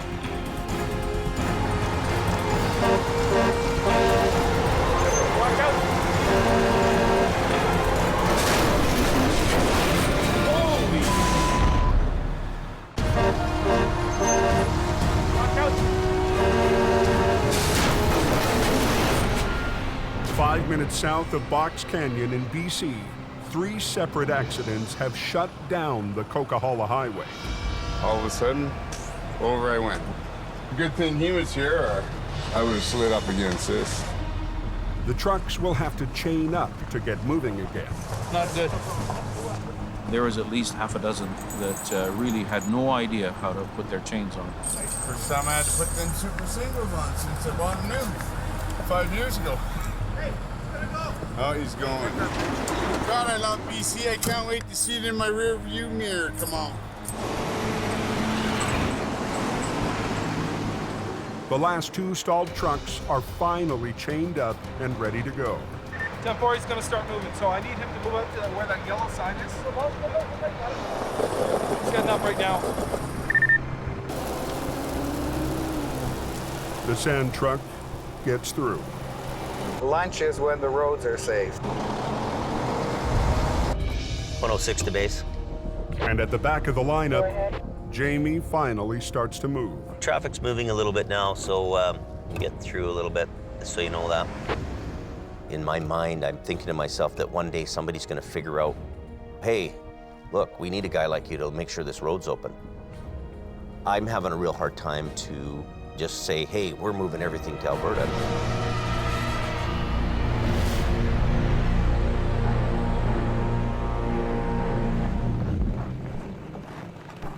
The next morning, in Lac La Biche, Alberta, Adam is heading home to spend Christmas with his family. Well, don't anything up. All right, I won't. But that means leaving rookie Colin in charge. Sooner or later, there has to be a time where the young'un grows up and then goes on his own. Think before you do. Get going. Jamie held my hand for a little while, and I grew up and I went on my own. All right, okay, well, take it easy. Have a safe drive. Take care. See you guys later. Drive safe, eh? It feels good that Adam feels comfortable enough to leave me in charge. And it's good that those guys get out of here, too. Peace and quiet.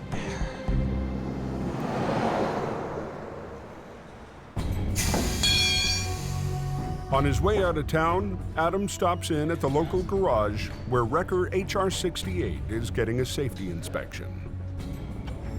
When HR-68 left BC, it was supposed to be ready to go for an Alberta inspection. And they supposedly went through that truck with a fine-tooth comb.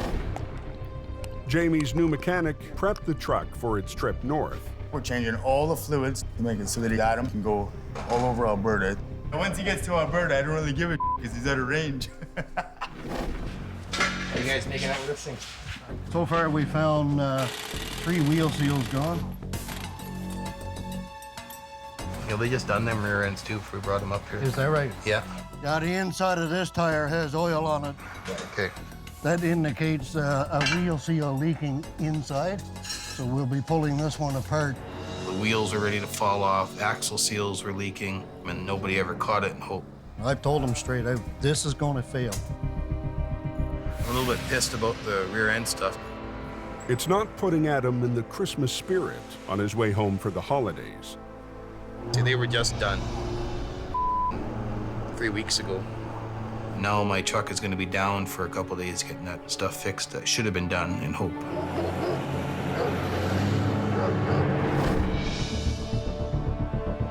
Back in BC, we'll get her done. Heavy Rescue's Ken Monkhouse is heading 10 miles up a remote logging road for what should be a quick recovery. Just a pickup truck with a trailer over the embankment. Shouldn't be that hard. With Jamie off of police rotation, every non-highway job helps. Even a small one. Don Starr's been waiting an hour for backup after his own truck failed to make it up the mountain. I just couldn't climb it, that's all. The truck's a little light in the back end. It's made for hauling trucks, not for climbing hills like this. And Don knows these hills. With more of his crew in Alberta, Jamie hired the 20-year mountain veteran to help keep the BC operation running. I've seen pretty much all of it.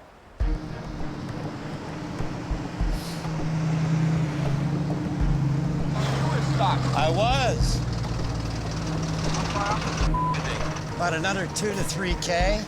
Truck's only supposed to be about 10 or 15 feet over the side, but the trailer's down 40. How steep is this freaking hill? I haven't got a clue, bud. I only got up so far. I'll grab my gloves. So slow and low or gumboot, or what do you think? I don't know. I backed up to the bridge and took a run at it. The first challenge is just getting to the site of the recovery. 2 miles up a hill of sheer ice. Right where I spun. Oh, you got more weight on the back. Way more. That's the difference. The road to go in was just solid ice all the way there, and we got up to the top of the hill and we had to stop to where we were going to do the recovery.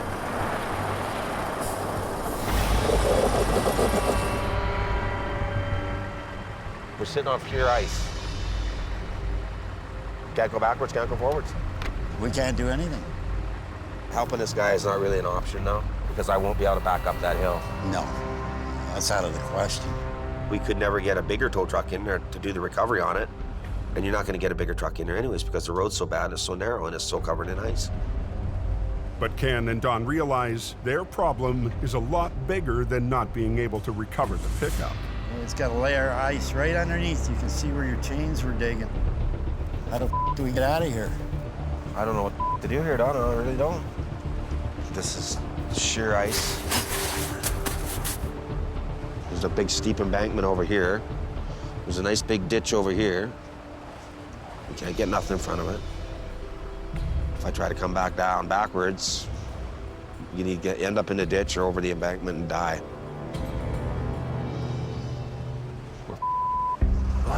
What the do? But Don's 20 years of towing has taught him a few tricks. How about lowering your wheel lift and putting your frame forks in upside down? Would that help? Yeah. You might dig the road up a little bit so you get some traction. Yeah, maybe that's the best thing to do. What if we should turn it like that?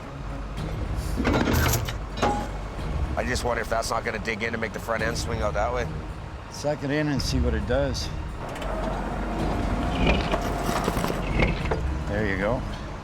Once I get going, it's gonna go. Oh, you know it. It's 22,000 pounds. There's not enough room to turn around, so Ken will have to go down the icy hill backwards. I'm thinking it's gonna go over the edge. If the truck starts to slide, Ken could drop straight over the cliff.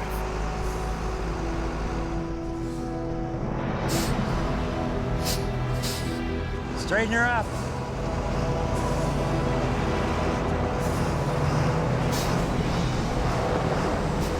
Shouldn't be up here doing this.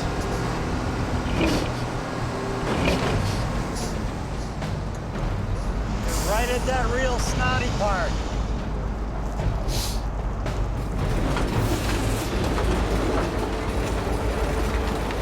There it goes. Look out, Don! Get up, get up, get up! Open the door. Get out of the way. Look out! You're right at that real snotty part. An hour and a half east of Hope, Ken Monkhouse is inching down an icy logging road backwards. How's my front wheels, Don? They're good. Veteran mountain driver Don Starr is trying to guide Ken safely to the bottom. But even tire chains are no match for ice this bad. Look out, Don! Look out! There it goes. Look out, look out, look out, look out, Don, look out!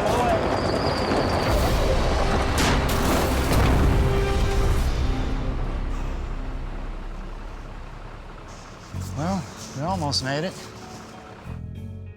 He just started backing down and it just started sliding. You got no control at that point. It went into the ditch side of the mountain. We were very lucky that it went in there. Well, I think we just the wheel left, to be honest with you. Buried. I thought that wheel lift had helped, but, well, it did until it got to that snotty part. Yeah. You never give up. There's always a way out. got an idea. What's that? Got the wheel lift. Keep your wheels turned the way they are. Lift the rear end up and push her out. You think that might work, or will it lift it? Try it.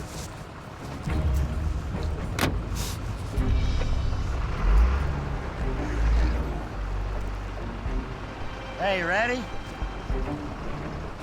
Hopefully we can get it pointed in the right direction down the hill.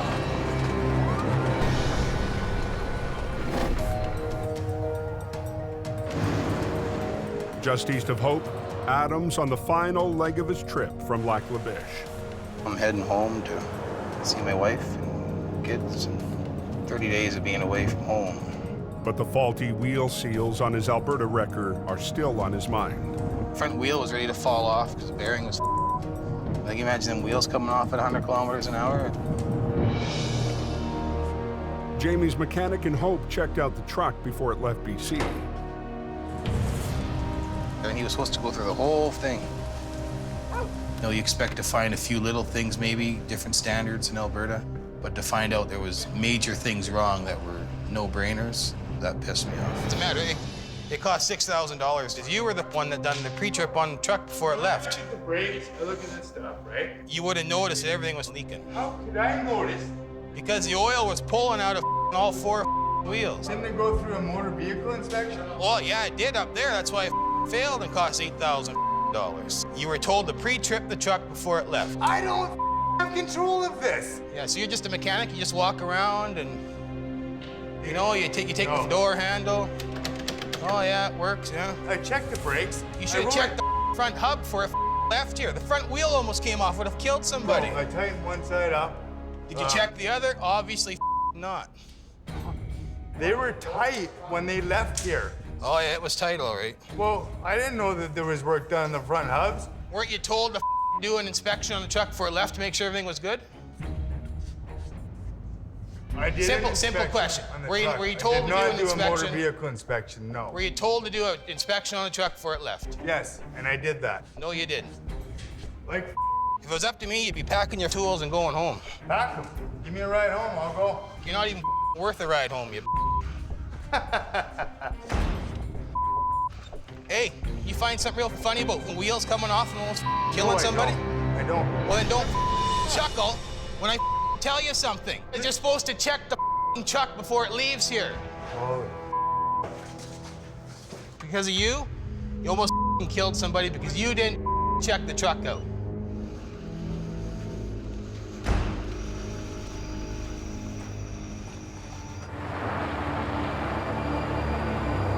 Hold her there with the brakes. Back up at Whipsaw Creek, Ken and Don are still trying to get Jamie's truck out of the ditch. Try giving her a little bit. With night falling and the temperature dropping, they're running out of time. Okay, hold it. You got it. Don't stop. Just turn your wheels this way.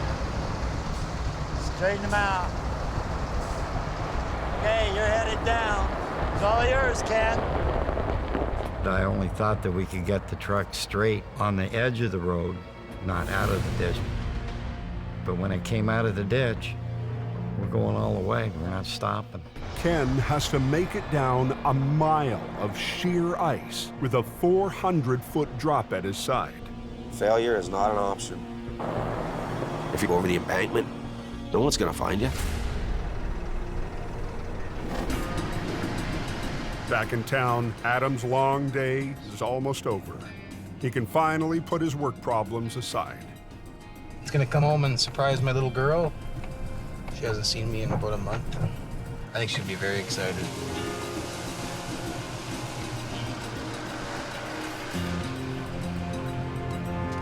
Oh. Kayla. Come here. Hey, this is why I work these long hours in these god-awful conditions, is for little moments like this. I didn't leave that way. You missed me? Yes. Love you. Got you something? Yes.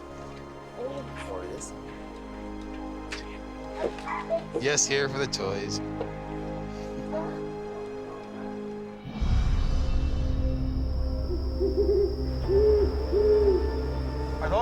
still down?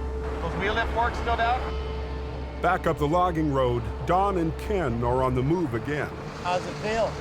He wants to take off, but you know what? They've reached the top of the steepest stretch of the icy hill. I'm thinking I'm not gonna let this truck go over the embankment after all we did to get it down to where it was. I don't like to fail, and I don't like looking stupid. Take her in low, low, and idle down. What I'm doing. City drivers, not saying that they're not good operators. You just have to watch out for them, because if you don't, somebody can get hurt or even killed. How's my front wheels, Don? They're good. Don watches for any signs of slippage. The road's so bad, it's so narrow, and it's so covered in ice. I was just thinking we're gonna die. It's pretty here. Real slick. As Ken inches down the hill, No. momentum takes over. Get out! Look out! Look out! Get out of here! How's it feel? He wants to take off. At Whipsaw Creek, Ken Monkhouse is inching down a steep stretch of an icy logging road. Take her in low, low, and idle down. What I'm doing. Just steps away from a 400-foot drop. Get out! Once again, his 5-ton starts to slide out of control. Get out of here! But this time, Ken stays behind the wheel. Ken!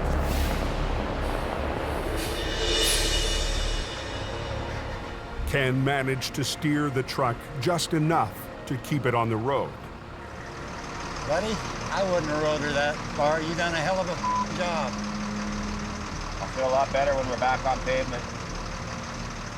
I thought she was gone. I thought so too. Death-defying, let me tell you that right now. If Ken hadn't have pulled that out, that truck would have been gone over the side. That was crazy, man. What a ride. Brave man, I wouldn't have rode her down. But he did. And he kept it under control, too. Want to get out of here, get back on the road. 7 hours after arriving on the mountain, Ken and Don are back where they started. Nightmare. Yep. Why am I doing this? Why am I risking my life? For nothing, for no pay, not a dime. Doesn't make any sense to me. I understand, Ken, what was going through. Towers have a different perspective on mortality than other people do. We see it so much. Maybe this isn't meant to be. They didn't get the wreck, but they got away with their lives. I wouldn't have got out there if it wasn't for you, my friend, so I really respect you. I don't respect hardly anybody, but I respect you a lot. So thank you, I appreciate it. Let's get the out of here.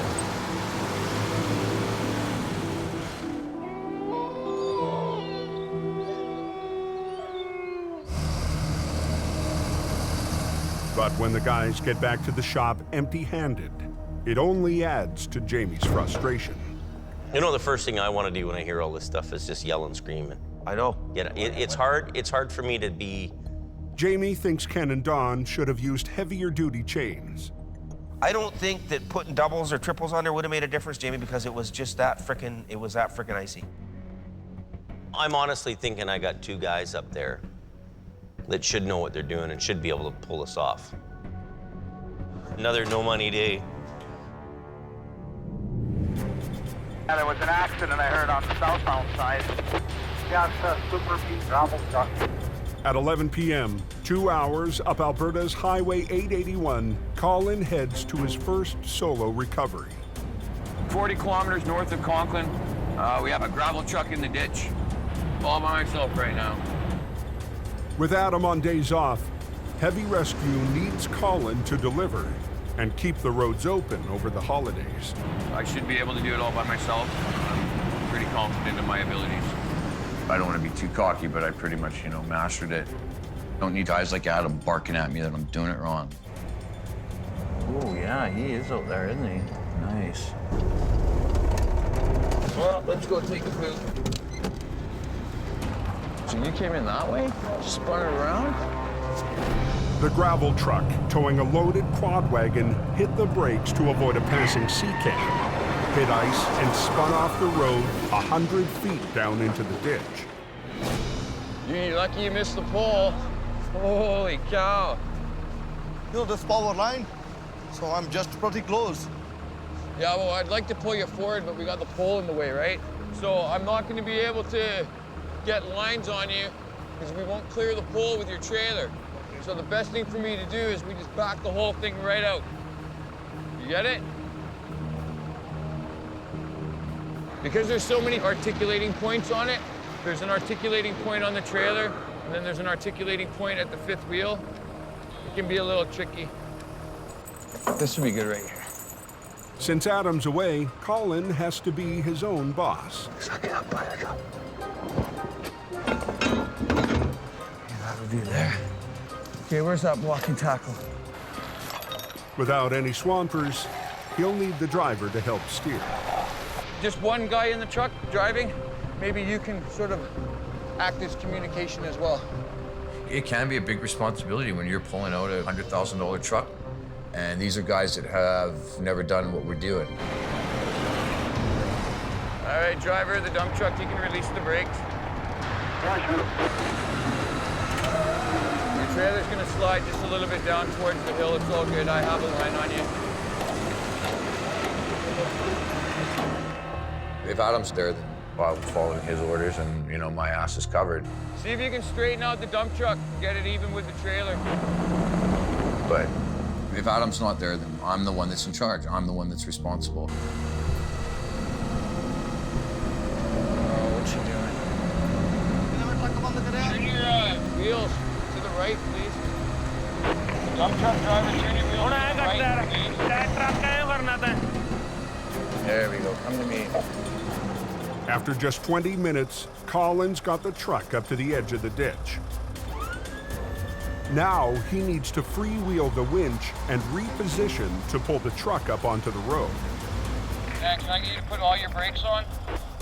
The driver has to keep his brakes locked, or the truck will roll right back to the bottom of the ditch. All your brakes are on, dump truck driver. Okay, 10-4, I'm just we're gonna do one more movement here. Whoa, brakes! Put your brakes on, apply your brakes, please. Thank you, I thought you said you did that.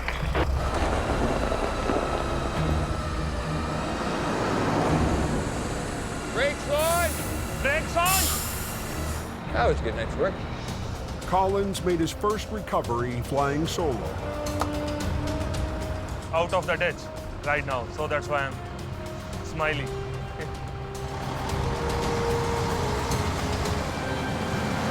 Happy customer, that's important. Okay, let's get out of here.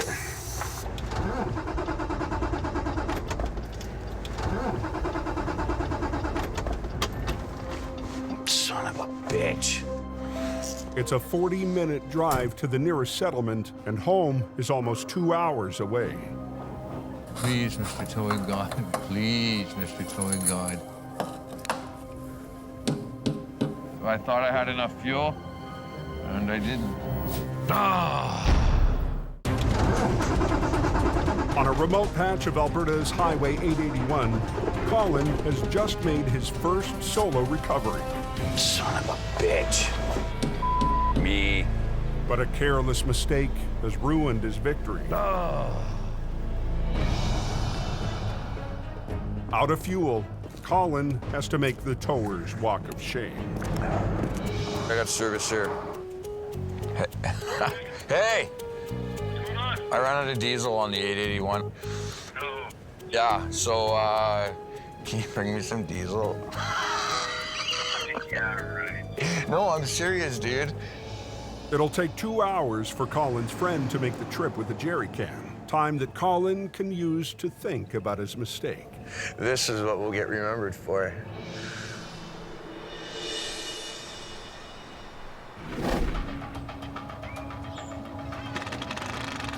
Oh, got it.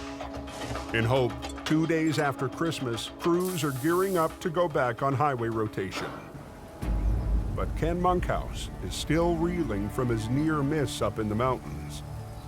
So that Forest Service road was pretty traumatic. A couple people could have come real close to dying, including myself. It may work. Can you and me go have a chat, private? Just had nightmares about it every night. Wake up in the middle of the night, just freak right out. Go for a walk around the block, go back to bed, push play, the nightmare starts all over again. Are you gonna want to kill me if I go and work for a month in the city to help buddy out? And I can go down there and pound a bunch of cash. If you're getting mad, and don't worry, I won't do it. Well, no, I mean, it seems like we got lots of guys and a few trucks. I tell you, this is the worst time of the day to do it. But I'm so out of sorts with myself.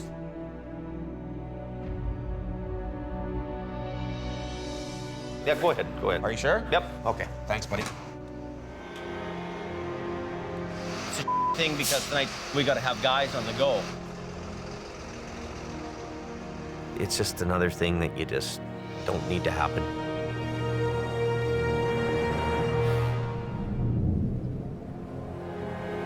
This morning. Just a traffic jam. In northern Alberta, Highway 881 is jammed with crews heading back to the oil fields. It's so bad you can't even pass a guy. Whereabouts exactly is this accident? Extremely slippery. 30 miles north of Lac La Biche, heavy rescue arrives at the scene of a complex wreck. A bucket truck for stringing power lines is down. Yeah, he ain't gonna be driving that home. The top heavy truck caught a wheel in the soft snow, veered down the steep embankment, and flipped over on its side in 3 feet of snow. Holy she's deep. Adam arrived back from BC early this morning. The clients want him to recover the truck without damaging the fiberglass boom arm, worth $250,000. Thanks, Bill, Adam. Nice to meet you, Bill. You too, man. You're dealing with big dollar equipment, huge companies. Yeah. You can't hold customers up. You got to get their out of the ditch, you get them moving. People want it now and now and now. But the work can't start until Colin arrives with the wrecker. Colin's probably ran out of fuel somewhere between here and there. I don't know what it is with fuel in that man. All right, well, we're here on the scene. Put together a little plan of action and get this thing out of the ditch. But Adam's not letting Colin live down last night's mistake. Why didn't you fill it up when you went to Edmonton and back? I did fill it up when I went to Edmonton. So you fill it up when you come back from Edmonton? No. Why not? Don't I always harp you about fuel? Yeah, you harp me about everything. At the end of the day, I really like the guy. I like working with him. I just kind of wish he would progress a little more. We're probably lucky to have him because he takes all the constructive criticism I give him. There you are, see? There, pumpkin. He can call me all the nicknames he wants to call me. If Adam's picking on you and being a bully, it's because he loves you. He's a big dirty, this one. We're not gonna hurt nothing going around that. That'll give us a bit more lift too, right? The thing is with a bucket truck, they're a lot heavier, they're a lot taller. Once they flop onto their side, they're a lot harder to get back onto their wheels. It's a hard pull, just because the angle we're on and... Yeah, you've got the tandem and the medium-duty wrecker when you should have 2 tandem wreckers up there. Phil will get on the front end when he gets here. Front end Phil. Flipping the top-heavy boom truck would be the perfect job for the rotator. But all Adam has is Colin's wrecker and Phil's 5-ton, nicknamed the Army truck. Technically, we don't have the equipment to do this job properly. All we can do is work with the stuff we have. It is what it is. It's Adam's call. It's Adam's show. And what if I look like an idiot or I can't do it? That's what I worry about. To even make the attempt, Adam has to shut down one of the most important economic lifelines in the country. When you get backed up, then we'll shut the road down and we'll both get into place. Copy that. Hey, hold all traffic. They wanted to have a picnic in the center line, so they closed it. All right, if you want to start bringing that in now? Bring her in, yeah. Adam's first step, pull the 50,000-pound truck onto its wheel. Then Colin will pull it gradually upward along the length of the ditch and onto the highway. Pulling.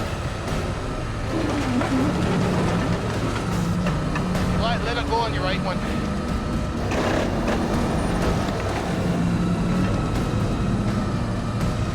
Well, do more with your high one, right?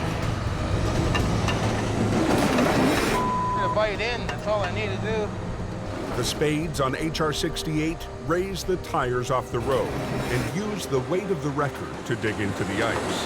Yeah, these teeth aren't gonna let us do it. On a hope in hell.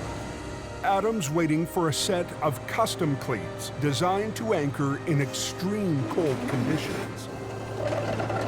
It's just so icy. With no grip on the frozen pavement, the two trucks just don't have enough weight. Until we can get the trucks anchored, we can't do diddly. So Adam changes the plan. We'll hold your foot on the brake, keep her revved up. With HR-68 lowered back onto its wheels, Adam's hoping they can provide enough traction. I got my foot on the brakes. Are they dynamited on? Don't roll back, whatever you do. Whoa! We'll hold your foot on the brake, keep her revved up. Oil patch traffic is backing up on northern Alberta's Highway 881. Why'd they close it? You use it why it's closed. Closed means closed. I got my foot on the brakes. Are they dynamited on? Adam makes a last-ditch effort to get a heavy boom arm truck upright and back on the road. Don't roll back, whatever you do. Whoa! The extra weight of it, where it was down the embankment, it definitely weighed more than my truck did.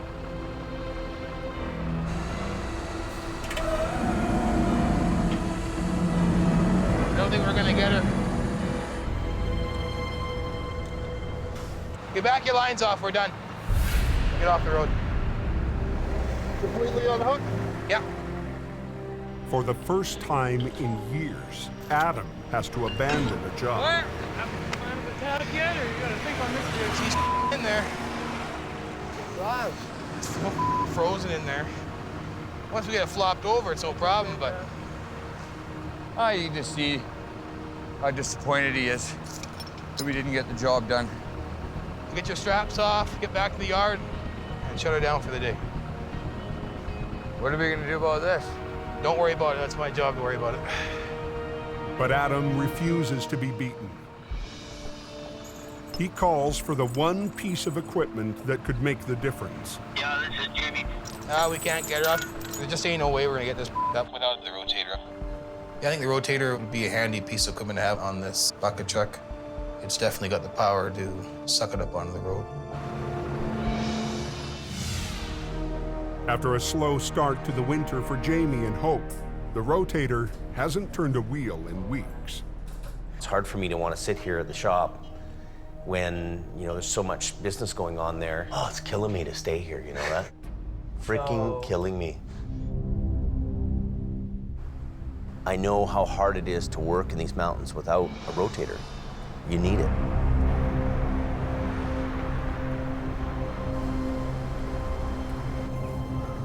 The next morning, Jamie makes a bold move. There's a job waiting for it. I have worked for this truck. We've come to realize the responsibility that we have to keep those highways open, keep that transportation flowing on those highways. But Jamie's responsibilities in Alberta could come with a big cost on the coat. The rotator has always been our flagship vehicle here, our best, biggest, baddest recovery machine that separated us from everybody else.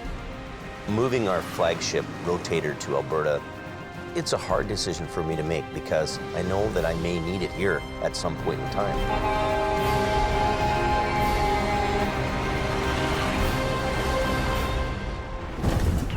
Next time on Highway Through Hell. Flames all over the road. The biggest wreck of the season In a damn tangled mess. explodes on Jamie's doorstep. Yeah, Jamie and his rotator must be all excited. But it's all up to Howie The fist of God came down on it. to get the highway open I'm all by myself. without the one truck he really needs. No rotator. No backup.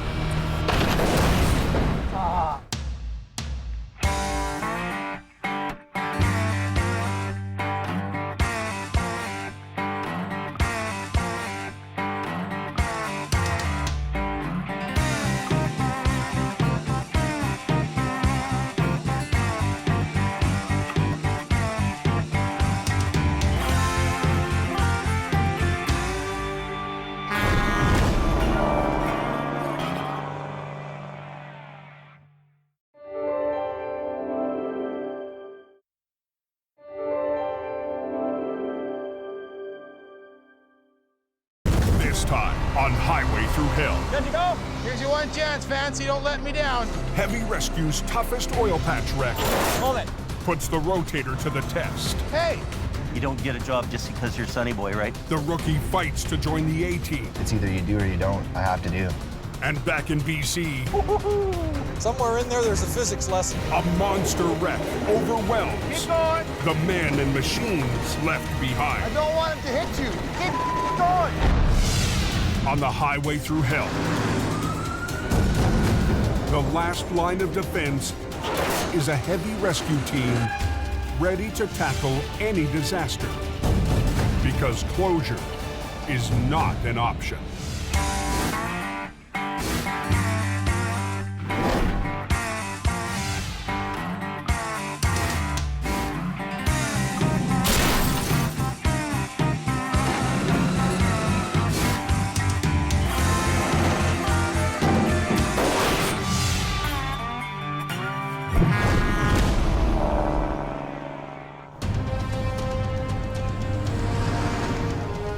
It's 4 a.m. Shoot and then quad my way up. The wicked storm that's hammered BC's Coquihalla Highway for more than a day is finally dying off. Down in the Fraser Valley, Trailer's cut right in half. That's what I heard. Not a good thing to happen. Heavy Rescue has been out all night after a semi loaded with wine was ripped in half. I'd take this as a win. Heavy Rescue's lead BC driver, Howie Irwin, has got traffic moving. Are they opening a westbound lane? Looks like traffic's moving here. Even as the storm fades, it's left a huge mess in its wake. Sand trucks prep the mountain for the semis that are finally rolling again. Roadside straight up on us. All trucks were dispatched. Quite a mess. Quite a mess. It doesn't take long before there's trouble. When I put all the steering on that way, then trailer moves that, and it's Jackknifed. The Jackknife happened in the worst place possible. The brake check at the top of the mountain. Look at the road. Yeah. You can't even walk on it. Yeah. Come down the hill, nowhere to go. Truckers aren't allowed to descend the dangerous smasher without stopping and inspecting their brakes at the pullout. Al is on site here at the brake check. You should have that truck cleared here shortly. Until the Jackknife is cleared, no one can get in. Brake check on the road there and bypass is blocked up there. The call goes to Quiring Towing and Al's right-hand man, Gord Boyd. First, we're going to have you straightened out, get you out of the way so these guys can get through. Gord knows truckers are bypassing the lineup and blowing off the brake check. The biggest concern there is someone who doesn't know the road and comes sailing past there and comes over the top of that hill doing 100 clicks in that weather with a loaded truck. That is scary. Glad it didn't go that way. Because once you start down that hill, you're committed. And if you're doing 100 clicks, you're in trouble. Big trouble. This should work. It'll take 2 or 3 short pulls and I'll have him straightened out. This is all basic physics, you know. Newton was right and so was Archimedes. It's a lever and a fulcrum. First thing you do is take the long lever and straighten it out. Once you get the trailer straightened out, then you can worry about straightening the truck out.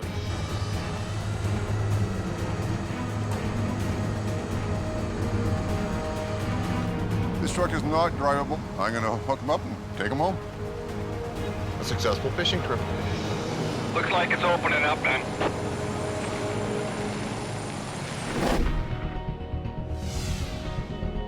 A few hours later, salvage crews return to the site of last night's violent wine wreck.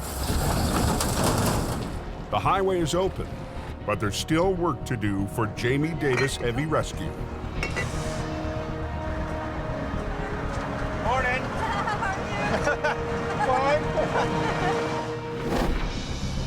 Last night, a semi crossed the median into the oncoming lane, right into the path of another truck. One trailer was sliced in half. The other semi total. With Jamie following his rotator to Alberta, Howie cleared most of the wreck with just one 25-ton wrecker. All that's left now is the gnarled back half of the wine trailer. Well, I'd like to grab the carriage somewhere.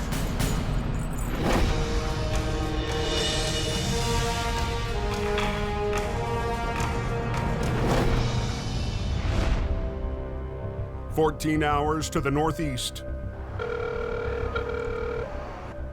Hello. Hey, what's going on? Where are you at? Adam Gazzola gets an update from his boss, Jamie, who's en route to join him. Are you bringing Brandon with you? Yeah. You're not keeping him here, are you? We'll talk. Yo, you gotta be joking. No big issue, buddy. Okay. Bye.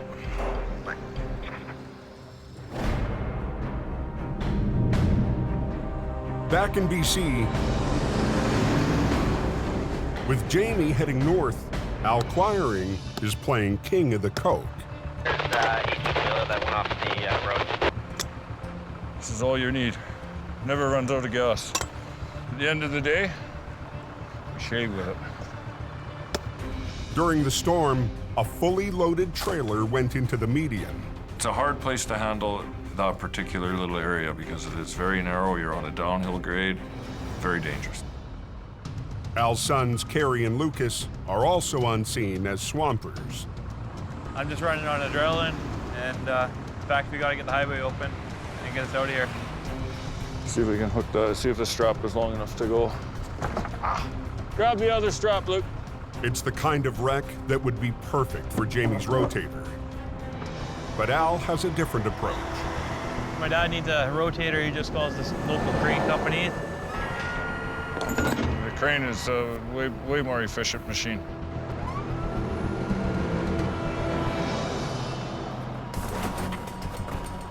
Start getting these pieces of out of here. Start a line up and just start passing them up. That load was a whole 53-foot trailer full of these 1,000-pound crates, 2 feet by 2 feet by probably 8 or 10 feet. You know, pull a couple crates out, move some cardboard, and just kind of keep working your way into the trailer like that. Al wants the trailer empty before he tries to get it back on the road.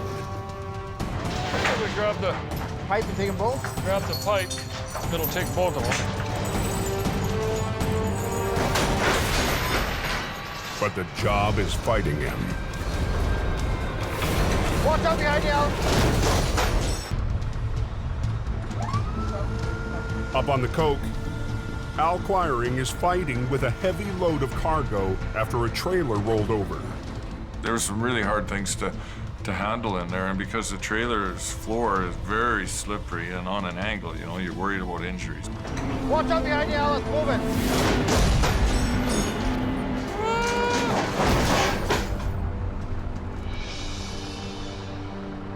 Try and get a bite with it. I can't carry. Ready? 1, go. Al realizes he can't continue to empty the trailer safely. Pulling out now. You got to be very conscientious of your working environment. He'll take a chance and pull with the remaining cargo inside. Down. And that's a big risk. As we're dragging it up, that freight is kind of sitting on the roof. Hopefully it's not going to blow a hole through it. Down, down, down. 40 minutes southwest, just outside of Hope, Heavy Rescue's Howie Irwin is struggling with another mess. Hey, help? Howie? No. No, you're okay? Give me a minute. Okay. He needs to release the brakes so he can remove the final piece from last night's massive wreck. Air. I need some hair. But the air lines are severed, so the air brakes are locked. Ugh. Howie needs to feed in a supply of air. Pretty much just hack and slash those hoses off, jam a fitting in it, and go for broke.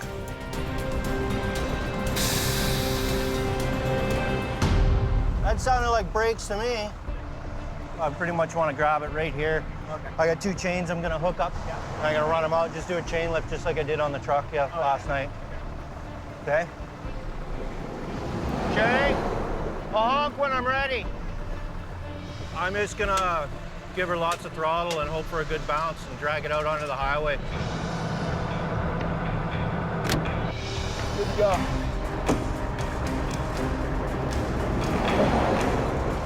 As Howie clears the last of it away, All day long. the biggest recovery of the season is officially over. I would call it a pretty good success. I made lemonade out of a lemon.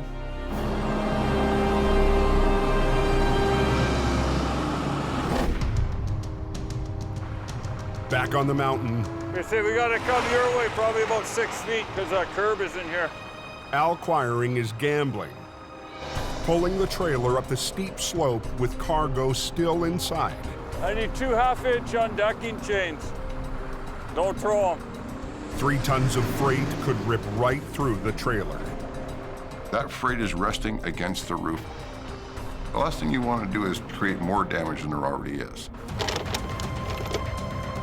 They rig to the bottom of the trailer to make the tough pull through heavy snow. That thing, remember, is frozen in the ground. Till you break it free, fighting frozen resistance. Good. Jacks up, pull ahead, just get your ass sent over a little bit.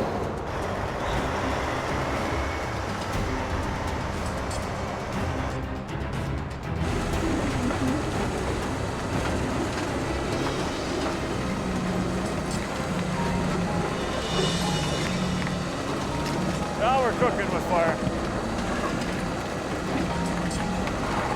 It's the floor of the trailer that's actually doing the pushing of the snow.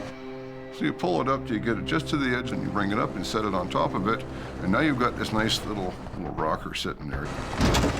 Nice. The trailer held, but now they need to roll it onto its wheels. I got those straps ready. We'll just shackle on. To maintain control, Al and Gord build a sling out of Teflon straps. We'll do the old-fashioned Aldergrove jelly roll. To rotate the trailer upright, each end will be rigged with 2 lines. One set will lift the trailer off its side, while the other set controls the drop.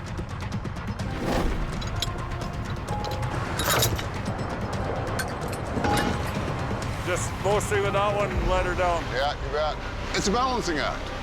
I'm gonna bring one cable in and one cable out, and I'm just gonna rotate this thing just like a barrel. Let the pendulum effect come into play. Once it settles down in the straight line behind me, then I'm gonna pull that bottom one up and bring this one down, and it's just gonna rotate. But the leftover freight in the trailer is a wild card. If something shifts inside, it could over-rotate. Sending it into the lane of traffic just a few feet away. Whoa, whoa! Whoa, whoa!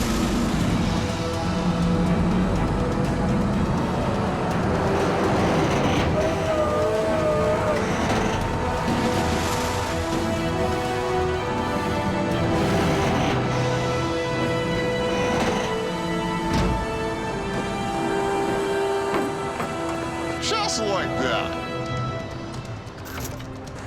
Quiring chalks up another win. Yeah, amazing what you can accomplish with 2 guys. I'm out here. Okay, I'll see you over there. Another day in the life of the Coquihalla Cowboys.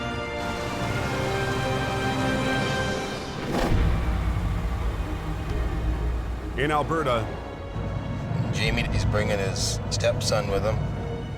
Adam Gazzola is heading to conduct a job interview. I didn't even know he was coming. I was kind of shocked, actually. Brandon has been pushing for a chance to work up north. I'm like, hey, what's he gonna do out here in minus 48?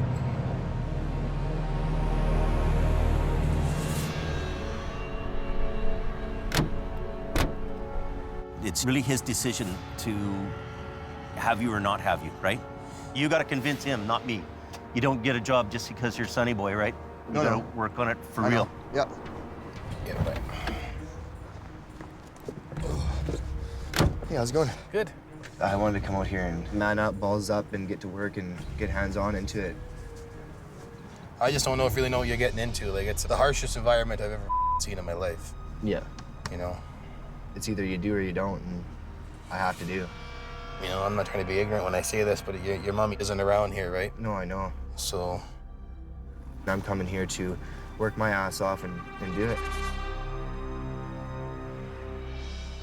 You gotta suck it up, and you know, a lot of that. people are gonna give you attitude when you get there. You know that. You think so? Well, you know, you gotta earn their trust, right? You gotta prove to them. You know, you've kind of flaked out before when people are trying to teach you things. Yeah. You know, this is gonna be tough love for you. So whatever the you gotta do, right? So. Oh yeah, I'm down in anything. That's when things will work out and everyone will become a team, when everyone's working and everyone's helping each other out. Yeah, no, fair enough. Okay, Yeah. Well, good luck. All right, thank you.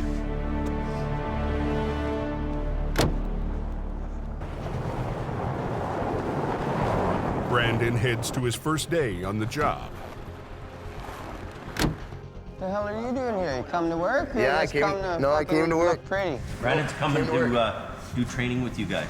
Hope you brought some warm clothes, boy. We're not gonna, you know, show him any favoritism just because he's Jamie's, you know, son, whatnot. We're gonna work him and train him if he wants it. An hour later, Brandon's going to get the chance on a hard recovery. So here comes the rotator now. Yeah. You're right on time. Perfect. Jamie's mighty rotator is arriving for a job so tough, it convinced him to bring his biggest record from BC. We had a bucket truck to flip over that needed the rotator, and we made a decision to have the rotator driven up here. So instead of this truck sitting in the garage in Hope, here it is making money.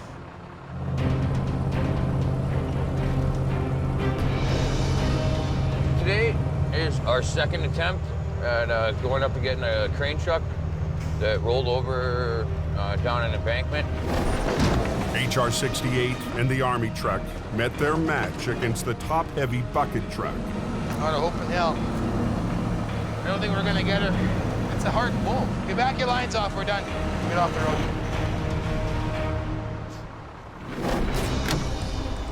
Brandon with me. First day flagging on the 881. Yeah, first one here. I'm excited to do it and see what it's like. The good thing is right here, you guys can see each other. Yeah, I can see. That's the last one. Turn your sign around, yeah. Big unit. We needed the rotator there because the bucket truck just has a really significant gross weight. And it's a big, expensive, heavy machine. And it's deep in the ditch, testing the rotator's 75-ton capacity.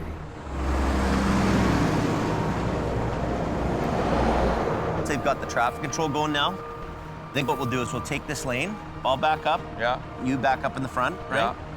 And then we'll get our rigging down to the machine. Yeah. And we'll swing out together at once. Okay. And then do it. They'll rig 2 lines from Collins Wrecker to the front axle of the bucket truck, and 2 more lines from the rotator to the rear.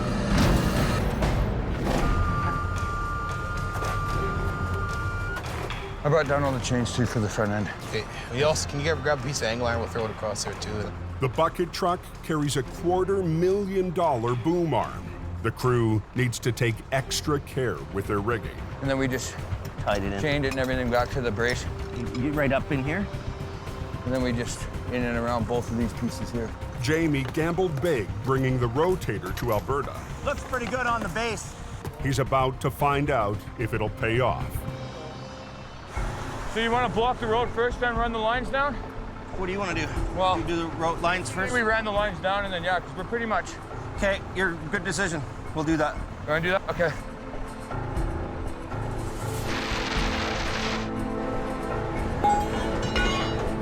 Okay. We're going to wait for him to come through, and then we're going to block the road. Blocking this road, even for a few minutes, has big consequences. This is the main vein to the north and all the oil-related businesses. Okay, let's go. You get in let's here. go. Stop all traffic. Come on, let's go.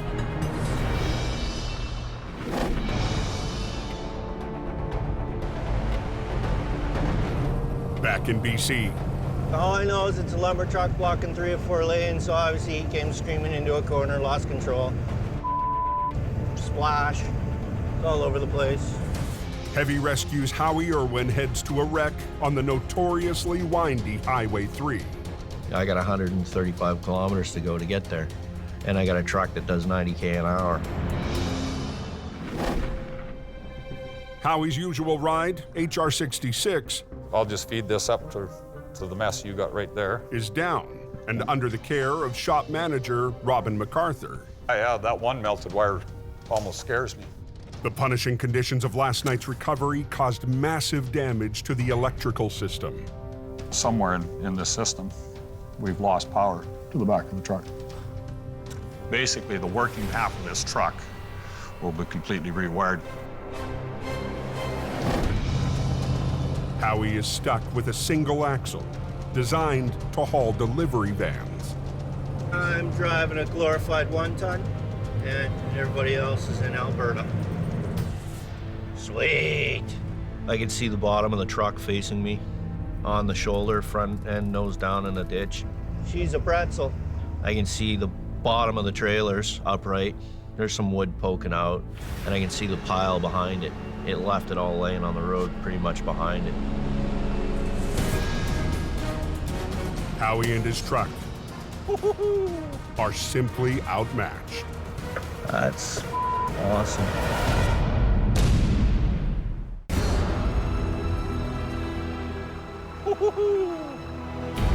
That's awesome. Just west of Princeton, BC, Heavy Rescue has arrived at a 50,000-pound lumber wreck on Highway 3. It was pretty much bent in a Z, tractor pointing forward in the ditch, lead trailer across 3 lanes of traffic, and the pop 90 degrees to it. Then I can start working on it? Yeah, Okay. I guess so. Excellent. Thank you, sir. Okay, thanks. Well, apparently the driver was having his lunch, reached for a sandwich, and drove straight into the ditch.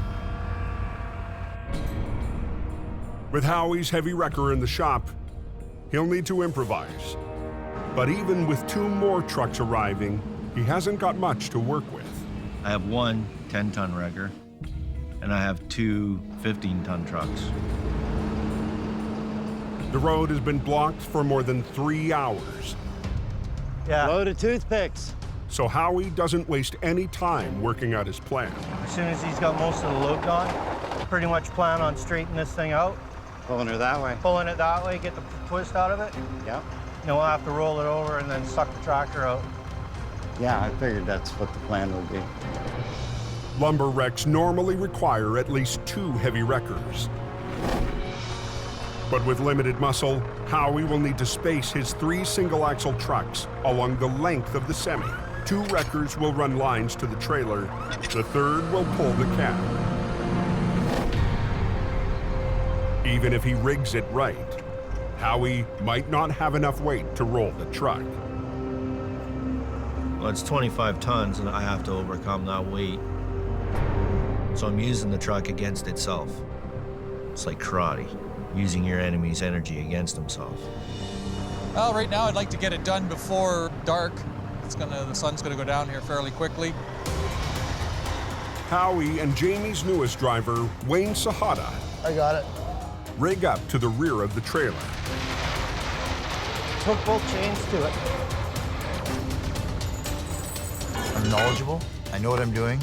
Oh, hang on. Wayne just moved to Hope to help Jamie keep the coke operation running while more men and machines head for Alberta. I already know about the problems, and I wanted to try to help be part of the solution and fix it, or, not make it worse.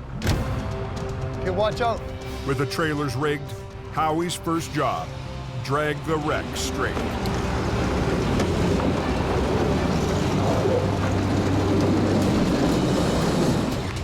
Good. Now the hard part, flipping the B train. With 3 trucks, never intended for a job this size. It's a mess.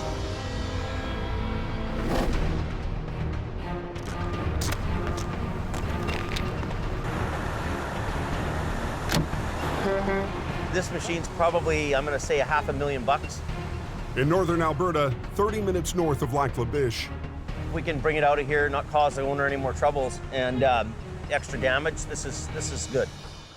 Jamie and the crew have rigged the rotator and HR-68 to the bucket truck. Not freezing today. No, it's not too bad at all. Only thing cold on me is my face. That's about it. And Brandon is settling into his new assignment. You good to go? Here's your one chance, Fancy. Don't let me down. Okay, go ahead, call it.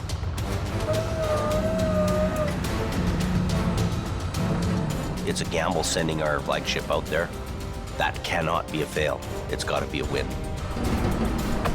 Okay, keep going, call it. Right, yeah.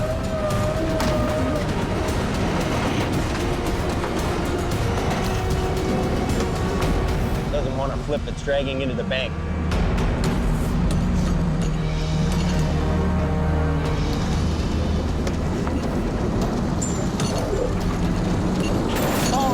Hold it. Is this snatch block gonna get caught under the tire? So Chuck is lying here.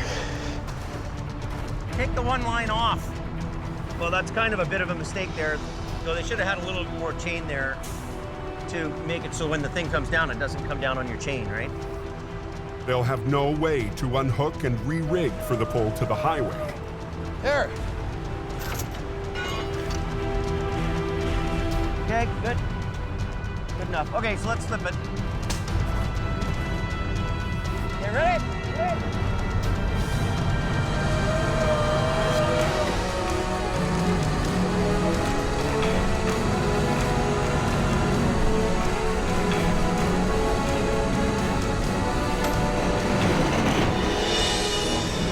What do you think, Adam?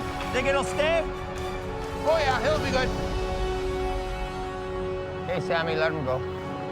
Hey, sending. The crew must now drag the 25-ton truck through the deep snow. You get on the front end and we'll both pull. And you pull straight ahead. I'll pull it up and then you just kind of hold it, make sure she doesn't. Yeah, and I'll keep on the boom section. Okay. We're not going to try to tear this up sideways up the bank. We're just going to give it a nice long sweeping pull out up on a nice angle. As he pulls ahead, I'm going to kind of give him a hand and I'm going to follow his radius. So he's going to come out like that. It'll be the easiest on his equipment and easy on our equipment.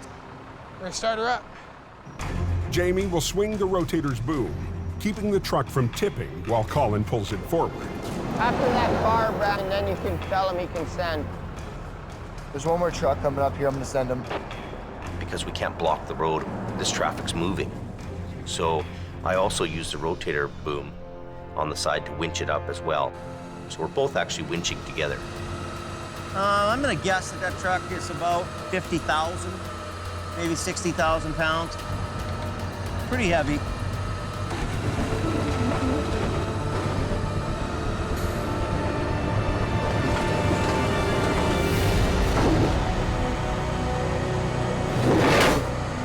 Sliding? Yeah, I'm pretty close to that edge, Dave. I had a pretty good lean on it. She was dragging. Yeah, Jamie, that's got me right down. It was getting closer and closer to that ditch. Heavy Rescue is still waiting for custom ice cleats that can dig into the frozen northern highway. I was a little concerned, and I looked over at Jamie, and he said, "Keep going." I don't really care if you suck this thing into the gravel, right? Let it find its happy spot. I can always pull you out, right? Okay, I'm just checking. That's yeah, what don't be afraid to winch on something, right? All right. His truck, he says, winch her into the ditch, and I'll pull you out. All right, boss. You know, it's okay to drag that truck. He needs to drag it so that it can anchor down, right? Get tension on the line. We're getting there. There we go.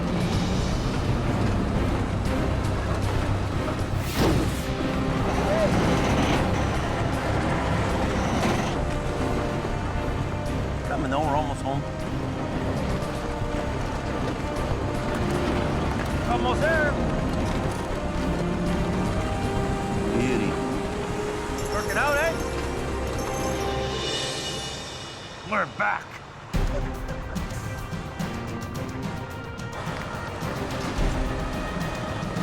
The team is firing on all cylinders. Most importantly, I'm back in the saddle doing what I really love. Last pickup truck last. Copy that?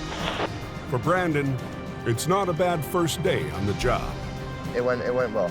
I'm in for the long haul here. I'll be staying here for good. From a few months ago to where we are now, we're going to the moon, Alice.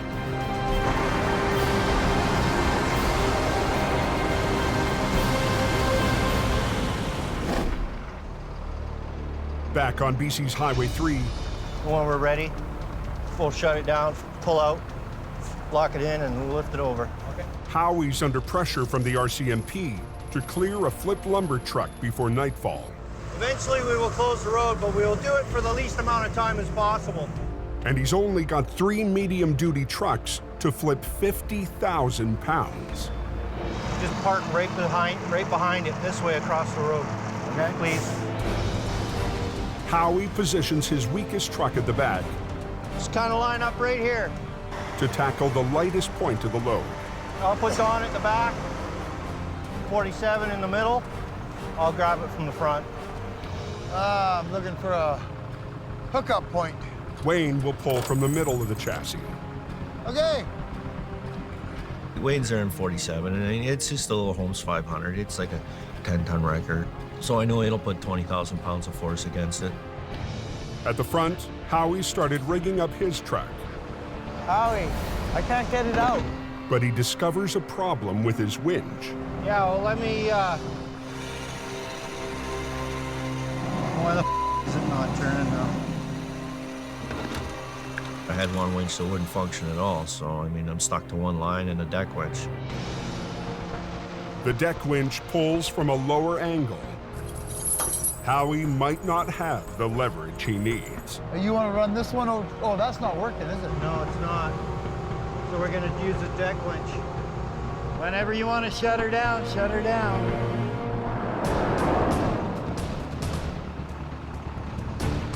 Okay. You think it's gonna go, buddy? Yep. All right. Honestly, I do. You all set? I'm ready to roll, yep.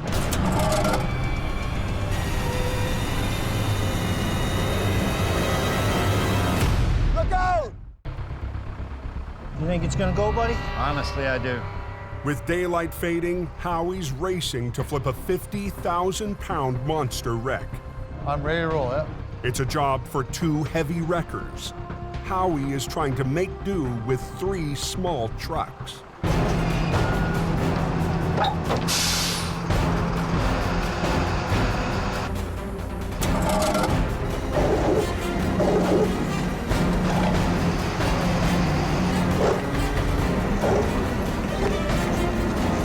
Come on, dude. Pull on it. Oh, I'm off the ground here. Once the truck started lifting the front tires off the ground, he started to panic. Keep going. Just keep going. I should put my wheel lift down. Just keep going. I'm gonna put my wheel lift down. Keep going. Keep pulling on it, man. Howie was like, just keep pulling, keep pulling. I'm like, Howie, it's not doing nothing. It's just pulling my truck in the air. I don't like this.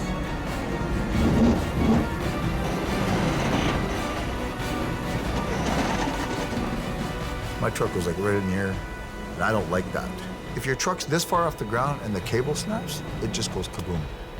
If your truck's this high off the ground and the cable snaps, it goes kaboom.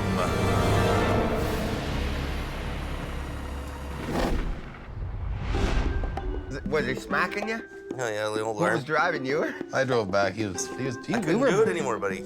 Up in northern Alberta, the guys have settled into their new crew house. It's a step up from sleeping in the shop, but oil patch real estate is hard to find. We have a little house that's about the size of a 2-car garage. This is where the manager stays here, the administration sergeant. Big shot boss guy. He gets the big room and the big bed. This is our driver's lounge right here. So we all kind of stay right in this little area here. That's Adam's king chair there. Lee sleeps right here in his fold-out bed. Rented out chair. And this is rented out. Whoa, look at that. Yeah. And how much is that a month? 3. $300 a month for that Well here. worth it. So that's what the oil field does to you. $300 for a couch here, buddy. Well worth it. $15 for going to the washroom and $15 for a shower. Then we got Phil here. He's got a big fold-out bed here. Yeah, Phil, you know, you've kind of got the biggest bed here, and we've had a few applicants looking, so I'm gonna have to rent out the other side of the hide bed. So we've got 1, 2, 3, 4, 5 guys here, and we got a potential 6th renter coming here. it's like going to a trailer park. You know, if you want 2 pads, you got to pay for 2 pads.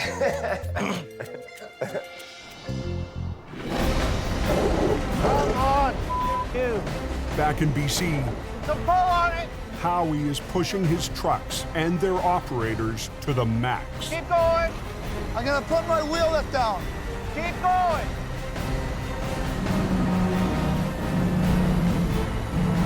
I don't like this. He wanted to stop. I pushed him out of the way and grabbed the levers and blocked him in. I'm not gonna let the truck go over backwards. I'm gonna stop long before that happens. And as long as things are moving forward, keep pulling. Wayne lowers his wheel lift to brace the back end of his truck. Yeah, put that down once you get your wheels about that high in the air. You got to get some pull on it.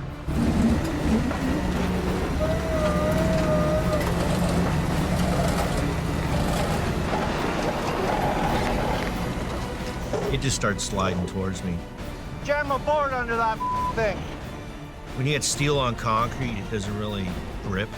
You need friction to keep it in place. Just stop it from skidding around. How are you doing? Slide? Yeah, it's gonna pull towards you. Go. Stand up. Keep going, Don. Okay. Howie, I don't want it to hit you. Keep going. Stand up. On British Columbia's Highway 3, I should put my wheel lift down. Keep going. tensions are running high. Okay. Heavy Rescue is fighting to flip a B train. Go, keep pulling, man. With 3 small wreckers, Keep pulling on it, man. Howie refuses to give in. On it. Here it comes.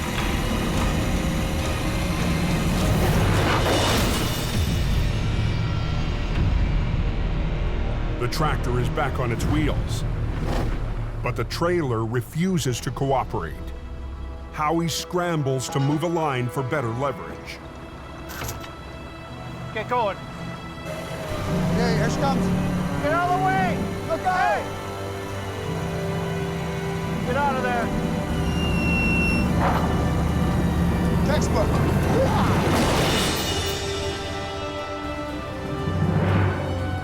Somewhere in there's a physics lesson for the school classes. Just drive ahead. Leave those on there. Just drive ahead.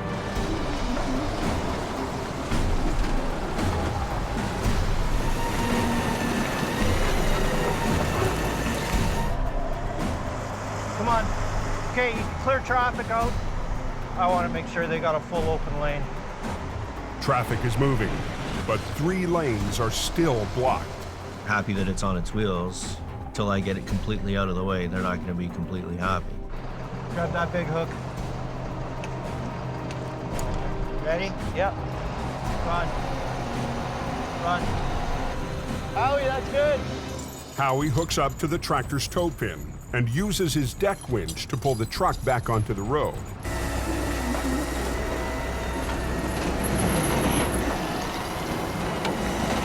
Look at that winch go, man. I love this truck more and more every day.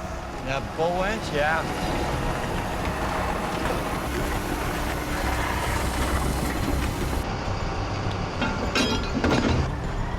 Now Howie lines up to haul the rig away. Here. Right in the front. It's just a little glorified 1-ton, right? I'm trying to pick up the front end of a tractor. I'll just follow you with lights on. To get the highway open, Howie will have to haul the tractor and trailers to the nearest pullout. Sweet. At the top of Sunday Summit, the second highest point on the entire highway. The concern is that the truck and the trailers weigh 3 times as much as the truck I'm driving. Okay, let's go.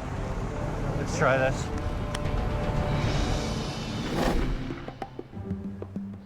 In Alberta, Brandon's decided that to stick it out, he needs a home away from the crew house. Grown men should not have to live in such a tight, jammed little place, you know what I mean? Like, we're a business. So he's moved in with Sammy. Those guys in the sardine can is pretty tight there. I've seen it, it's not good. No, I couldn't handle it. This is our kitchen area, and this is where we cook. I have a TV set up so I can game and stuff on my free time, which I haven't had yet. And in here is our living sanctuary. We have our Sammy's bed, my beautiful couch. We're gonna cook curry. Moose meat and ground beef mixed together. Sammy and I like the same kind of foods and stuff, and they eat their beans and hot dogs or something, so I'm not too much into that. Oh, it looks so good. We're like Starsky and Hutch, you know? Sammy, I've never had a moose curry before. This is gonna be a first. Oh, yeah. Voila. Voila. All right. Here's a good one. Awesome, man. Yeah, you behind me, he's in front of me. Okay. In case I need a bumper. Back near Princeton, BC, Howie's gearing up for the drive to the pullout at Sunday Summit, where he'll split up the tractor and trailers. You gotta split that big load up. I can't make it all the way home. There's not a hope. I can go as far as the first safest place to separate it. To get there, he has to haul a very heavy load over very steep terrain. It's a challenge. I'm 105 feet in length. I'm 70,000 pounds gross. It's the big suck. There ain't no stop until you get to the top. Don't even think about it, because there ain't nothing gonna stop that going down the hill backwards. Brutal.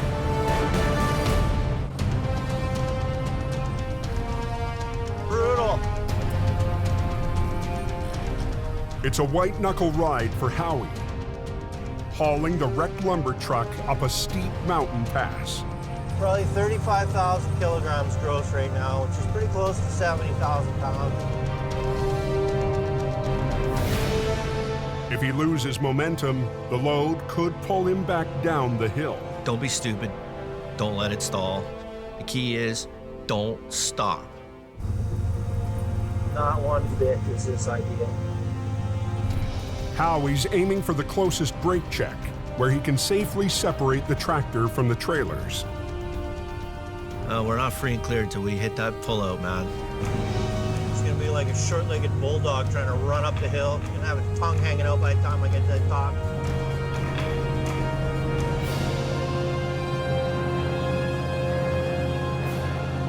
I'm at the top. I am the top. I didn't start breathing again until I had that thing parked and I was out of the truck. That's the moment when I could release my sphincter.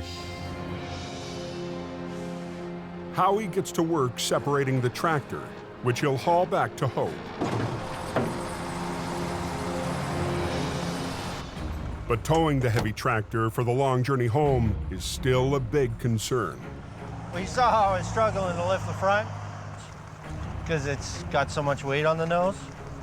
If I can deflate the air ride, chain the back axle up tight, reinflate the air ride and get this axle to hang in the air, it's an extra 1,600 kilograms off my drive. It's always handy to take a little bit of stress off an overworked truck. I've created a fulcrum point off this axle. When you put a fulcrum in the middle of a big plank that has weight on either end of it, it makes it a teeter-totter. Everything behind this point, this center line of this tire, everything behind it has now become counterweight to the front of the tractor. Instant counterweight. Just after 8 p.m., Jamie's brother Kelly arrives with a tractor to haul away the damaged trailers. I don't think it'll be too much of a problem. We'll actually back into it and try to pin it first. It's a long day. We're 12 hours into one job. It's time to get it done. And the end is finally in sight. All I can hope for is that I'm an asset to the company and that I can make them some money so that I can make some money. I'm amazed we even got this accomplished.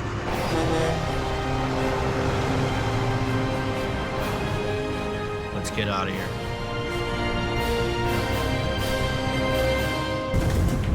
Next time on Highway Through Hell. Holy! A violent wreck. It's minus cold. Tests the new arrivals in Alberta. Get over! Back in BC. Massive carnage. Chokes off 2 highways. See what we can do. Keep it going. And a pair of lone wolves Hang on a sec, Al. have to pull off the impossible. That is nasty.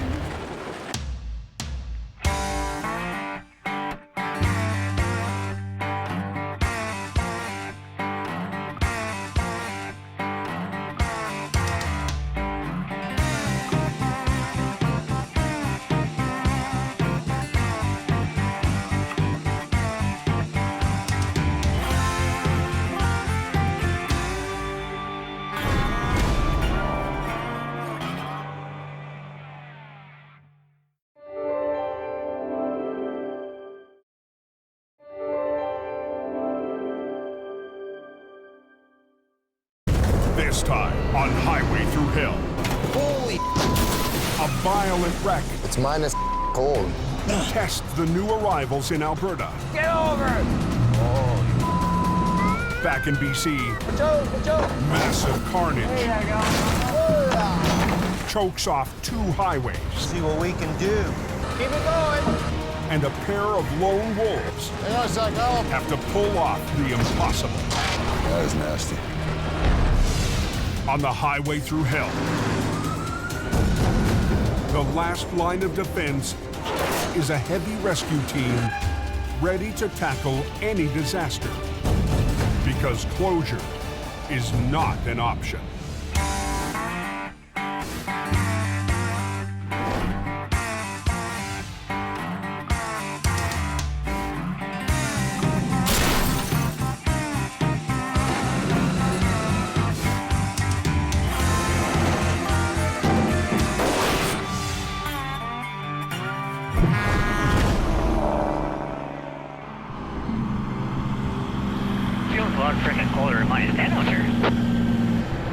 It's the 5th straight week of sub-zero weather in northern Alberta. Both go down to -20, so. The deep freeze has turned Highway 831 to ice. That's a nasty little road. Just grip on that steering wheel. At 1:28 p.m., a semi loses control. Call 911. Yeah. What's gonna happen? There's a truck in the upside down there. Did he flop it over? You betcha. Just drove it right into the ditch. I think we lack the best control reporting a rollover. Jamie Davis en route. Last week, Jamie Davis brought up Heavy Rescue's powerful rotator to battle the industrial-sized wrecks that litter the highways to the oil patch. I have to send in the muscle to make sure those jobs are getting done.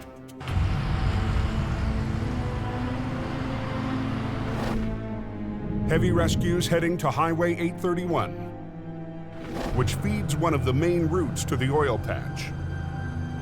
We got a tractor trailer that's rolled over. Joining Jamie today is operator Colin McLean. A bit of a mess. Trying to get there, take a look, see what's going on. It looks like we got a couple of pieces of pipe that have all come off the trailer. Good day, sir. Good. Something led the driver to catch his trailer on the shoulder and lose control. The driver survived, but the crash sent his load of industrial pipe hurtling down the highway. These are pipeline pipes, very, very thick, heavy. They rolled down the highway almost like rolling pins. If that would have hit a car, serious injuries would probably be the best case scenario. Let's do a flip on the trailer and then get hooked up. Jamie plans to do a single lane inversion. Flipping something over in the lane that you're working in. What that does is it allows traffic to flow on the other side. But that leaves them working up against a moving lane. Look at the traffic here. Amazing. You have highways that are handling traffic volumes that are going to all these oil field sites, because the traffic buildup is crazy. The pressure on us to get that job done quickly is huge. Fast, I want efficiency, let's go. Controlling that heavy traffic is up to Jamie's stepson, Brandon, who's flagging along with Sammy. It's minus cold. Brandon's new to the Alberta operation and the brutal climate. The weather's extreme. That ice and the wind mixed together.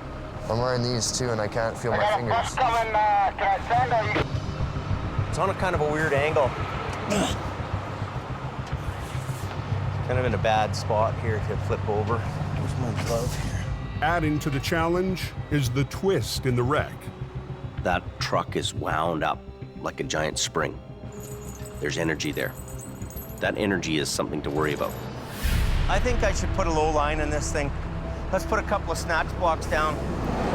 Well, yeah, one for that. Yeah, at least to pull that down. That way we're not monkeying around at all. If I start pulling this over on my end and I don't let him catch up on the back end, that trailer's gonna come down so hard, something's gonna break off, it could hurt somebody. We want that unit to come up evenly. I'm just thinking where I should be with the truck parked here, so. I think I gotta be in the other lane. What, you think you're too close to it? Yeah, like where I'm at there, I'm too close. I know at that point that this is gonna flip over into the lane. So I can't have the wrecker there and flip it, it's gonna land on the wrecker. But moving the rotator forward won't give Jamie the leverage he needs to flip the tractor. I need to block that road for a minute. I have to move the rotator in the other lane, there's just no other room. Let the last traffic go and then unblock the whole thing for a bit. Brandon, shut everything. I'm shutting it down. 1-4, pickup. Good turn forward, good buddy. I'm gonna go ahead if you can grab the cable.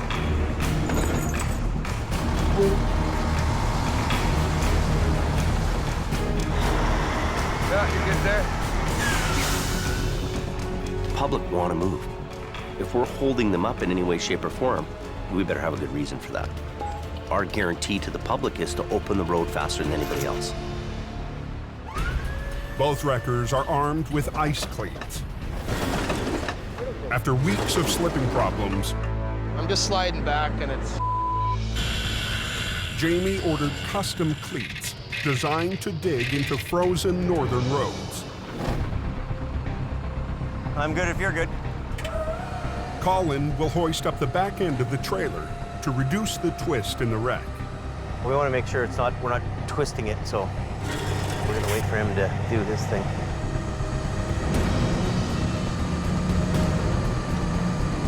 I'm waiting for the perfect moment that he's in line with me, and then we go together. Boom.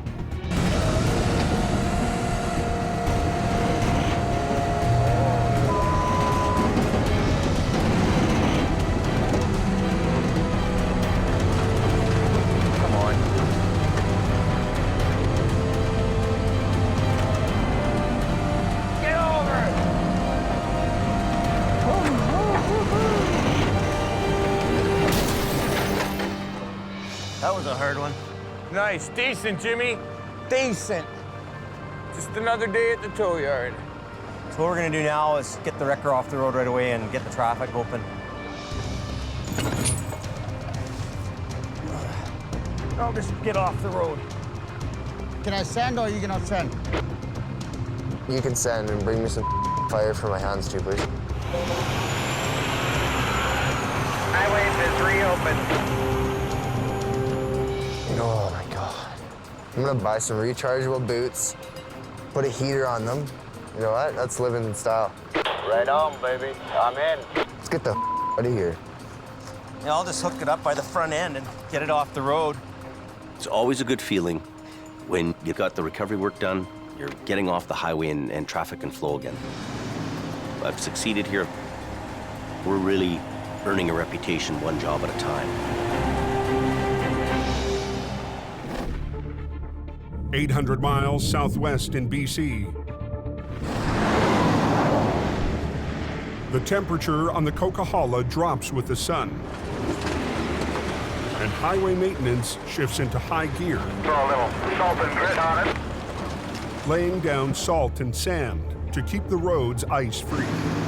Extremely slippery. Not gonna be able to stop. It's slick. Al Quiring is out patrolling the Coke, along with senior driver Gord Boyd. Well, let's go find something else to tow.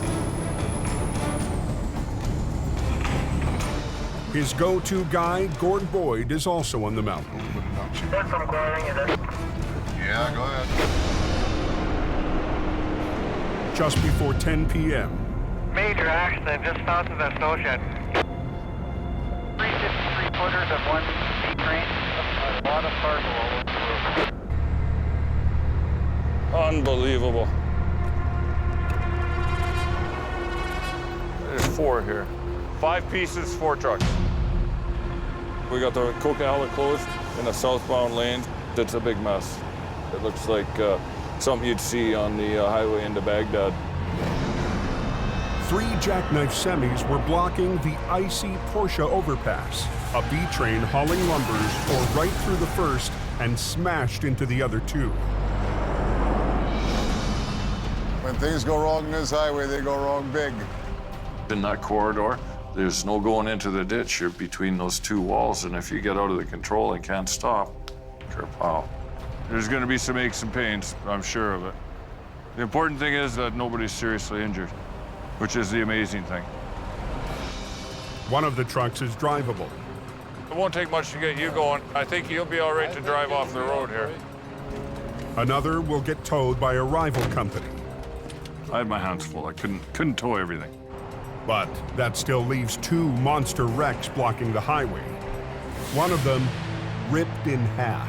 The other truck just went right through our trailer.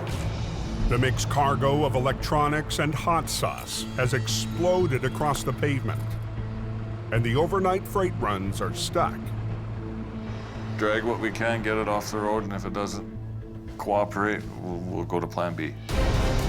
It's all up to Al. Okay, I'll back up. We'll get some lights down there. And Gord. Well, we just want to get this out of the way. To clear the highway. It is a mess. Armageddon. Who set the bomb off? The Coke's closed. Bad accident. The road's gonna be closed for a while.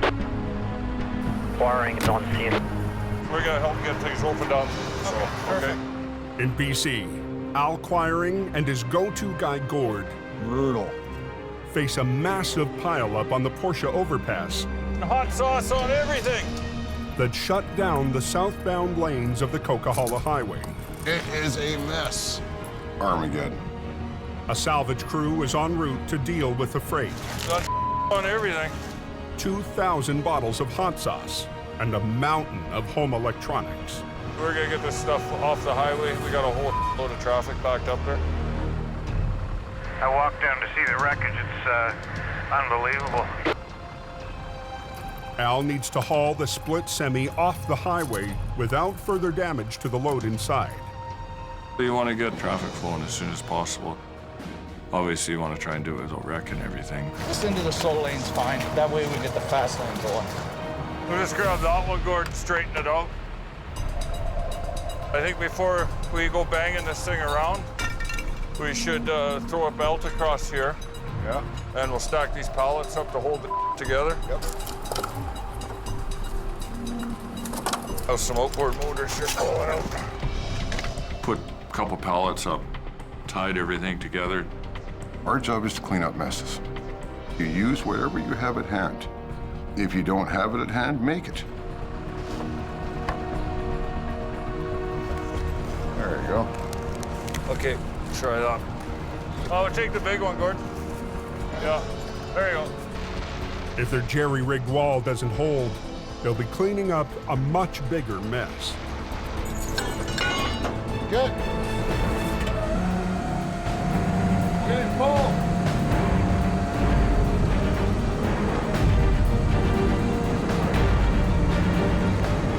Hang on a sec, Al.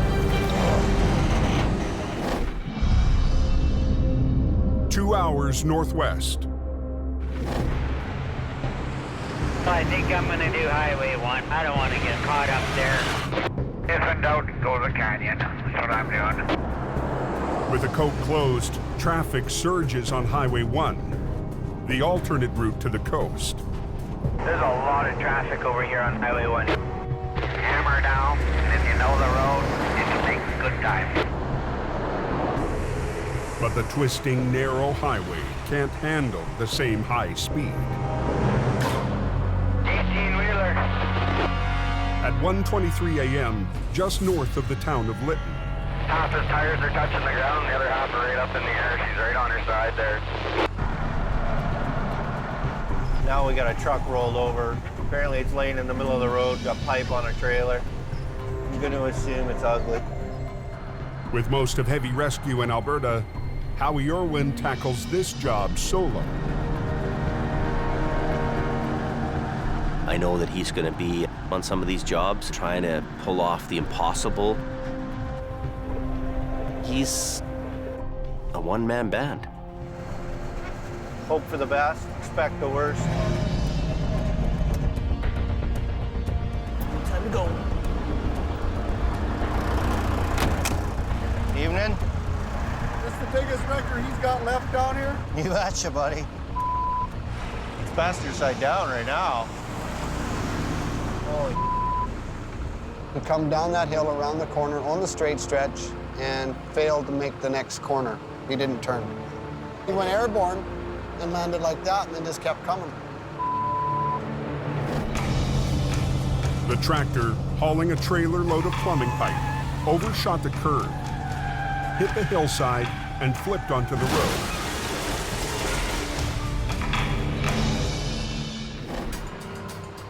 I want to grab it right about behind that toolbox. And then at the same time, I'm going to pull down off the tractor. With just 2 winch lines to flip the 40,000-pound rig, Howie's got his work cut out for him. Yeah, they're all coming apart. Not only is the load heavy, the strapping is now loose. The force of the flip could send the pipes flying. You guys got a front-end loader available? I can make one available. If you want to make the arrangements for the loader, then I'll get ready. I'm going to untie the load up a bit. The load is nowhere near intact. There's no point in trying to make it stay intact. Cut it free and shovel it out of the way. That's a bingo. Last one. Just like clockwork. Howie can't flip the truck until Highways clears out the pipes. I'm not going to do anything until the loader shows up. Once I go to flip it over, it's going to block this lane as well because it's going to take up 10 feet this way. So I don't want to do anything until they're ready to move.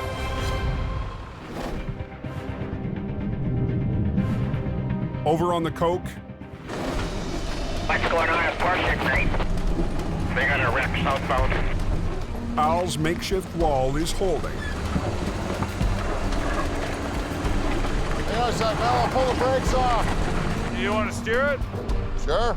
But now that it's straight, they need to get the wreck off the highway.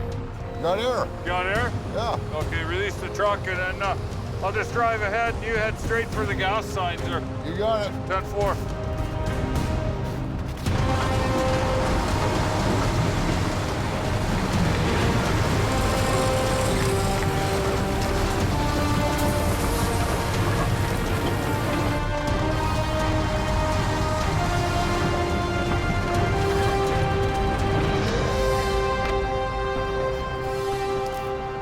Okay, I left the brakes off.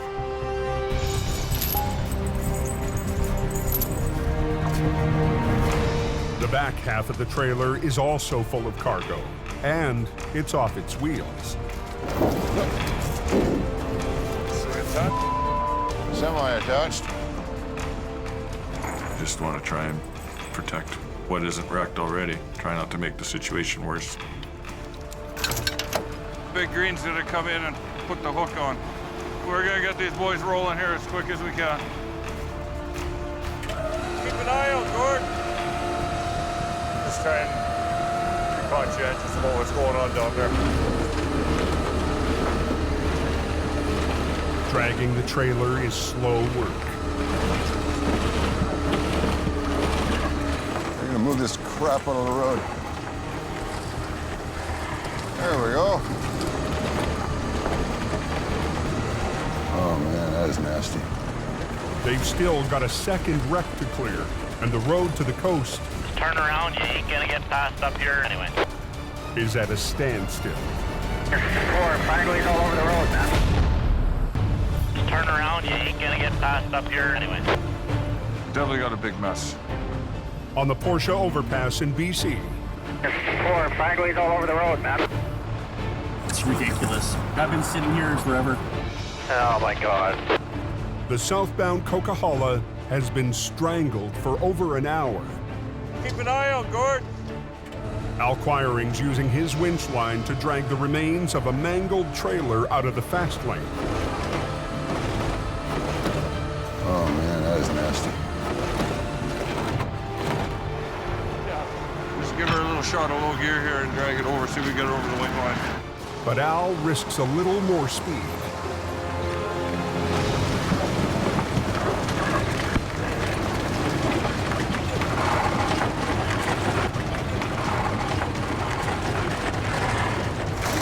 So good. Yeah, a little bit faster. I just dragged the carnage of the trailer behind me. Once he clears the overpass, Al finesses the trailer onto the shoulder.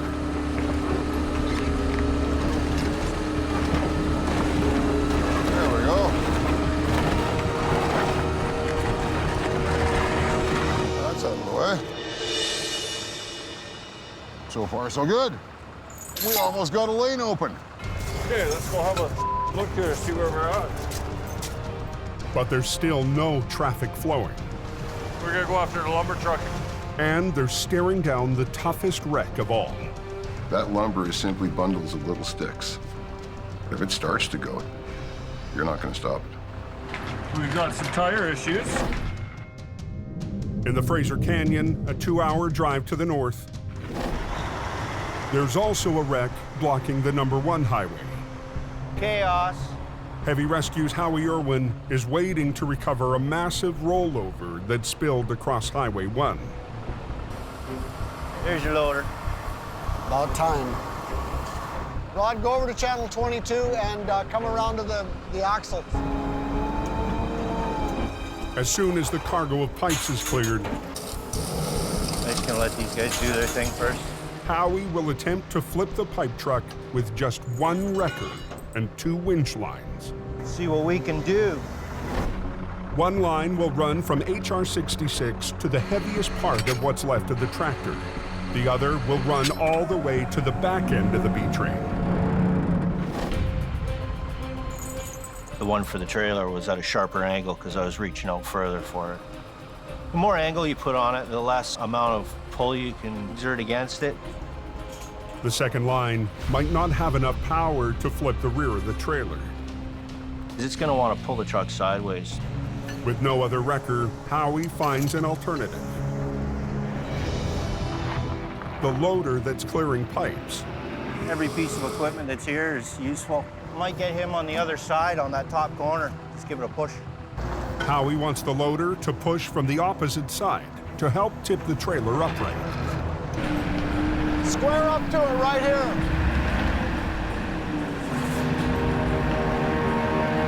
Ready to shut her down? Yeah. The one lane still open to traffic needs to close to make room for the semi to land. Let's hold your traffic. Okay, cool, we're holding traffic. Yeah. One is closed. Now, both Highway 1 and the Coquihalla are choked off. Millions of dollars in freight is stuck. You add the traffic from the larger highway to a highway that's small. You close the small highway down, it goes from bad to worse. Let's get the highway open as quick as possible. Get it off the road.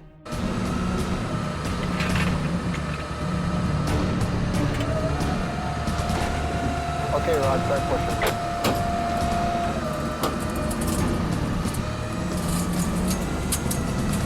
Nice and slow. Losing traction. The loader can't get a grip on the icy road.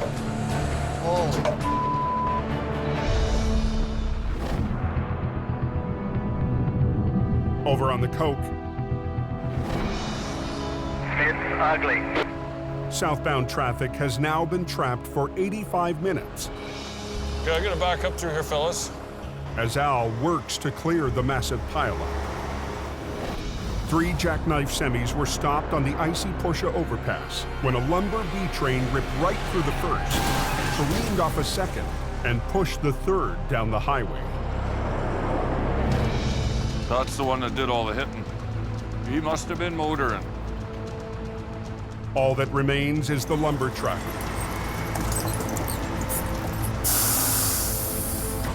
But it's a highly unstable load, 65 tons, threatening to topple off the edge of the overpass. Rhubarb, up beyond all recognition. Don't make any sudden moves, because that's what'll kill you. Well, there's definite tipping hazard there. Don't give it a chance to get away from you is the critical thing. You tell the whole thing, Al? Do the usual half-inch grabber under the axle? Yeah, I think it's so. Yep. She ain't gonna be pretty, but it wasn't pretty to start with. This truck doesn't look very old for it. No, it looks fairly new. I don't think there's a warranty coverage for this type of abuse. No, probably not.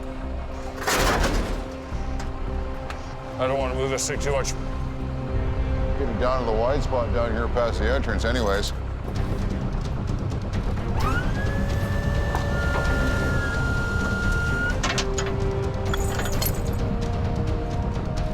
We good? Yeah, we're good. Give her.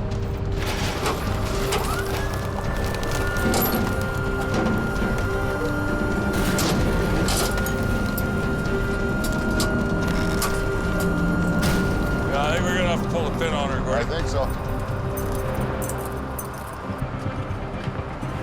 The tractor is so mangled that Al needs to separate it from the trailer to haul it away. Pull it out nice and slow. Okay, a little more. Yeah, you're up. We're gonna just pull it ahead a little bit. Look how far that load moved forward. Pulling out the tractor shifted the load even more. Unbelievable. Wood slid ahead on deck 4 feet. It's not a very good load. Down in the Fraser Canyon, Howie's having his own problems. Okay, Rod, start pushing. He's enlisted a loader to help him flip the overturned trailer. Losing traction. Get it down low. But the trailer is still sliding. Back up and then reposition a little bit and drop your bucket down. Howie moves the loader to lift from the bottom. It's not an exact science. There you go. Keep it going.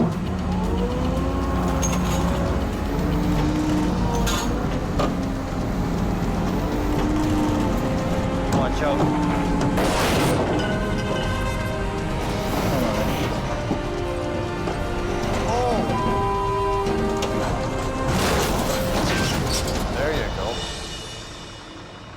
Okay, Rod, start pushing that load into the ditch.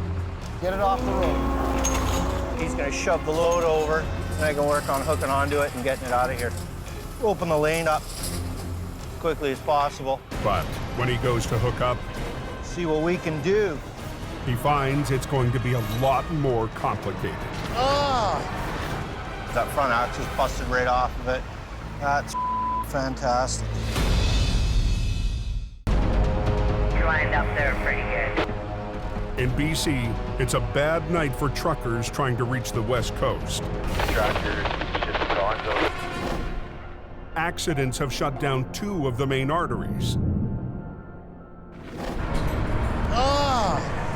On Highway 1, front axle's busted right off of it. Howie's plan to tow the pipe truck from its front axle has gone sideways. Well, there's no front tires on it, right? Holy yeah.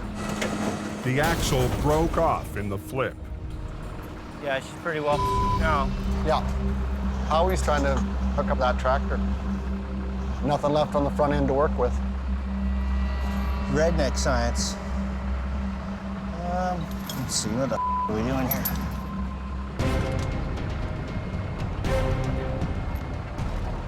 I'm just gonna chain lift it off the front.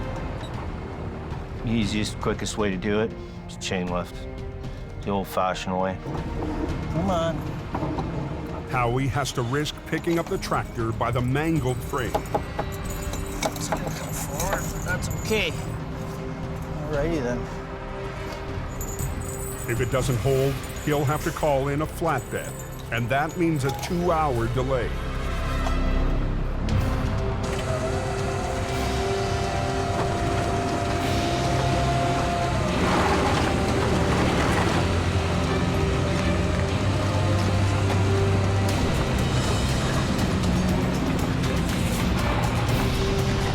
Gonna release the brakes and try and roll it out of here.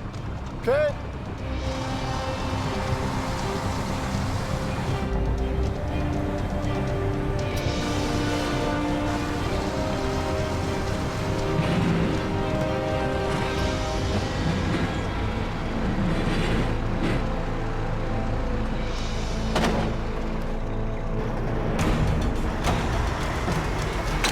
There you go.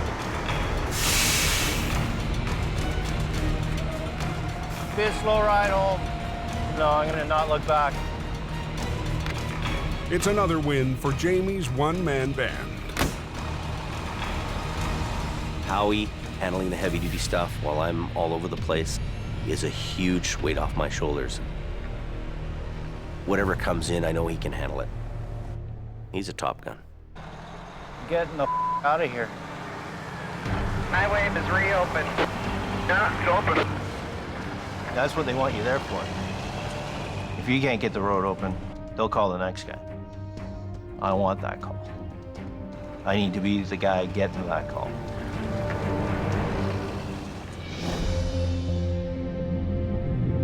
Over on the Coquihalla, If anybody's on the radio at that accident, get out of the way. We want to get these guys out of here. They're all pissed off back there. I should have quit yesterday. I really. Pull it up nice and slow.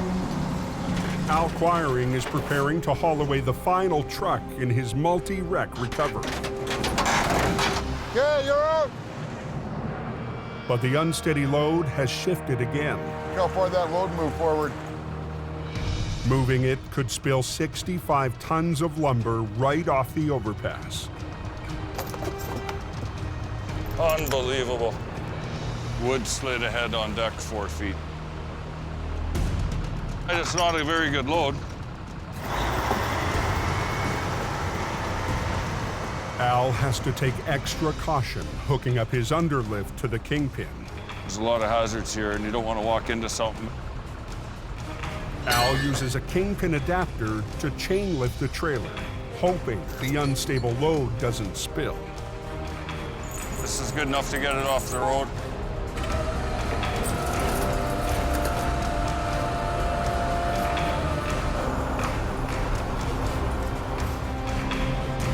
What's the point to around? Just get it done.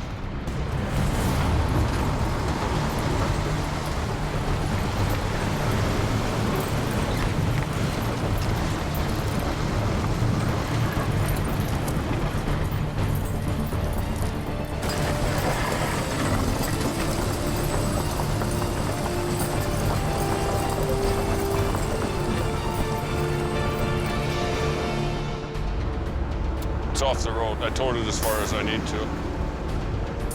Can't believe that load's still on. A salvage crew will deal with the lumber in the morning. And we can peel out here, head back to camp, go lick our wounds, get ready for work tomorrow. Everything is open now. Lovely. At 2:35 a.m., 3 hours after Al and Gord arrived, That's trucking. the Coquihalla Highway is back in business. Nobody can complain about that. Thanks very much. Have a good night. Be safe. If me and Al are on a job, the job will get done. There is no such thing as cannot be done.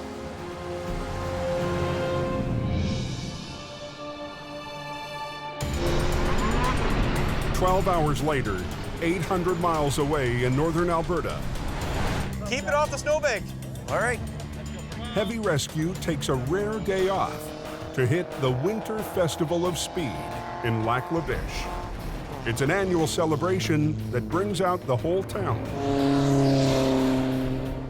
Who's the best guy here? With Jamie's skeleton crew watching over BC, he's sticking around to take part in the ice race, along with his newest Alberta recruit. Then you guys can start racing. We're new faces to the area, and it's important for us to interact with people, you know, let them know who we are. It's also a chance to have some fun with Brandon after butting heads early in the season. Oh, this is tough. We want to let loose a little, get some fun in on the weekends or whenever we can, right? I gotta pick Jamie there, 20 bucks to win. Hell no. Let's do this. Good to go. We can release this field.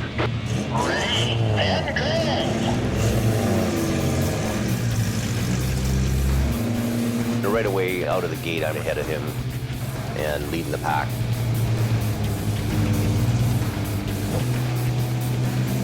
We drive on the ice with our big tow trucks all the time. But racing on ice is a whole new deal for us.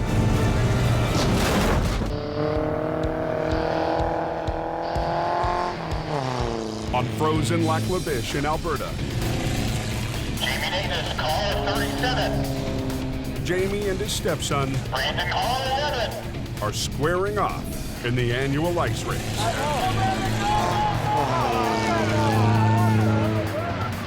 Just shaking my head because I know he's just gunning it.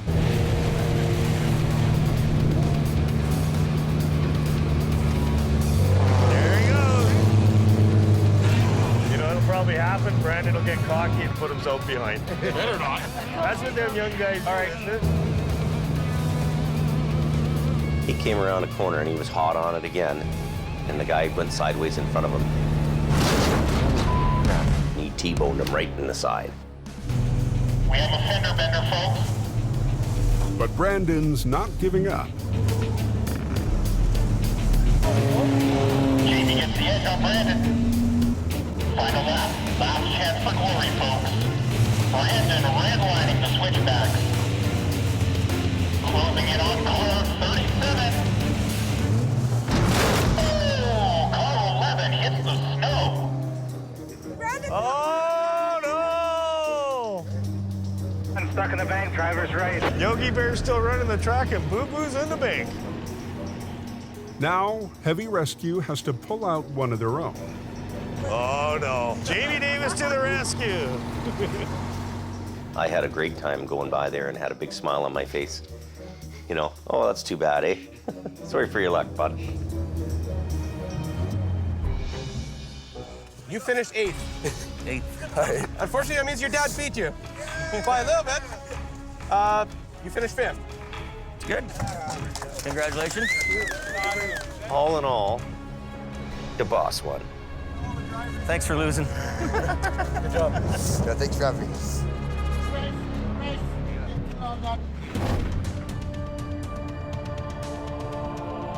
Looks like there's a real bad accident up there.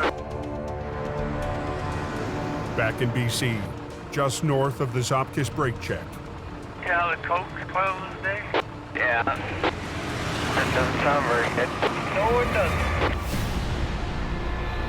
Roads are very icy. One vehicle tagged the side of the barrier and just caused a big chain reaction. A multi-vehicle pileup has a stranglehold on both southbound lanes. We went over, and then after we landed, the Dodge behind us went into us. And it was a wild ride. It's a real wild ride. When everybody's freaking out and going sideways and rolling in front of you, that's it, man. All the drivers escaped major injuries, but the afternoon rush is at a standstill. I'll just back up and grab the other one, too. Then With the A-team in Alberta, today, Jamie's newest driver, Wayne Sahada, answers the call. Twist it around. Sometimes I might be slow, but I'm dependable. Pull that car out of there. The Honda will be the next one. His only help, one of the other new hires, Don Starr. Okay. Then there's 2 1-tons on their sides. The competition has scooped the big rigs, But Don and Wayne have 5 mangled cars and pickups to recover. There's a couple vehicles that are rolled over. As soon as we get those cleared, then I think we can get one lane going. All they've got is an old single-axle wrecker and a flat-deck truck. Here's the program, okay?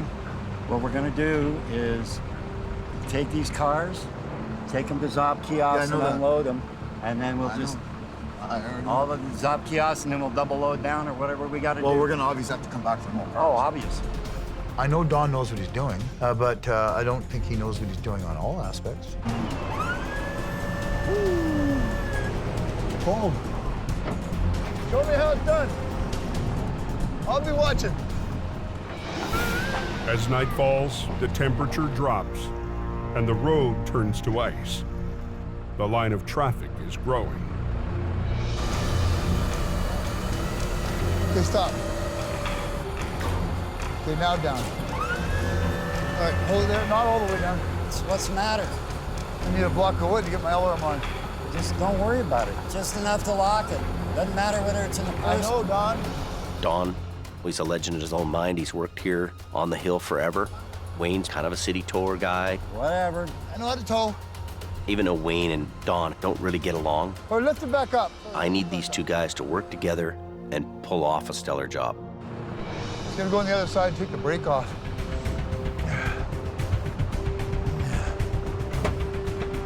Brakes off. Take it down there like this. In less than an hour, they've got the first 2 wrecks off the road. Holy, just go. It's the wrecks off their wheels that'll be the real test for the new team. Wayne's at Zob kiosk. Let me go to work. But Don's not waiting for his partner. It should be interesting.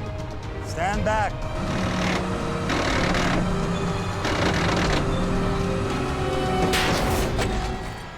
Started pulling, and sure enough, it wasn't going. What broke? Cable. It's never easy when it doesn't work. Don and Wayne are down a winch. Watch that gear, Wayne. Good. All I'm gonna do is pull it the wrong way, Don. You gotta pull. Just pull it. All right.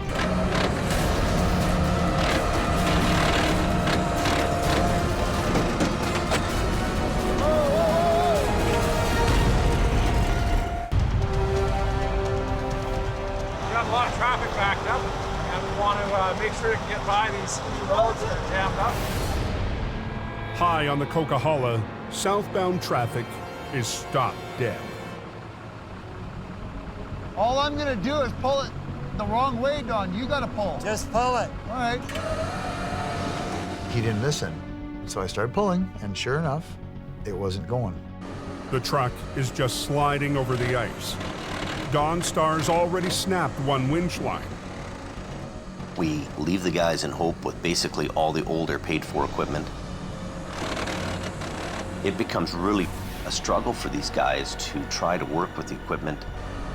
The only answer is to improvise. You want me to trip it? All I gotta do is back up, put my deck down, push the bottom out, and pull the top. Go for it. Hopefully this works. Ho! Ho! You're gonna have to help me, though. You're gonna have to pull. Yeah, I know. Wayne braces his flat deck against the truck. Okay.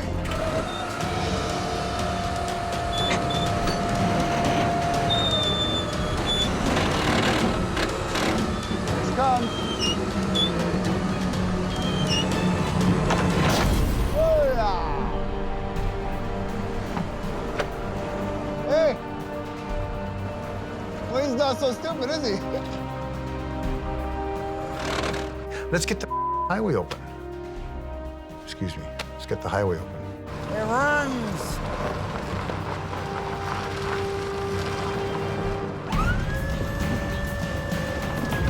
Okay, here we go. Watch out, watch out, watch out, watch out, watch out. Taking Dawn to school.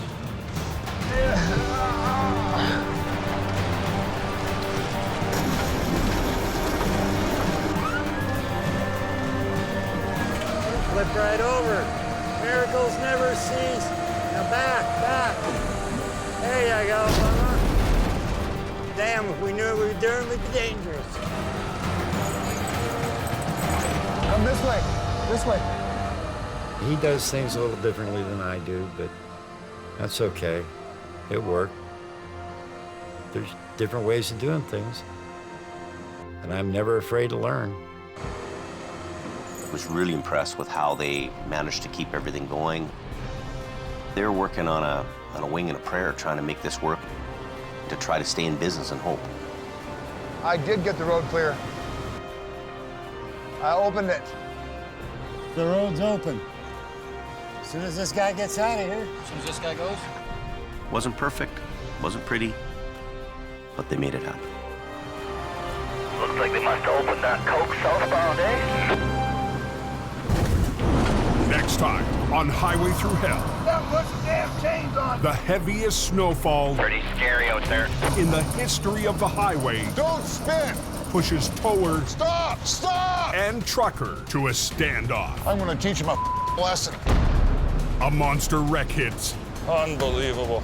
at the height of the storm, and Brandon faces off Finally showed up to work. against the boss. Are you not coming back? Be a real manager.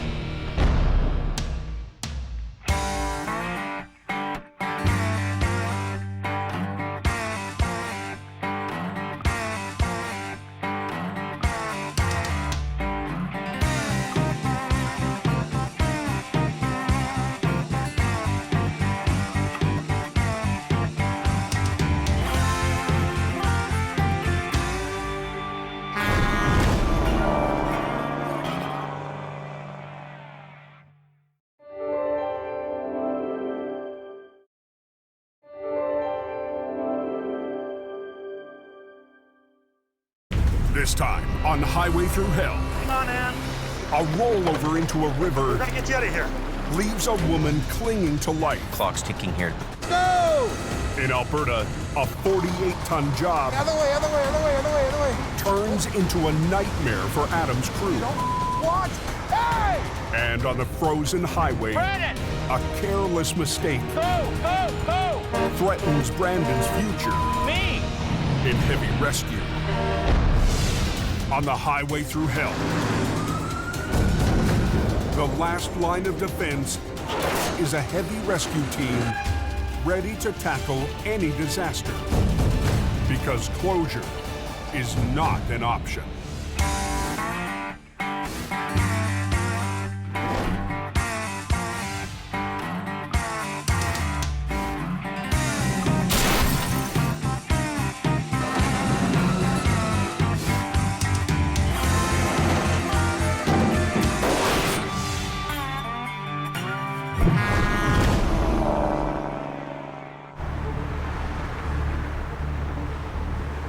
So how's the Coke tonight, boys? There's some compact up on the summit. On British Columbia's Coquihalla Highway, cold air is sweeping in from the north.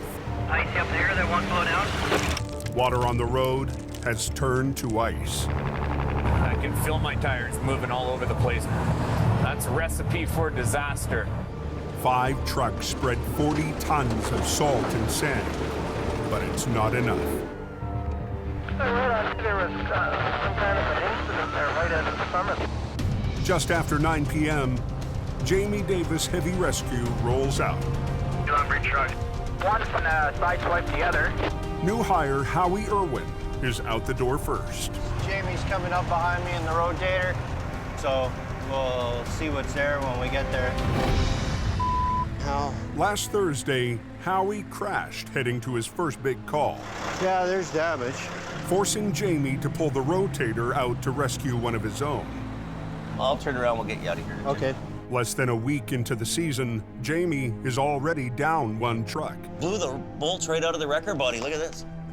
And if things don't improve, he'll also be down a driver. I need a guy who can go in a truck and turn some dollars and bring some revenue in. Howie has to get on the game. The old Holmes wrecker might be a write-off. So Howie is now driving an old International tandem, pulled back from Jamie's new Alberta operation. We should be rolling up on it fairly quickly here. The Smasher is down to one lane after two trucks tangled up while descending the Coke's steepest hill. 63,000 kg of lumber here coming down a hill, 7% grade, and the roads are not in the best shape. Both trucks were fully loaded B trains. One slipped on the frozen hill and sideswiped the other truck.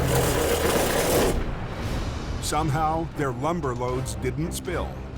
We're in a bad situation. We're in a downhill curve. We want to get off the road as quickly as possible. When I saw the first one, I recognized the name on the door, and then when I passed the second one, I started laughing at myself because they're both from the same company. How's it going? Tire, rim, toolbox. All it's done, it just snapped off. I got squeezed into an area that's too small. For me, 5-10 minutes. For now, police have the Smasher slowed to a crawl. Jamie's on his way up for the second one, so he'll be shortly behind me. All right, okay. Cops want the road open. There's no time to sit around and shoot. It's get it up, get it gone.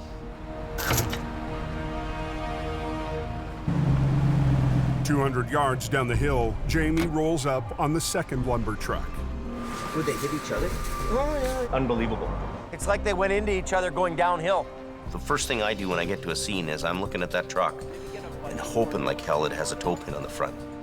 Rigging to a tow pin makes for a quicker tow, but this truck doesn't have one. So Jamie has to spend extra time on a chain lift. What we've got to do with this is put it around the front axle on both sides. Oh. Up the road, the front end of Howie's wreck is so mangled, he's having trouble finding anywhere to rig up. That axle's... Nothing's bolted together anymore. It means you can't grab it by the axle. Its broken axle could spell disaster. Going downhill, you hit the brakes, it keeps sliding because it's not pinned in place. If Howie can't come up with a plan B, he'll have to call a low bed, delaying the job by an hour.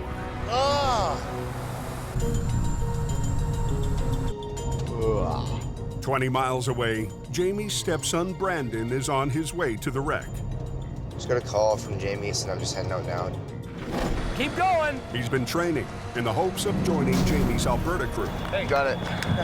But when Brandon wrapped his truck around a pole, doesn't that show you how quickly your life can change in a minute? Jamie had second thoughts. I don't feel comfortable I can send you in that environment. But he gave Brandon another chance, patrolling in the new quick response truck. Truck, it's behind these 70s right here. Okay. This first stint for him out there went really, really well. Finally found something. I'm happy. Brandon is quickly earning a place in the family business. But tonight, he's feeling the strain. Been working a ton lately. I've just non-stop work every single day. I've aged probably like 3 years in the past week, I think.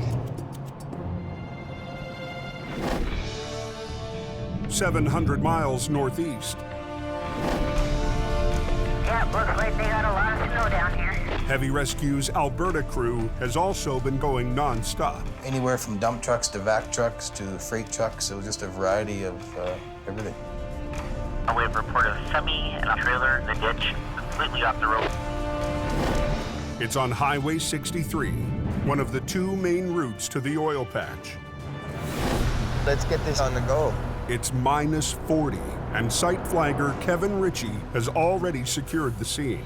I got my long johns on, my jeans on, my coveralls on, my winter pants on. I feel like a Pillsbury Doughboy. Me, eh?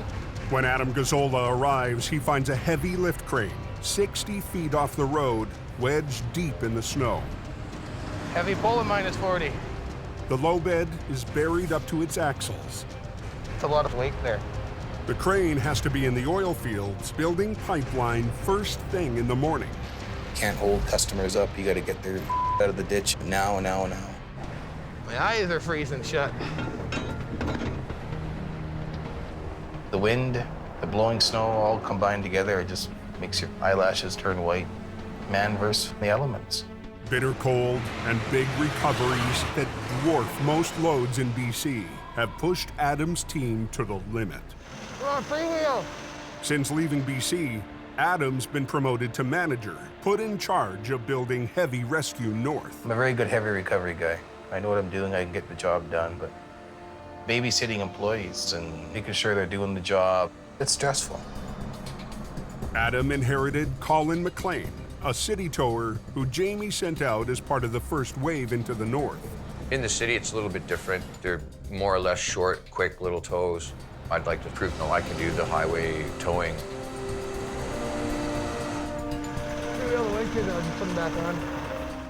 Tonight, Adam puts Colin in charge of getting the crane back onto the road. Colin's a city boy.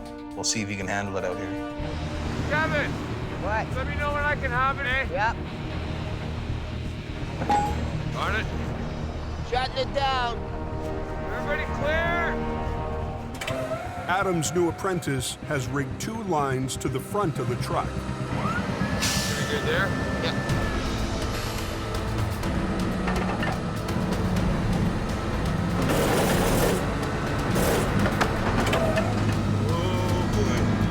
The bitter cold has turned the asphalt rock hard.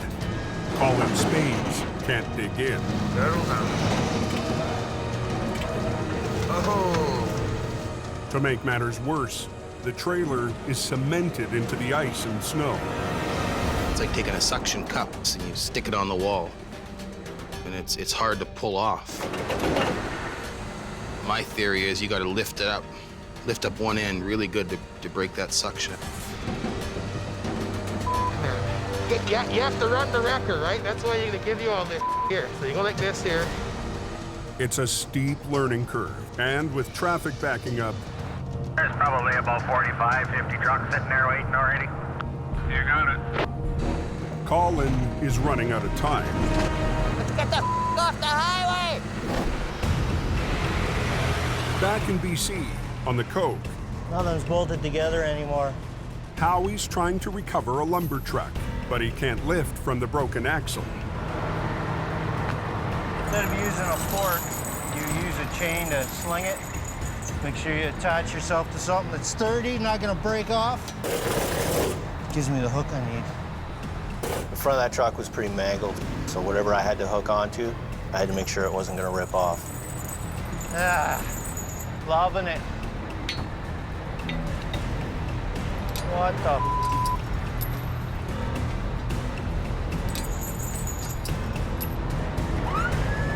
After 20 minutes of careful rigging, he's ready to give it a try.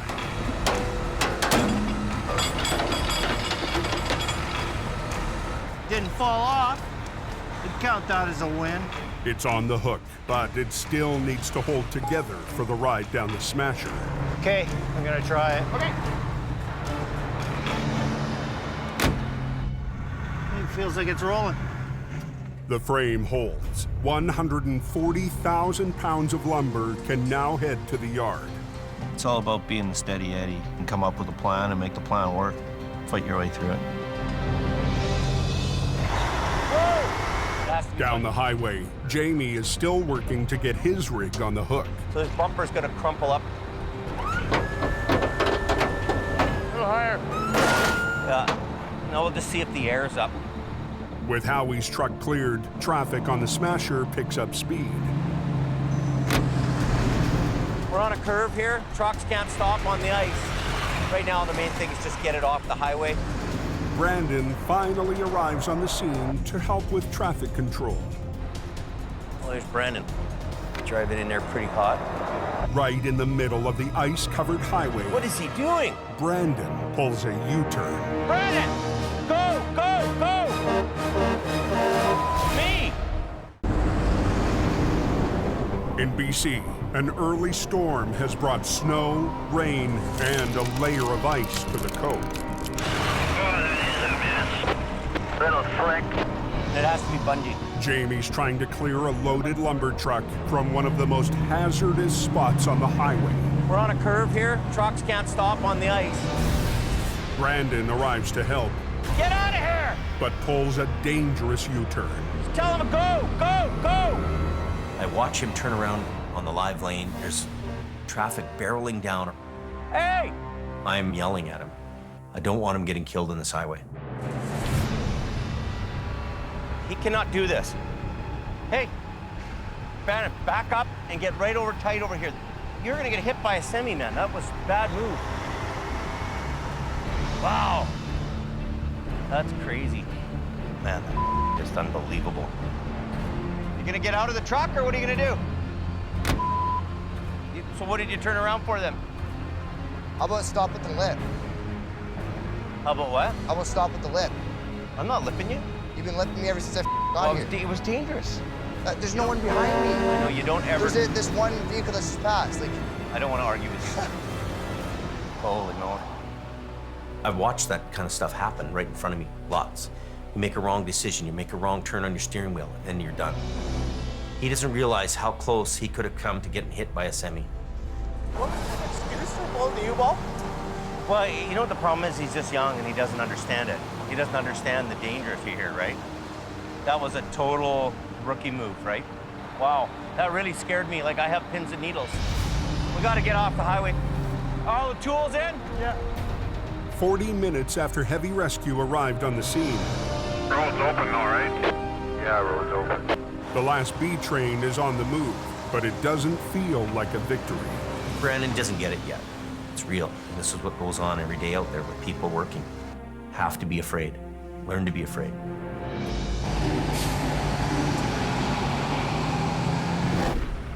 Does anyone know how long the highway will be closed for?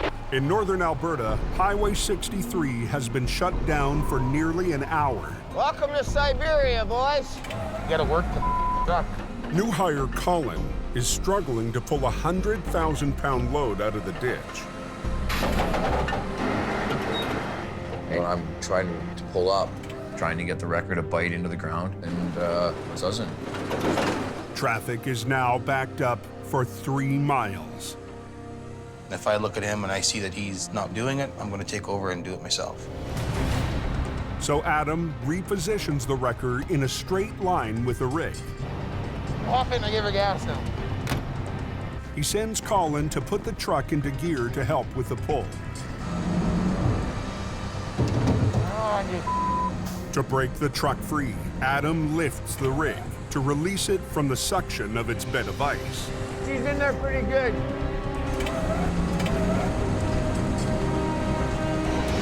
Ah, God. There we go. There we go. That's a good sign. With the suction broken, Come on, baby. Let's go. it's time to pull. Yeah, buddy. Gotta stay warm. Gotta stay warm.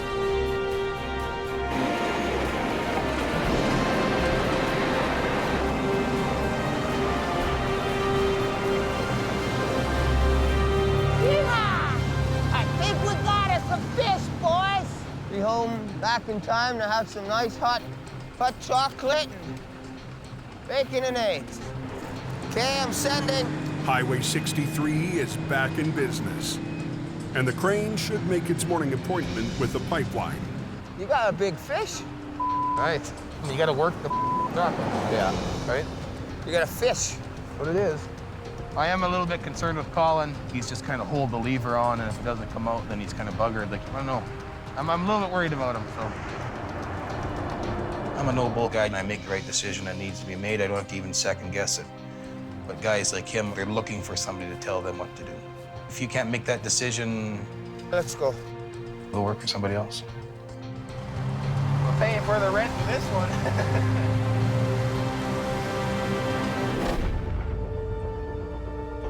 Back in BC, What's the hold up here westbound? an hour west of Hope, One of the dump trucks that pulled out of the branch sheet of cars. Al Quiring answers a call out on Highway 1. Dump truck versus a car of some kind. We got my son heading out with their single axle. See what the action is when we get there. Like Jamie, Al is teaching the family biz to the next generation. First real MPA with my dad to get the road clear, and get this freight moving is my biggest worry. 17-year-old son Kerry is training on a 1973 single axle. acquiring family heirloom. He operated this when he was my age. Here we are today with me behind the wheel. My kid, he gets right on the edge of his seat.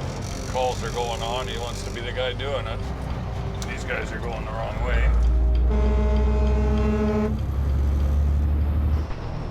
A dump truck sideswiped a car. Now the country's main east-west artery is slowing to a crawl.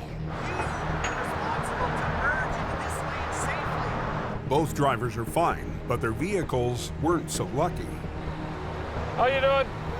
Very good today. Doesn't take long on that Trans-Canada to get a mile of traffic lined up. Al takes the dump truck. Is the trailer loaded? Yeah. And Carrie will tackle the car.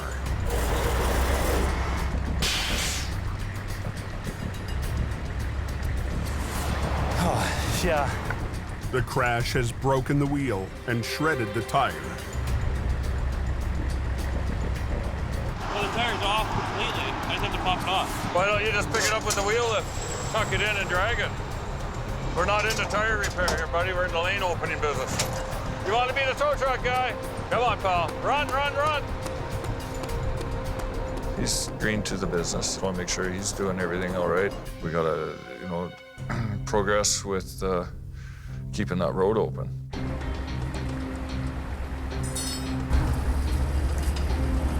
Carrie squeezes the broken rim into the wheel lift.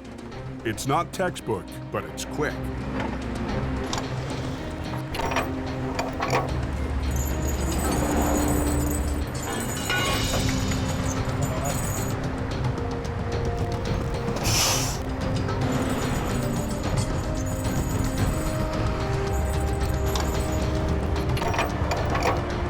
Let's roll. 20 minutes in, Carrie's got his first job on the hook.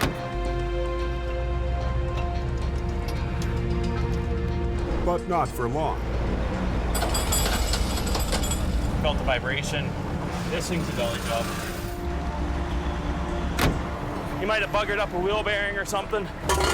If it is the rear wheels, he can lift them off the road with a dolly. Why are you towing it like this? Huh? It's not all-wheel drive. I know it's not, but I can't tow it. Well, your PTO's probably on. Oh. That'll be it. In his rush, Carrie forgot to turn off his power takeoff, which directs power from the tow truck to the winch system. You got to make sure that knob is up, right? The oversight caused his back end to vibrate. Take this. And if you go in the middle. Okay, you're good. He's my guy. Prince of the Coquihalla right here. Right there. He's the king. Carrie chalks up his first win for the family business. It's a confidence builder. I'm having my dad there. Go home, think about what I need to do to make my towing better next time.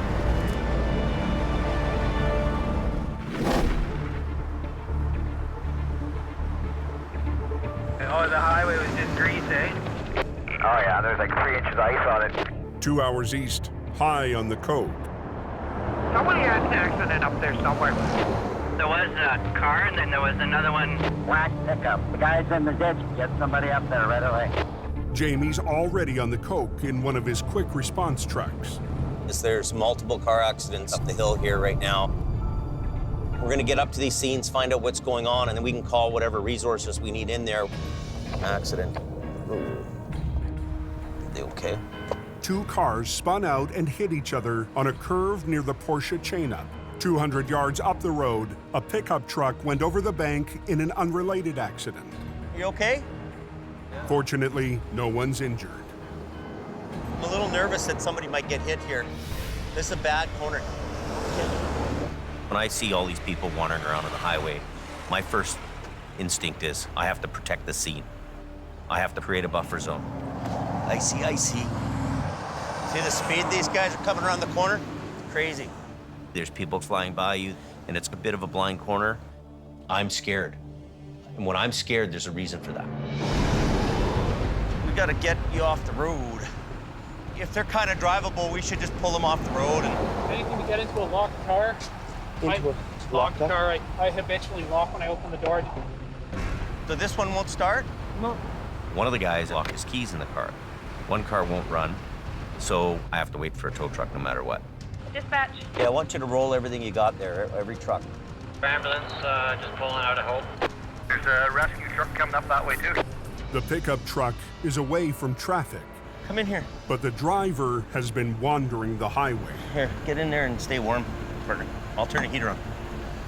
You're a little bit shaken up, eh? Yeah. He seemed a little worse than the other two guys. He's delirious, he's not, you know, focused. We put him inside the truck so that he can warm up a little bit.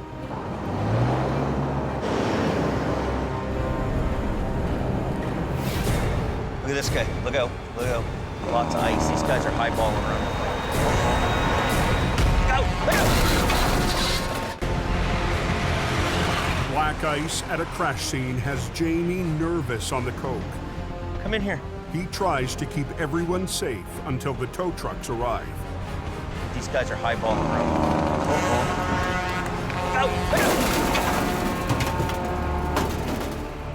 I look over my shoulder and I see a semi and it's like, oh yeah, here it comes. Bang. The crash happened. You okay? The guy sitting in the back of the pickup had already been in another crash. Whammo, gets it again. You feel okay? Did you hit the back of the window? Okay. There's another MBA just above Porsche. After me, and what a little bit of speed will do, eh? Do you hurt anywhere? No. Two crashes in one day, and in both crashes, he doesn't get hurt. This guy's won the lottery. Look at the speeds this guy's doing. Look at this. Look at this. I think everybody should get off this highway here. Crazy. The semi that did the damage is drivable, but not the two cars from the initial accident. We need more cones and accident scenes further ahead. Oh, here we go. This is one of our guys here. You have an unlock kit? If you want to unlock this guy's car. Look at the speeds coming around here, man. This is unbelievable. There's going to be another accident here. Look at the girls here. They're in a really bad spot. Amanda Shar. Leave it. I'm not putting anybody else, especially now it's getting dark. So. It's not safe. No. Good. It's sundown by the time the cars are cleared out. But there's still the pickup truck to recover. The job goes to Howie. Come on.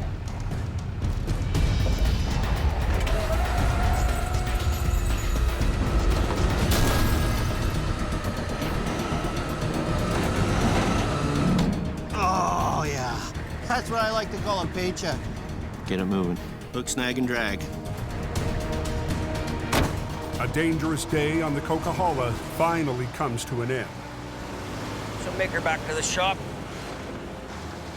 I'm amazed that this pickup can get hit by a semi.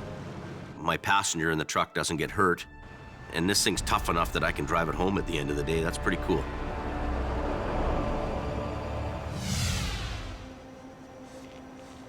It was pretty bad, this accident, hey, James? Doesn't that tell you how dangerous it is on the highway? Hey, buddy. Okay. Look what happened. Holy what? I'm just blocking the accident. And the semi that's in this lane slides on the ice. Give it one good hit, it went 100 feet. This could happen to you. The trucks aren't invincible, and you know, you can get smashed just like anybody else out there, right?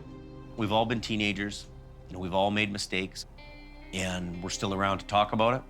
But there's certain people that make mistakes and do the wrong things and aren't afraid, and they're not here. Nobody's gonna say, hey, oh, it's okay, Bran. You're the guy who's gonna pay the price. Well, I knew it. It's not worth the risk, right? Because risking it on that hill is just, it's not worth it. That's the lesson. That's the message. Yeah. You hit a home run right there. Yeah. In 1 second, it can change. It can all end. And that's just how it is on those highways. You're getting it, right? Oh, yeah. Trying to, at least. Trying to. It's starting to add up to him. That's what impressed me the most. He's starting to understand what's safe and what's not safe. You need to learn this lesson too, right? In about 11 years. If you don't learn to be afraid, that's when you're gonna have a problem. You need to know to be afraid.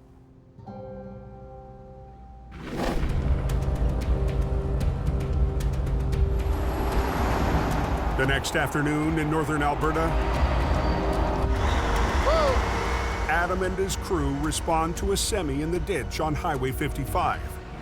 The road is the entry point to Highway 881, lifeline to the oil fields.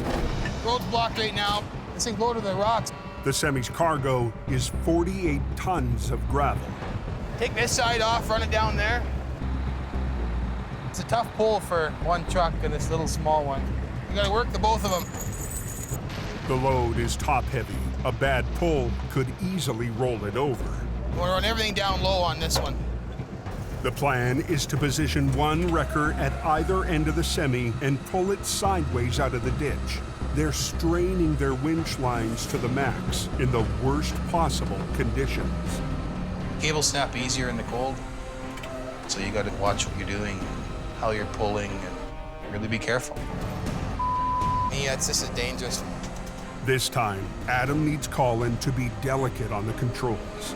These things are like a gunshot ready to blow off here at a moment's notice. Not a whole bunch. You're not gonna pull the whole world, right?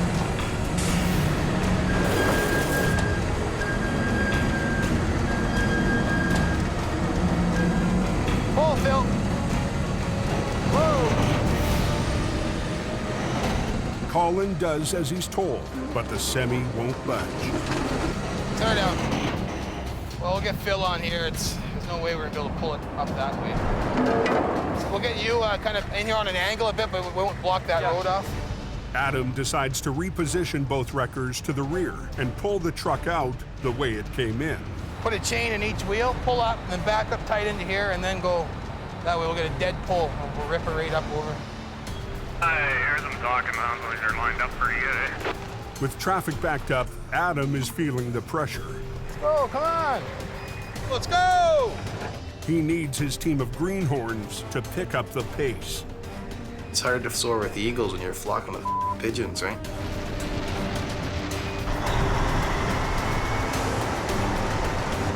Good. To save time, Adam decides to let Colin reposition the wrecker with the lines still attached to the wreck. Tuck your way back up in here now, and we'll give her a whirl. Colin has to be aware of the crew's position or risk tangling up Adam and Phil in his web of winch lines.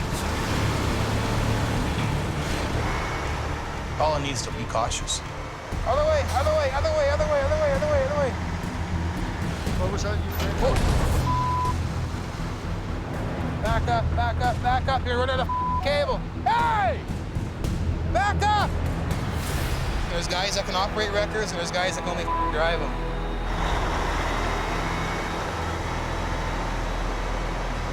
Are you anywhere near where you want them? No. I didn't think so. Me, you don't want?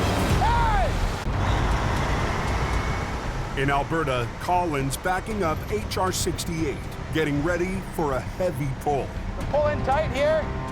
Without warning, he drives it forward, catching Adam off guard. Me, you don't watch, do you idiot? I failed to give the signal that I was about to move the truck forward. It could have been bad. Watch what the you're doing. Use your mirrors. You almost took his hand off. You almost took my leg off. Use your eyes. Just does not pay attention. If I just sit there and let it happen, then somebody's gonna get hurt. Look in your mirror before you cram it in gear and go ahead.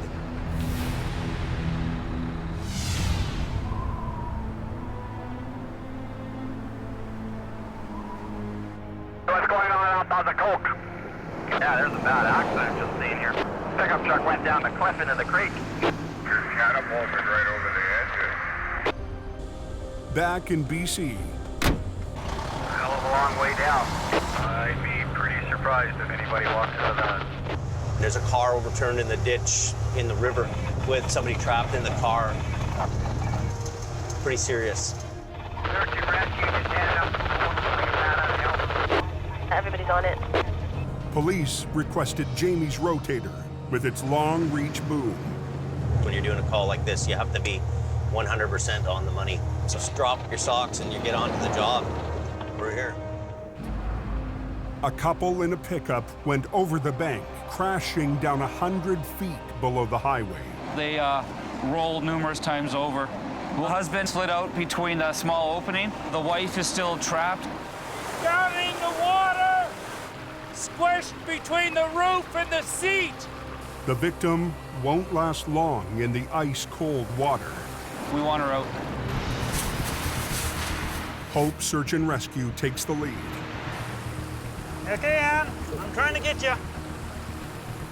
For now, Jamie's on standby. Pretty serious place to be in, trapped upside down in the river and the water's running through your cab. Clock's ticking here.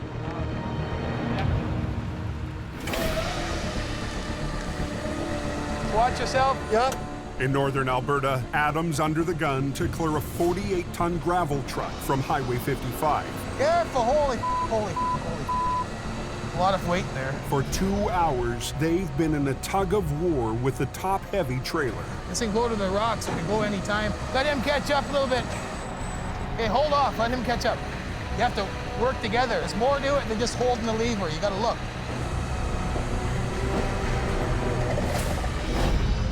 High lines from the two wreckers pulled the truck upward to break it free, while HR-68's low lines pull horizontally to roll the truck onto the road. You gotta keep pressure on that low line. I'm trying to. If Colin isn't coordinated, he could snap a line. I don't want to see anybody get hurt. But I need to step back, think, and get the job done. Watch your front end, man. Yep, I can feel it. Low line, low line.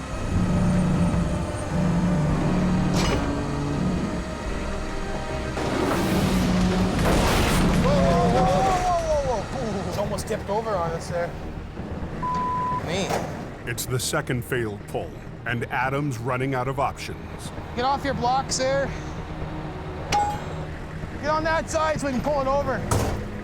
He repositions Phil's lines to pull from a lower angle and prevent the truck from tipping. Get this failure up on the road, then we got it made. Keep going higher. You know, pull on the low one, lift with the left, and then pull on the right? So you gotta break the suction and then pull. Break, pull, break, pull. All you gotta do is just get one end up to break that suction, and the rest follows. Pull just a little bit more.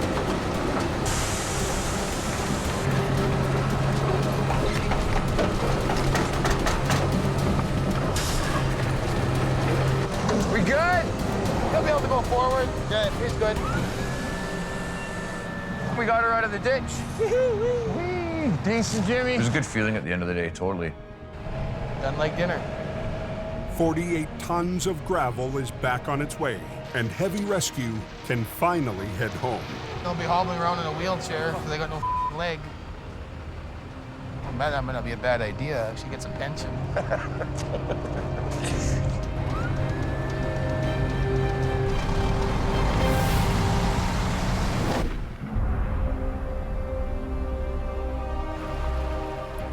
Back in BC, as daylight starts to fade,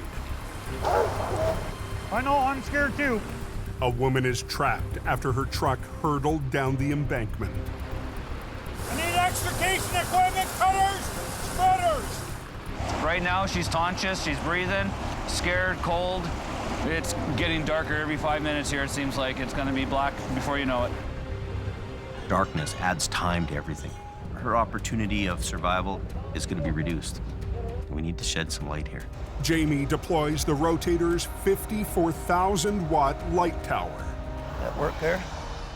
The rotator is cutting-edge equipment. We can light up a scene like a baseball field. If you're the person that's down in a river and you're trapped there, having a little bit of light, you notice the difference. Looks like they're coming down now. Okay, your hand, watch your hand there.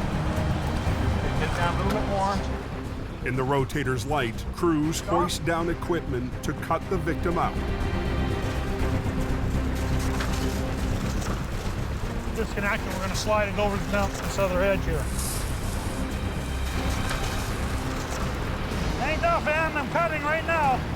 We're gonna get you out of here. My arm is all numb. Stay on. We're gonna get you out of here. My arm is all numb. 100 feet down a steep bank off the Coquihalla, a woman clings to life in the wreckage of her pickup. The water might rise, the vehicle might shift, and it's all about timing, so you hope for the best. There's gonna be some popping and banging and... Your eyes closed, Dad. Okay, Ann. Just hang on. Hang on, Ann. I'm trying my damnedest here.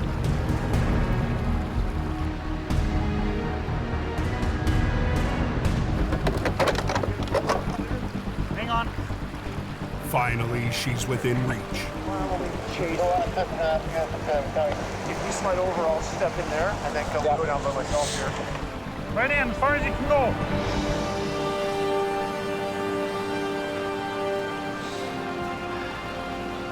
Tell them to get the heat on the truck high.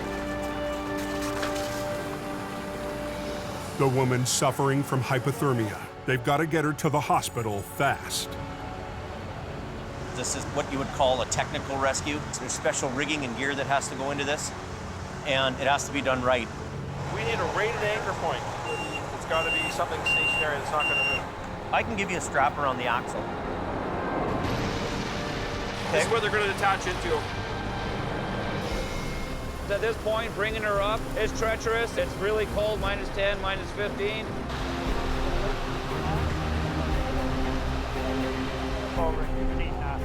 Nick was busy. Over here. Ready.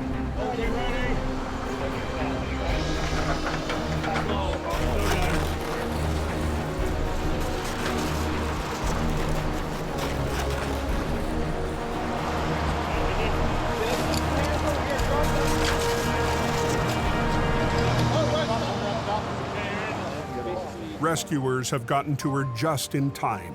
She'll survive her ordeal. Well done, gentlemen. This, to me, was a really nice ending to this rescue. It's amazing that anybody could come out alive. Yeah, your light works awesome. Search and Rescue made a comment there that it made their job a lot easier. Yeah. Everybody's gotten out safely. We can go about doing our business now and bring the vehicle up. You'll both go down, and we'll take 2 lines down. The main line will go down, and we'll use a fairly heavy chain, and then Pick it up and come back up, yeah. With his experienced swampers working in Alberta, Jamie's enlisted part-timer Ray and his yard mechanic Jim. It looks like a long ways down.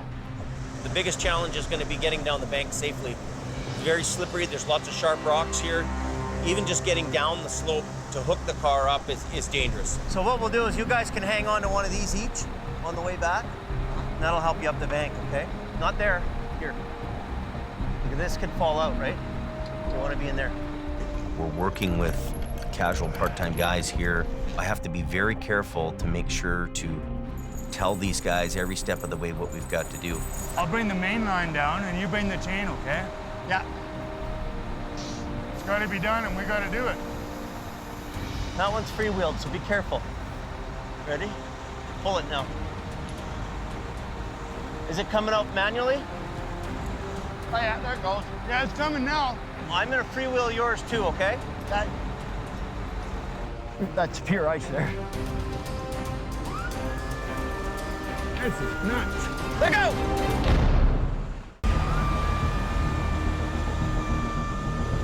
This is nuts.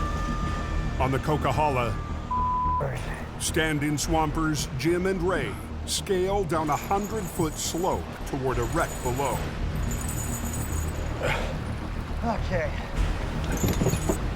Yeah. We're here.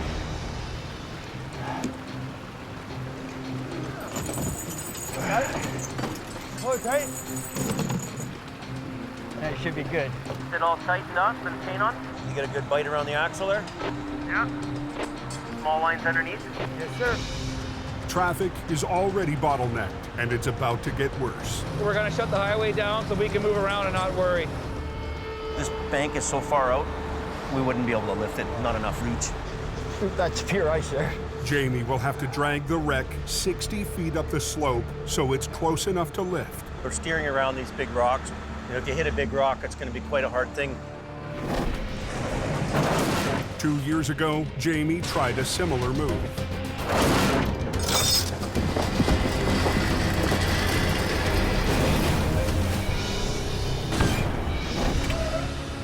I'm not really into having a failure on a job. What I need to do right now is clear the wreckage and open the highway.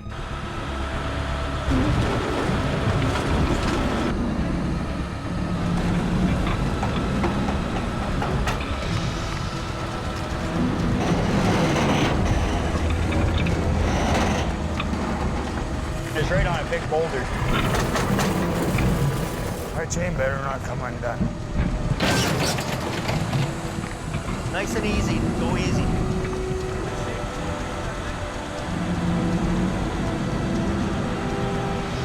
Bring it up over the guardrail.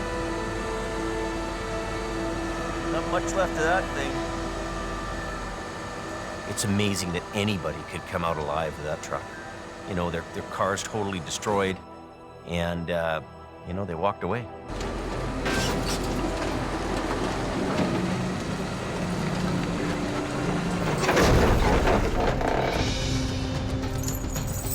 Those guys are really are lucky. We're gonna move this to get the highway open. They'll hook that up from the front end and he'll be gone. Okay, coming. Warp. Pepper. 6 hours on the scene and the road is finally clear. It wasn't the biggest job of the season, but it might just be the most important. It's not always about the money, it's about being there to help people. Well, there's a satisfaction in that you'll never measure in dollars. You know, it's service before self. Next time on Highway Through Hell. It's a real gong show. Weather chaos paralyzes the Cove. Wow, backed up for miles. A mountain vet. How the do we get out of here? And a city boy. How's my front wheels? They're good. Battle an icy hill. Get out of there! Get out of it! And the Alberta crew faces a recovery big enough Don't roll back, whatever you to do. beat their biggest record. Whoa! And Adam. I don't think we're gonna get it.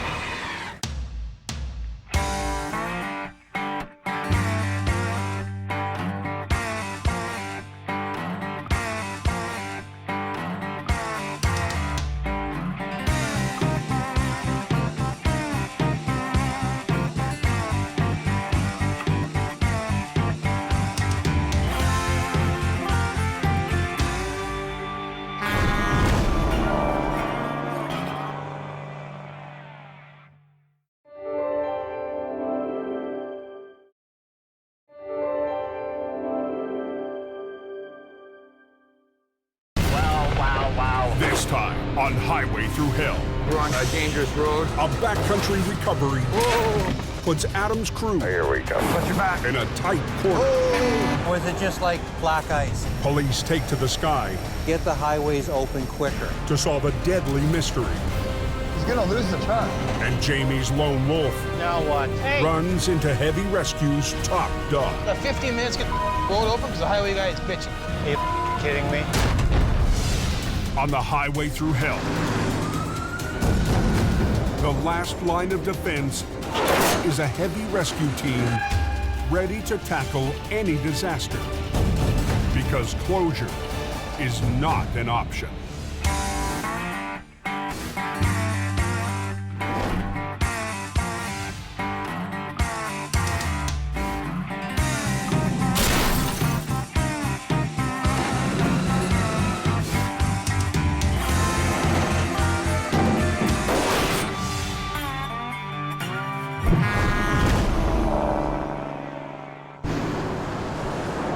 March yet? Oh wait, it is. The winter wonderland. Late in the season, the temperature hovers near freezing. It's snowing pretty hard. A little bit of slushy compact up in front of you there. The weather on BC's Coquihalla Highway can change in an instant. It's now turned to rain. Go easy northbound. It's dangerous for everybody being on the road. There's spray, there's ice, there's slush. Compact and slippery and rain. Just gonna be a mess tonight. It's the recipe for disaster, really. At 5:30 p.m., Wow. 10 minutes west of Hope on the Trans-Canada Highway, There's a lumber truck there north-south that fled Hope. What lanes are blocked? Both the eastbound lanes are closed.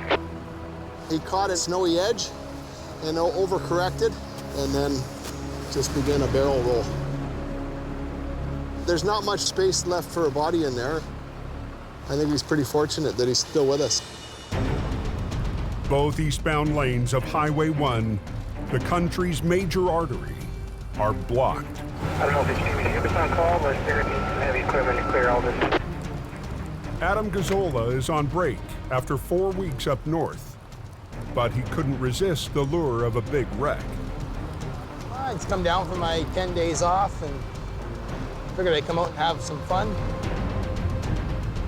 What do you want to do? You think we should skid these ones out of the way? We need to get this highway opened up. We'll just tip it over with a couple wreckers. You know, get the hell out of here. Phil's got the Peterbilt. He's backing up for the truck right now. Adam is top dog in Alberta, but BC is Howie Irwin's turf. Well, Howie's in Chilliwack somewhere coming this way. Until Howie's on the scene, Adam takes charge. So you come down here with 47, at least we'll be able to do something with it. Okay? How's she going today? The highways are in a big panic, so whatever we're gonna do, we should probably try to do her. The B train is too heavy to flip with a load of lumber still attached. You gotta talk to Wayne here. Heavy Rescue's newest driver, Wayne Sahata, will have to cut the load free. We gotta crawl up there and cut it. You crawling out when they get to the top of the tire? There you go. You got her, Wayne. How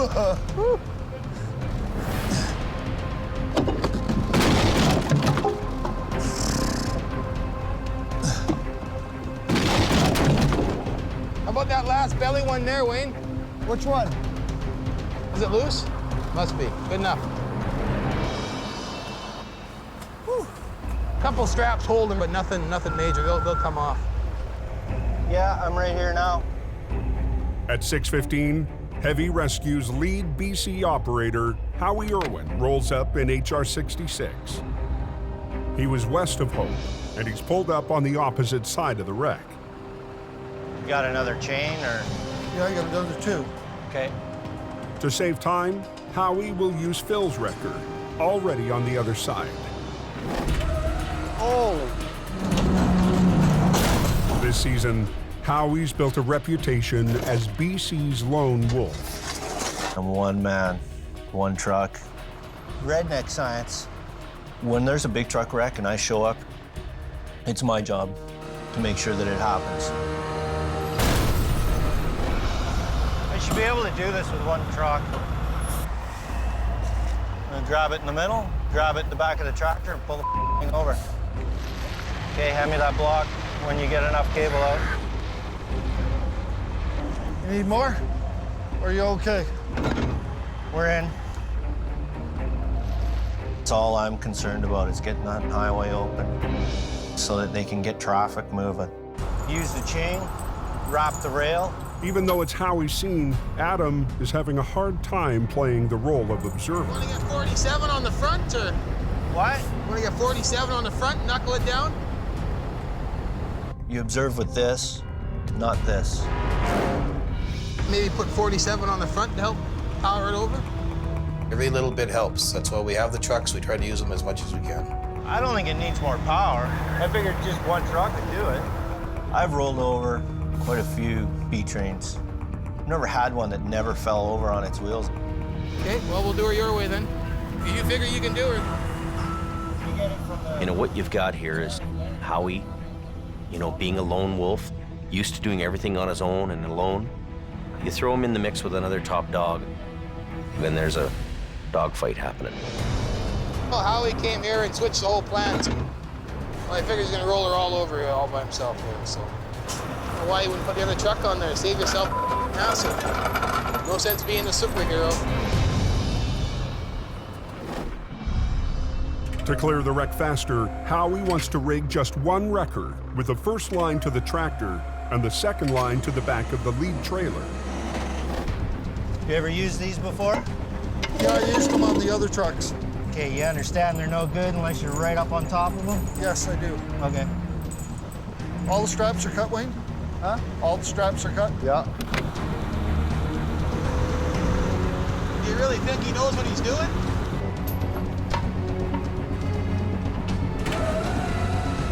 Try it. Okay, here we go. Keep going. Keep going. Come on, you little...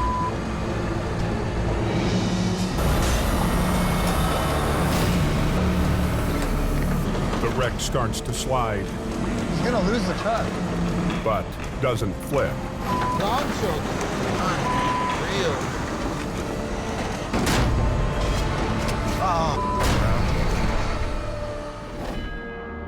Just 45 minutes away, up near the top of the Coke, This is truly insane. What do you guys recommend chaining up for a smash, or they're a box canyon, or before? the overnight traffic is thrown into chaos. Yeah, it's not good. The snow is like freaking seagulls in front of your face right now.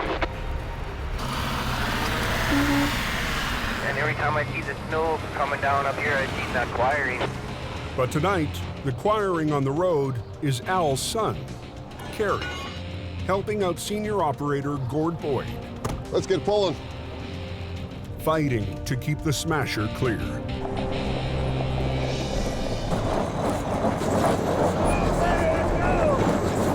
Up near the summit, the steep 8% grade takes its toll. I can't get up the hill. It's because they all stopped. Problem is, once you stop, It's awesome. The driver works traffic control for Jamie's brother, Jason. He needs to get to a wreck up the highway. either I get up there and get to do the recovery, or I hang out down here for the night. Anyone wanting to head towards the Coke, I would suggest taking another route. Back down the hill and pull one up. Backing up down the hill that night in a snowstorm. Just another day at the office. Gord takes pity on the competition. Just stay with me. Yeah. Let's go some fun. I don't like this.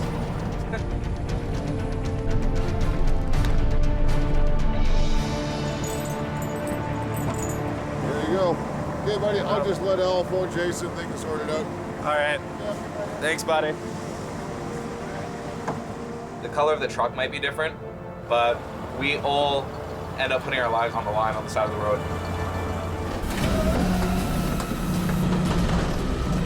Long shoulder. Holy, that's hard on her. Back down on Highway 1, Howie's gambled on a quick flip using one wrecker. But so far, he's losing big. He's gonna lose the truck. Unreal.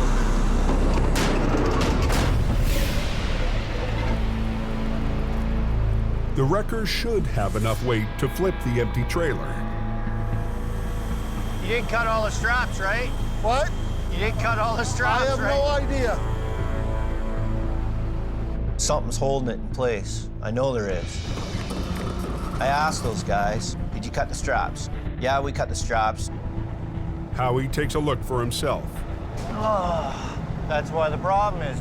Some of the straps are still holding. Anytime I show up at a wreck and it's still restrained to a flat deck, climb up on top, cut them from the top. That way the trailer can pull away and lay down. All right, just a cluster again. Adam's not waiting for Howie to cut any more straps. Spin her around, let's get her backed up there. He pulls the salvage crew's backhoe into service to help the Peterbilt pull over the rear trailer, Gotta get over more if you can.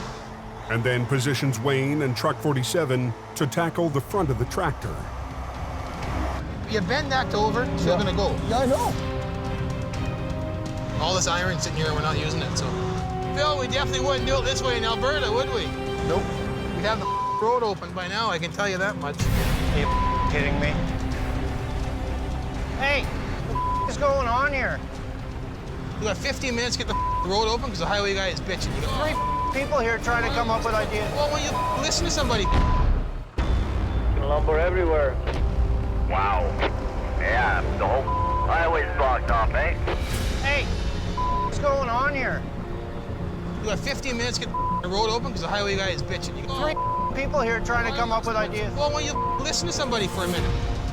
On Highway 1, just outside of Hope, heavy rescue is struggling to clear a wrecked lumber truck.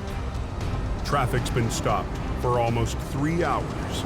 I understand you're working your ass off, but we gotta get the road opened up here. Well, hurry up then. Let's go. Howie was told the load's been cut free, Oh, that's why the problem is. but some straps are still holding bundles of lumber. Bend that over, so it's gonna go. Adam stepped in to add more muscle. I'm just gonna kick my blocks out and back up 3 feet, okay? And then hook it onto that chain, and that's it. We'll start pulling. Whatever. Let's go. I'm used to being one guy, one truck, showing up and doing it. Hey, Phil, got a big chain? Right on the back corner, right corner of the truck. If I'd have shown up, nobody else had been there, cut everything from the top, front to back, that thing had been on the ground in 20 minutes. You just go through the wheels like they did there. Yep. Oh, there you are.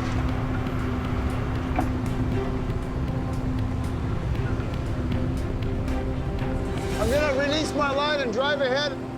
You should too. The B train slid during the first attempt. Now it could come down right on top of the wreckers. I don't want this truck falling over and landing on my truck. Is he ready? Yeah. Okay. But Howie's confident his wrecker is clear.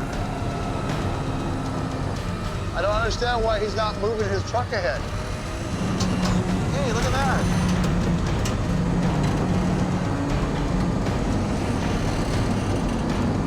Slow but surely.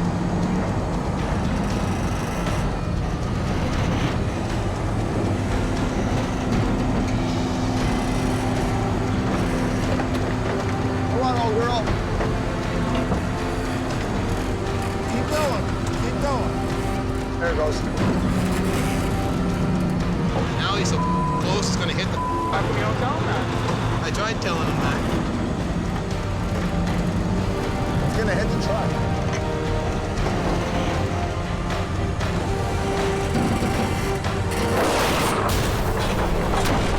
Whoa. There, it's down now. Did it hit the truck?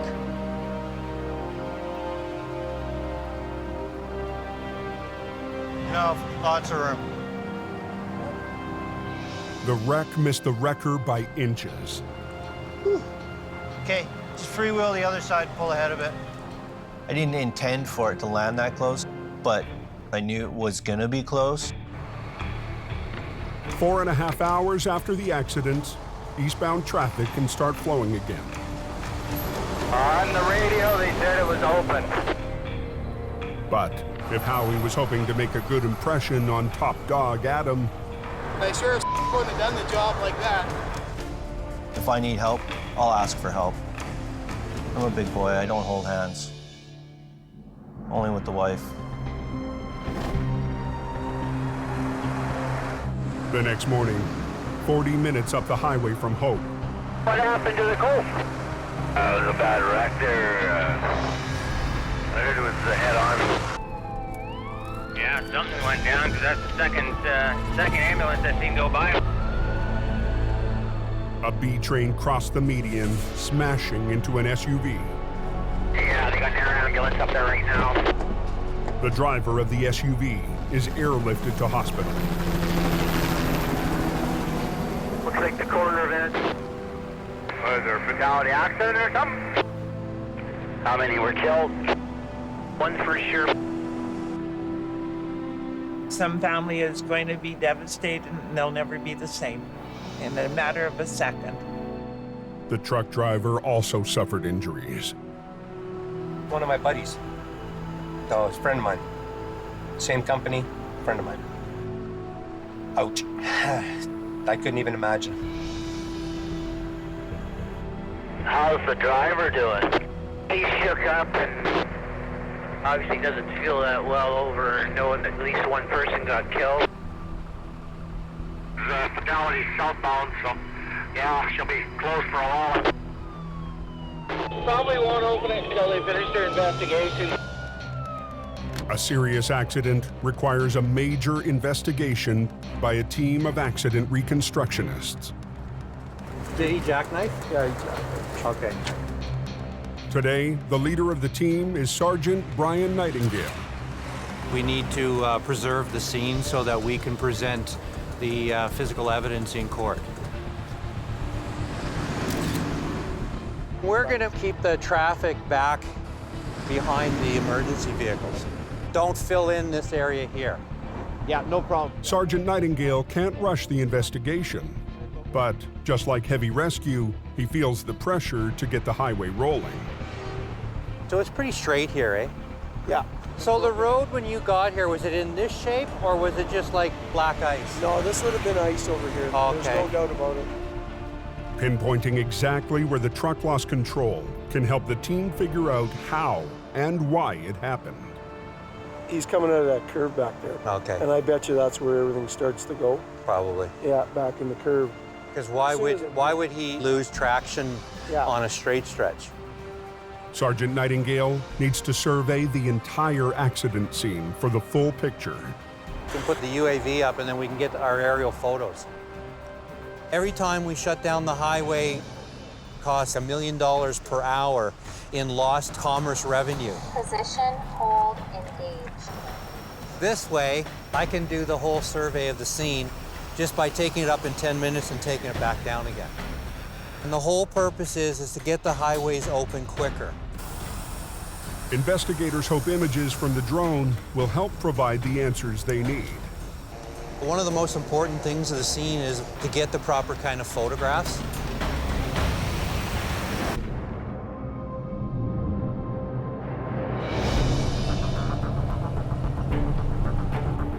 In northern Alberta, Have you been up the Conklin Road before? I know I haven't been. You're in for a treat. Adam's back in the oil patch after 10 days home in BC. He and Colin are heading to Old Conklin Road, 3 hours north of Lac La Biche. They have a gravel trailer rolled over. Just a trailer for far as I know. Yeah, okay.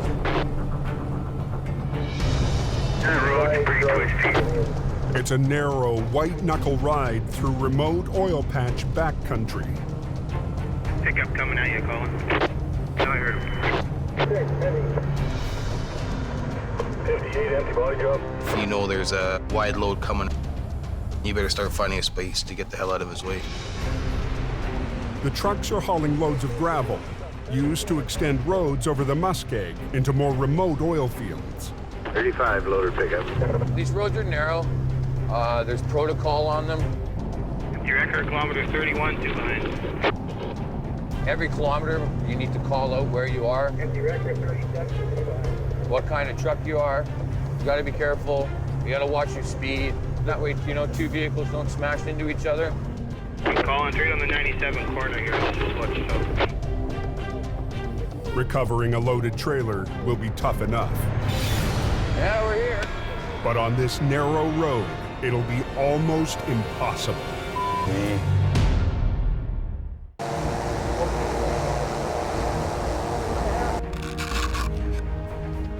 Near Mine Creek on BC's Coquihalla Highway, And then this is when he's starting to fly. Sergeant Brian Nightingale reviews aerial evidence of a fatal accident. So now he's up around, I'd say close to 200 meters right now. And so that's where he goes out of control, goes across the center median, and then there's where the vehicle is. The curving section around Mine Creek is known for wrecks. But the images show that this trucker lost control on the straight stretch, where there's no reason to slide sideways. Because on a straight stretch, there is no lateral acceleration. The team will keep digging, gathering more information from both vehicles. We have to present our evidence in court, and so we have to be able to provide the court with what we saw. This particular vehicle has an airbag module that will have quite a bit of data. They'll transport the SUV to a garage to access the module and hopefully more clues. They opened up the Coquihalla southbound? They were open one lane getting through. At a nearby tow yard, is it there? The SUV's black box, called an event data recorder, will help investigators reconstruct the final seconds before the crash. So it is reading from the module now. It's telling me whether the driver and the passenger were buckled at the time, and I can confirm that it does say that. And the brakes are on for about 1.5 seconds before impact. This information is very important to our outcome. With seatbelts buckled and airbags deployed, the passenger could have survived. The team soon finds a possible explanation for the tragic outcome. She may have been hit with items coming up from the back of the vehicle.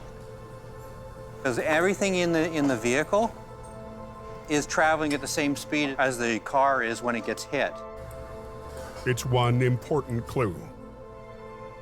Once they retrieve the recorder from the truck, the investigators will work to form a complete picture of this tragedy on the highway. Hey, gravel trucks, what are we stopping here for? On Old Conklin Road in northern Alberta, it's a narrow road in the middle of absolutely nowhere. Adam and Colin are in a rush to get a gravel trailer back on its wheels. You just came bucking right through here. We took the corner way too wide, forcing myself to go into the ditch. Problem is, the trailer rolled on one of the worst blind corners on the road. It's a busy road. It's a haul road, right? Guys are hauling gravel out of there all winter. Okay, so you'll get you in here, pull down, and then I'll get on this back corner where looks like most of the weight is. But the heavy gravel is loose and will shift during the pull. Wrap that around one more time, make it shorter, you know? Right down here. Today, swamper Jamie McKelsey is helping Adam rig. So you don't tear the axle out? Oh. So you'll rip it right out of these bags, right? Pretty cold, you down at 97. Slow right down, guys, slow right down. We're on a dangerous road, narrow roads. Just gonna get this done and be on our way. Get your truck on the other side. It's a haul road. We can't have it closed for very long.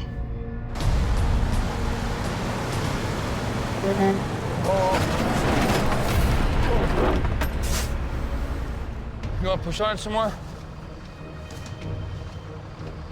Let go of it. Kind of limited on space. I just kind of want to keep it out of the way. Keep it from swinging over into my truck. That'll help. You pull ahead some now? A little bit. Hey, you don't want that hitch coming out and whacking you in case it breaks. Well, I got it tied up, but still. Okay. I'm gonna go between that, we should be okay. I'm underneath the airlines now. Okay, how's that look there? That looks okay. There's like 100 gravel trucks coming down here, so just want to get this road open up. Hopefully it comes right over. Adam's taking no chances. He's put the might of the rotator on the heaviest end of the trailer. We had still a pretty good amount of load in that box there. So if something happens, you're in a big pile of Reload if you're good down to 98 after that convoy is sick. Thank you. 98.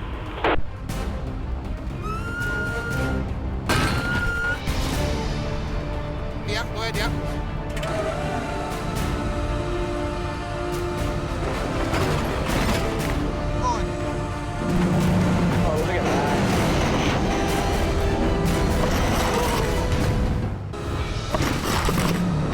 Guys, watch yourself. On a remote road in northern Alberta. Come on, Adam, pull that thing over. Heavy Rescue is fighting to pull over a loaded gravel trailer. Are you be okay there when it comes down? You have lots of room there when it comes down? It's tied up. Okay. But Colin's running out of room. If he stops to reposition, the trailer could topple. The gamblers are going to turn this thing back upside down again, and we're going to be back to square one. Keep going.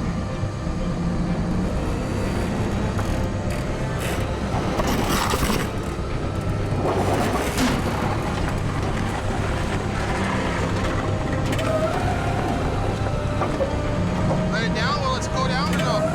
Oh, what? No, you're right on the boom. Ah. Well, it's caught on the boom, so it won't go down, come back down. That 97 is blocked off. There is. Pretty slow, the guys standing around. Now you got an accident just ahead of you there, southbound in Granny Lane. On Highway 5 in BC, Howie gets word of a wreck near Othello. Oh, he's buried in there like a tick. He's talking about that rather interesting parking job at Othello. Last night, a fully loaded semi veered off the road and is now wedged against the rock. Have fun getting it out, I think. It might look like a simple recovery, but Howie can't just winch it out. There's only 4 feet between him and the rocks on the other side. So if I was to hook onto it and just start pulling it up the hill, it would automatically want to go away from the truck towards the rocks. After last week's struggle, the lone wolf has decided he needs help. We all got to work together. You can't be a one-man army. I try, but there's certain times where you know you're outgunned. You either got to add another gun or get a bigger one. The weapon Howie needs is the rotator, with its vertical lifting power, but it's hours away working in Alberta. Here he comes. Fortunately, there's a backup. Jamie's brother Jason has one. Well, what do you think? I'm thinking he's not coming out with damage, without damage. Guys are all fired for having dirty trucks. Jamie shows up to oversee the recovery. I just want to grab the front, get him to grab the back, and just park it on the shoulder behind me, basically. Yeah, I think he should follow with you. Yeah, well, that's what I mean. If He needs the team to help him in this case, so he's got to learn to be with the team and make this happen, because it's beyond a one truck, one guy job. The only damage to the truck is on the front end of the trailer, and Jamie wants to keep it that way. There's quite a bit of value in this truck, so the goal is to bring it out and not do any more damage to it. Truck's gonna start coming up on that right front wheel, right where he's standing right now. Howie will tackle the tractor with HR-66, but the heavy lift might be more than it can handle. HR-66 is a 25-ton hydraulic wrecker. It has limited capability for recovery. A 25-ton truck is a tow truck. This is really two rotator job. To lift this whole unit up and bring it on the road like this. Jamie and Jason have worked major recoveries together with both rotators. So let's go up high. It's the perfect setup for lifting a semi straight upward and onto the road. Wow. Problem is we don't have a second rotator here. We're just gonna have to work with what we got. They don't want to damage the undercarriage or the fairings, which improve wind resistance. He drove it into the ditch at such a shallow angle that he didn't wreck anything on the bottom half of the trailer. I got to get it out of the ditch without trashing it. This much of a side pull, I wouldn't be sticking out too far, right? Yeah. All righty, here we go.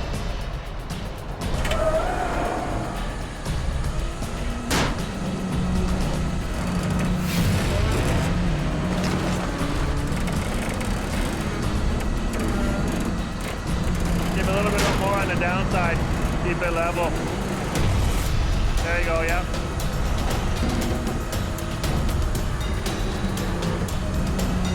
A little more. It's coming, it's coming. Hold it. Hold it. It's gonna be a stop here, guys, in the lineup. In northern Alberta, drivers trapped on a busy industrial road are losing patience. What are we waiting on? Is somebody coming in, or are we just hanging out? We're costing them guys money. If we don't get that out of the ditch and off the road, you know what? Those guys might miss free trips, right? And that means money to a guy that has a truck payment. Heavy Rescue is racing to flip the gravel trailer, but the trailer's hitch is jammed against the wrecker. It's held up against your booms. When you pull ahead, it's either gonna go that way or it's gonna come this way. Colin needs to release his winch and move his wrecker. So my fear is when you pull ahead, it's gonna go down again. Freewheel and go ahead. Go easy on the clutch, you'll just meter it.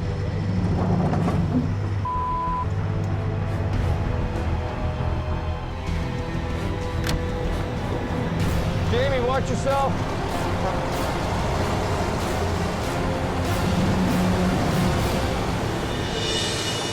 Okay, hold there.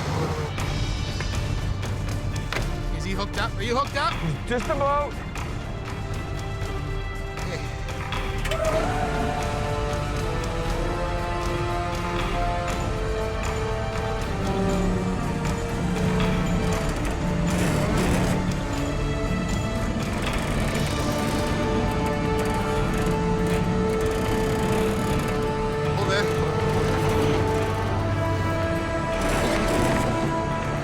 There we go.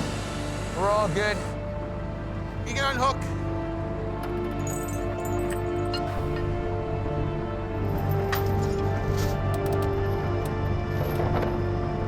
Okay, get this rigged up, get out of here. You guys hook onto it and drag it up there, I guess, or? Yeah, we'll do that. Colin heads north to a turnaround 10 minutes up the road. Trailer's out at 97. Gravel truck's just gonna back up to her and get it loaded up. And she'll be all open up here in a couple minutes, boys. Perfect. Adam hits the road for the 3-hour journey home. D-Record 96. Get it down. But just as the gravel truck gets on its way, Now he can't go up the hill. It's stuck. it's trapped right in the blind corner.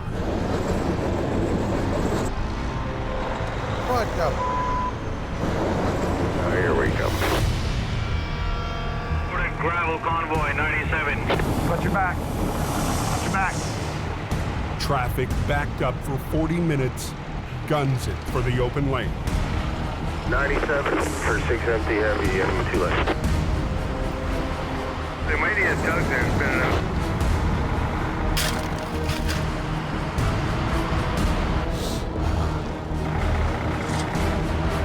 The road's open. Everything fine there? You copy? Coming around this corner here right now. Watch out.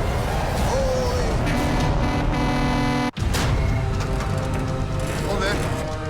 In Alberta, Heavy Rescue has pulled a gravel trailer back on the road. And she'll be all open up here in a couple minutes, boys. Perfect. But the truck hauling the trailer is now stuck on a blind corner. Here we go. 97 for 6 empty heavy and 2 left. Just keep coming. Coming around this corner here right now.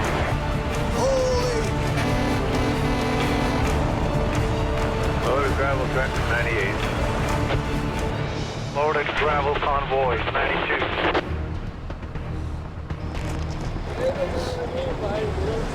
No, I know, eh?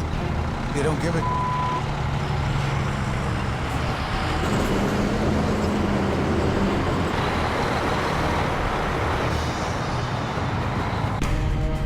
Word reaches Colin, who just turned around up the road. We got a radio call back. They couldn't get it up the hill. Oh, here's Colin. Perfect, eh? Empty heavy record 97. It's gonna get out and give these guys a tug up the hill here. We're gonna pull them up top of the hill, get off the corner. Should be good. Good.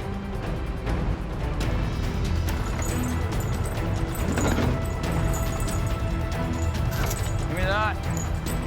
Put it on the ground. Let's give her. You ready? You bet. Just helping these guys out, you know, it's what we do, right? Back on the road. Never leave a man behind. Over on BC's Coquihalla Highway, It's coming on the frame. Howie, you're gonna need some lift. What's that? You're gonna need some lift. Howie and crew are trying to recover a loaded semi without wrecking its fairings. It's brittle. It's plastic. It's not going to stand up to any kind of abuse. So the problem we've run into now is the fairing starting to bite into the bank. That piece could be worth $4,000 or $5,000. So for $4 or $5 grand worth of damage, we're better off to put the line in there and lift it properly. This thing is very expensive, and the possibility for creating more damage to the unit is very possible if you don't handle it right. We didn't want to do any more damage. If we hook me up and I can pick up that, right, a little bit, and just dangle it so it gets a little bit more in the air. So I'll just come in here and swing over and give you a little pick. Jason plans for a re-rig, running straps to the front of the trailer to help Howie lift it out. He'll flip around like that, take a little bit of pressure off on it, and actually lift it over that way in order to pull it out. You want to get that one over? Yeah, I want it over. Push it up, Howie. Yeah. Oh, watch her. I got you. Are you climbing up, James? Yeah. You come up, eh? I'm gonna move it back to the landing gear, eh? Yeah, man. What? I tell you, this trailer is not looking very good up here. There's a lot more roof damage than really is apparent, and it goes for quite a ways. The veer angle of the two lines would actually push on the top corners of the trailer, collapsing it in. I just know that's gonna end up getting squished. Let's set up one spreader bar and pick it up at the landing gear on both sides. You know, you're still gonna accomplish the same thing. The front corner is so damaged. I'm scared of it. A spreader bar allows a trailer to be lifted vertically from its base, taking pressure away from the fragile walls. But rigging the spreaders... And they're the same length? What's this say? It doesn't say foot length on it. means more time on the highway. Yeah, 20. That's a 20. Just join them together, and we'll go in about here, and we'll put an angle iron in here. Okay. Are we good? Keep going slowly. Angle irons will prevent the straps from cutting into the frame. Okay, go ahead.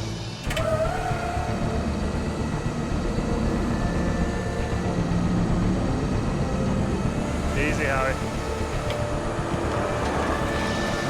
Coming out.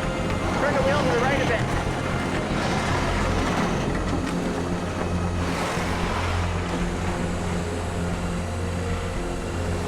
Hold it. I hope we got enough room to get this side holding up, eh? Well, before he runs in, that's going to be the big issue, isn't it, eh? The front fairings are out, but the rear fairings, still in the ditch, are right against the ground. The problem is, we need to move ahead with this, get on the pavement here, without damaging that fairing. This is our next issue. We got to keep it off the ground, from rubbing the ground, basically, as it's coming over the bank. Okay, we're ready. Now he's gonna go ahead now, eh? Steady as she goes.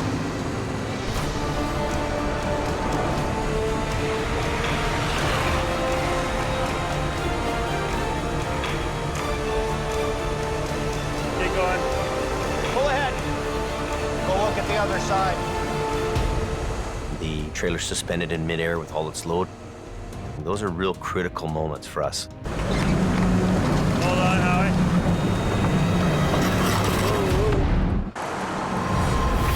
Watch yourself. You want to be in the hammer lane. Heavy rescue is wrestling a loaded semi out of the ditch. Hold on, Howie. Whoa, whoa. but the trailer's fairings keep biting into the slope. Go look at the other side. You got a 40-foot section of plastic hanging down there that's not going to clear, and it's just going to tear all of it off. And that's a big bill to repair. Then I'm going to move to the back and move over, and then go right in front of my outrigger and then swing right over onto the road. Roger. He's going to grab the back of the trailer behind the axles. As I'm winching it out, he's going to swing with it. Keep it level with the back end of the tractor. So we're going to park it right here. Good? Yeah. Okay. Good. It'll be a test of teamwork for Howie and Jason to free the grocery truck. What we really need here is these guys all to work together and be the dream team and make this happen. So it's a matter of him watching me and me watching him, making sure that we're together. There's some stress on here already, eh? Now it's gonna release. Tag her in, Howie. Let's give her, see what you can do. Watch me, Howie. Yeah. Brakes off. Slowly, Brett. Slowly. Okay. Slowly.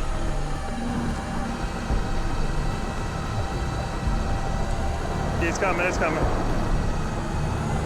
It's coming. Keep going.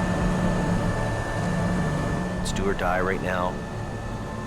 Almost 40,000 pounds hangs in the balance. Those are clench your fist, grind your teeth kind of moments for a guy where you have all the load suspended there. A little more. Oh yeah, buddy. Yeah, that's nice. That's nice.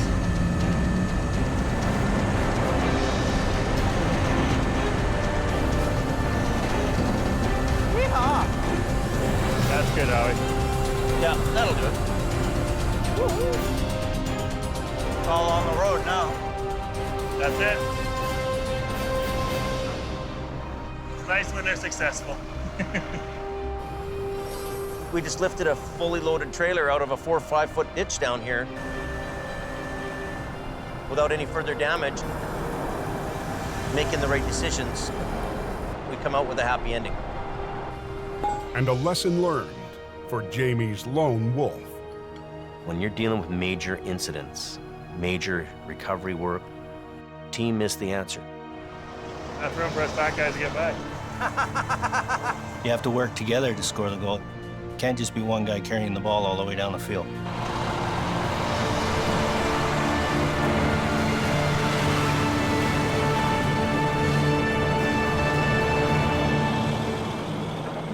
Next time on Highway Through Hell. Whoa! The rescuer needs a rescue. Hey, whoa! When Phil plows deep into the mud. You need a tow truck, my friend. A Coquihalla rookie Uh-oh, this is not good. fights to make it up the Smasher. We don't want to stop. We do not want to stop. Come on, baby. And Arctic winds attack both oil patch highways. Down with the boom. Forcing heavy rescue I want to get this highway reopened. Wild, Dave. to divide its forces.